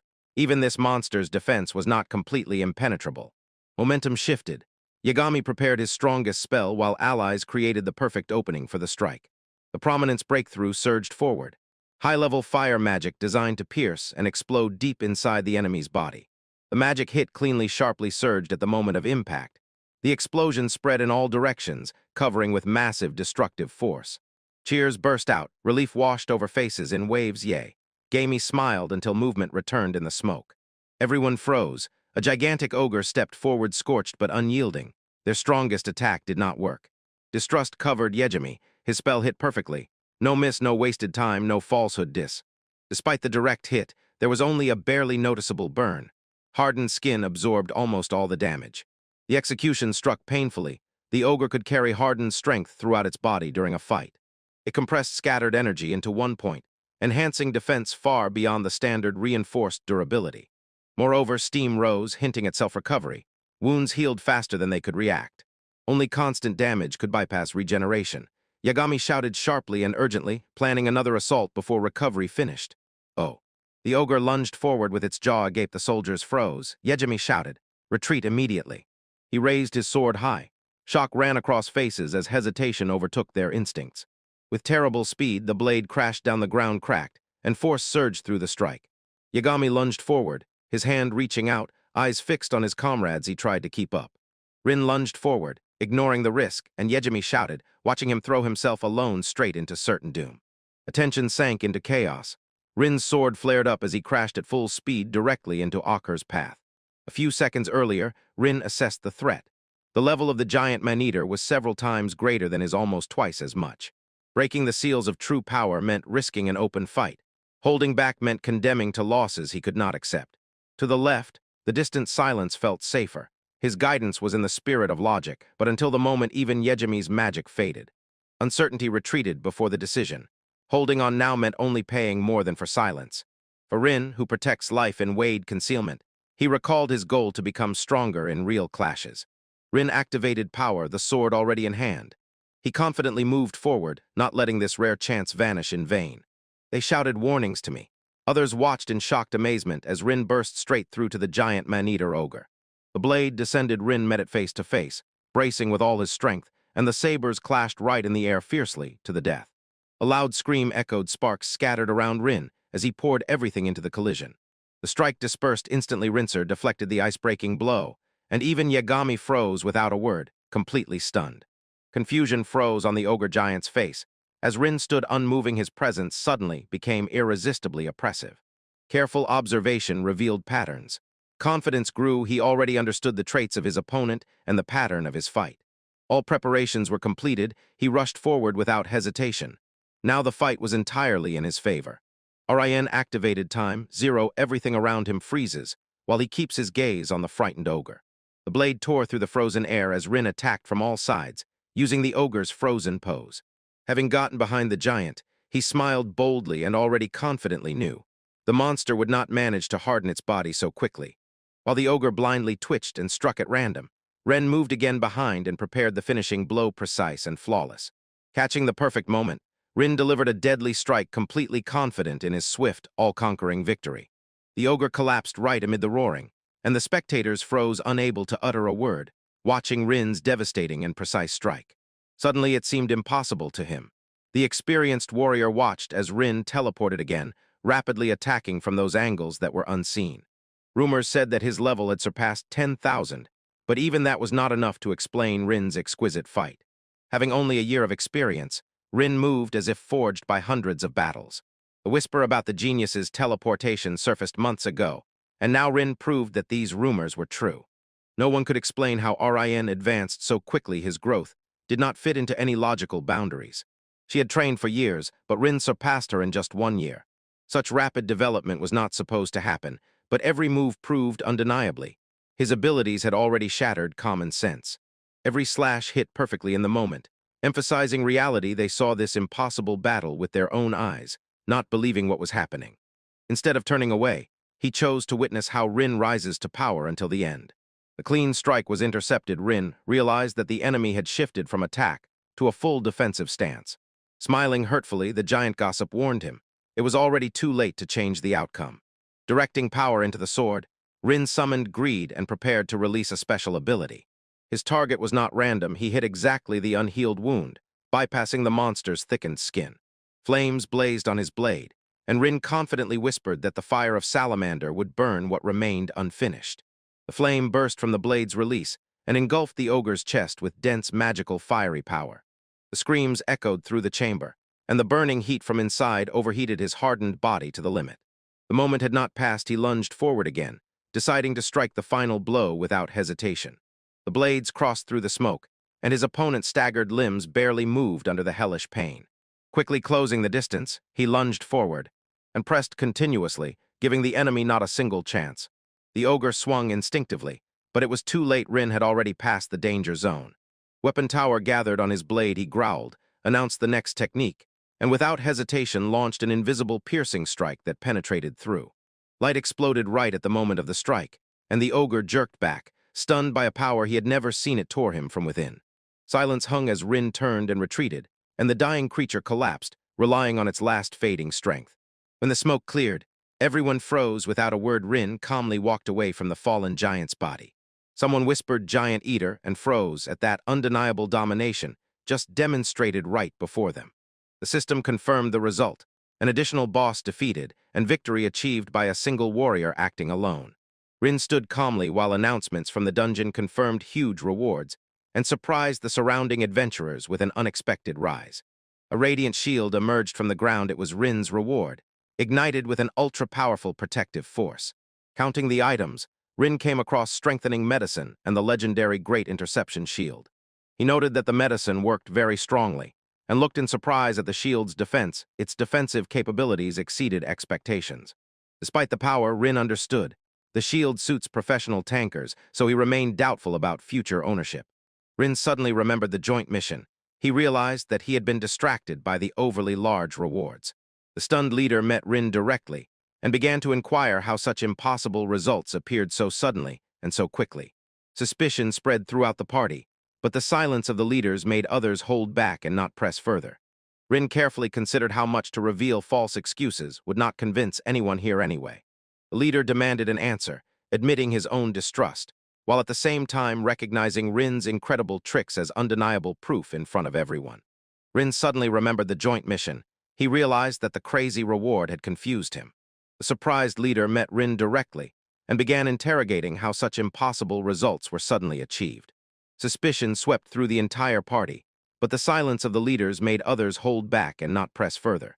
Rin carefully weighed how much she could reveal, understanding these flimsy excuses would convince no one here. The leader demanded an answer, admitted he did not believe, but recognized Rin's incredible tricks as undeniable proof in front of everyone. Doubtful smoke filled Rin's thoughts, yet the others still respectfully nodded, and he froze for a moment, stunned and torn by doubts. Their leaders sincerely thanked him, acknowledging that Rin's decisive actions had repeatedly saved the group from disaster. The whole party responded with a resounding thank you, recognizing Rin as their benefactor, and showered him with unexpected admiration and respect. No matter how uncomfortable he felt, he urged them to stand up and insisted on discussing a fair distribution of the dungeon rewards.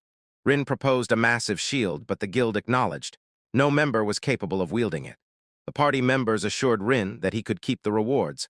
Their satisfaction depended on the levels obtained. Before leaving, their leader reminded everyone to collect the sword of the fallen ogre so that nothing would be lost. While the others were busy with their own affairs, Shannanoma's gaze lingered on Rin. Admiration quietly grew, despite her confusion.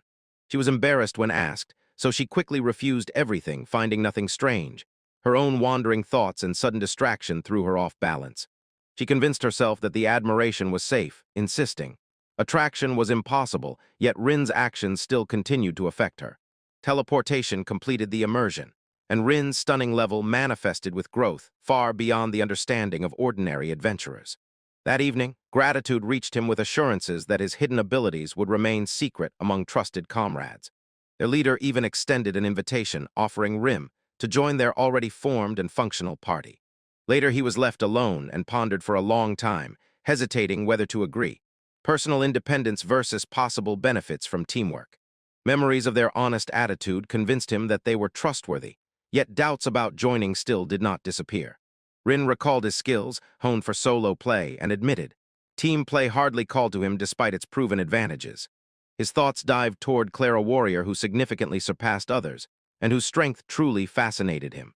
Claire's frivolous victorious defeat at level 40,000 made Rin doubt her true hidden abilities. Late at night, he quietly argued, until suddenly he was interrupted by the sudden appearance of Hannah. Her presence reminded Rin of family duties, and he realized future decisions must also consider Hannah's well-being. Rin directly asked Hannah whether she planned to join a guild to develop herself. She confessed that she had thought about it, because Yuzuki Guild had already recognized her abilities and offered membership. Rin reminded that reliable comrades were necessary for her, and warned he would not always be able to accompany her raids in the dungeons. Thinking about joining, Hannah was especially glad after all. There were already other experienced travelers in the guild, including Rei and Yui. Then she asked Rin if they would join together, seeking his approval and reassurance. Hannah doubted this idea while Rin explained. Joining that very guild gave practical advantages.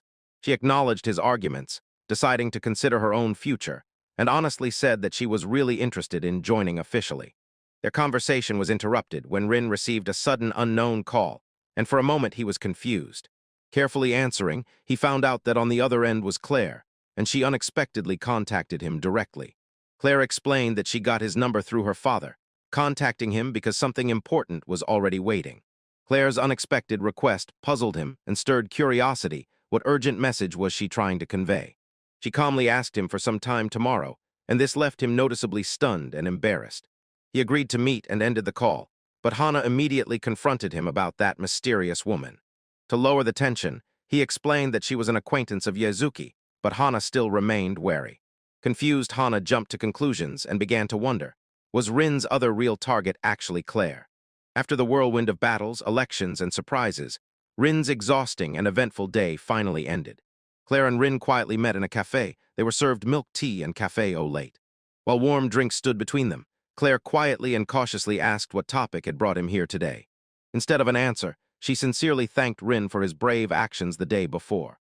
She recalled Yagami's words, Rin's intervention saved the team from defeat by the boss. To speak safely, Claire activated a skill so that their private conversation was completely inaudible. Claire continued the conversation, revealing her solo victory over the secrets of the dangerous Onizuka dungeon. She gave Rin her conclusions, sharing observations that could be useful for his future dungeon expeditions. The dungeon was different from others. 3 unknown variables made it extremely difficult to survive. At first, the background mana in the dungeon increased at accelerated monster regeneration, especially when stones containing higher-grade mana were nearby. Secondly, a monster parade flared up on the 30th floor after lingering there for more than 10 minutes. A strange room unexpectedly appears when travelers try to escape from the monster parade. Whoever enters that room must fight a hidden boss of level 40,000. Unexpectedly for everyone, Claire tested everything on herself, confirming the theory with real combat experience. Thousands of monsters with terrible stats once overwhelmed Rin, exposing his obvious gap compared to Claire. Beneath this lies the true dungeon boss and ogre of level 25,000, with minimal incentive for reward so that, after defeating the high ogre, the level sharply increased, making the risky fight worth the attempt. Rin questioned Claire's role, doubting whether S-rank adventurers should take on such investigations despite the risks. Claire calmly assured him, guild members have duties, but this one is hers alone. When the conversation moved forward, Claire prepared to ask something more personal, leaving formalities behind. With a serious face, she asked what truly motivated him to choose the life of an adventurer. Claire acknowledged Rin's strength, recognizing that his victory over the high ogre exceeded all expectations. His achievements impressed her, especially considering their age, though he teased her about it. 20 years after the dungeons appeared, humanity adapted, gained strength, and learned to extract value even from low-level threats. Magic stones from E-rank monsters once powered states and were considered a vital energy resource. Over time, stronger dungeons broke to the surface, and those same stones lost their value on the open market. Rin stopped at the thought of societal pressure. Adventurers were promised money only to those who reached C-rank early. While others chased fame, Claire watched the latecomers fall to their niche. Global pace had fully outpaced their potential. Despite shared trials, she explained, only those gifted with rare talents can break boundaries and rise to elite positions. Rin quietly objected. Even those born gifted must bear burdens inherent to their exceptional, uncontrollable power. Claire's gaze, flared with sharp interest, was drawn to Rin's quiet defiance against a world shaped by talent. Rin acknowledged his difficulties because he believed, to defeat the high ogre, strength alone is not enough. Claire's unwavering gaze tore apart hesitation, and he had nothing left to say but the truth. Held by her silence, Rin slowly opened Upend, revealed a memory he once shared only with Ray. He recalled an unknown warrior who appeared and protected him and Hannah with unwavering determination and devastating power. That day, his dream to protect others became firm, to be strong enough to never lose anyone again. Motivations like revenge or money existed, but his true reason came from something much more personal. He paused for a moment, unsure if honesty alone was enough, but her gentle response made him doubt that certainty. Claire's soft smile confused him. Her approval reached deeper than any praise he had expected. She acknowledged. Stories from those he helped had already changed his actions more than he had ever realized. Recognition from others, not for glory, but for kindness, confirmed that his path truly had meaning. Claire expressed calm confidence in his strength, while silently striving to reach the same value herself. Her composure wavered for a moment. She encountered unfamiliar feelings she was not yet ready for. He felt her change, but accepted her answer, deciding to end the conversation with casual ease. Before standing, he paused for a moment and asked if he could pose one last question in return. Without hesitation, he locked eyes with her and asked why she herself had become a traveler. He believed, if he understood her reason, he could see the unwavering strength that always surrounded her presence. Without any hesitation, she proclaimed that her sole goal was to protect everything, a mission born from something deeper than desire. To him, it sounded not like aspiration, but like duty. Without goals, without dreams, only responsibility that quiets in silence. She brushed off the difference between them, making it clear. Their motives were not that far apart, though the tone had changed. He sensed hesitation in her words and understood. She did not want him to pressure her even one step further. When their conversation ended, she sincerely thanked him for his openness and for his precious time. Without waiting for an answer, she sharply turned her back, and her presence left behind a strange feeling of distance. He quickly stood up, not understanding why he could not let her go without saying something even more personal. Panic overwhelmed him, and he blurted out the first thing that came to mind, completely unrelated to the conversation. Something about a play escaped his mouth, an awkward topic diversion that instantly surprised even himself. She held her breath as the waitress approached. Emotions had not yet settled after all that remained unspoken between them. Instead of leaving, they stayed even longer, ordering new drinks, and the silence melted into shared cozy closeness and light conversation. Their time ended with laughter over Wolfen, and they parted ways without words, but an invisible gratitude lingered between them for a long time.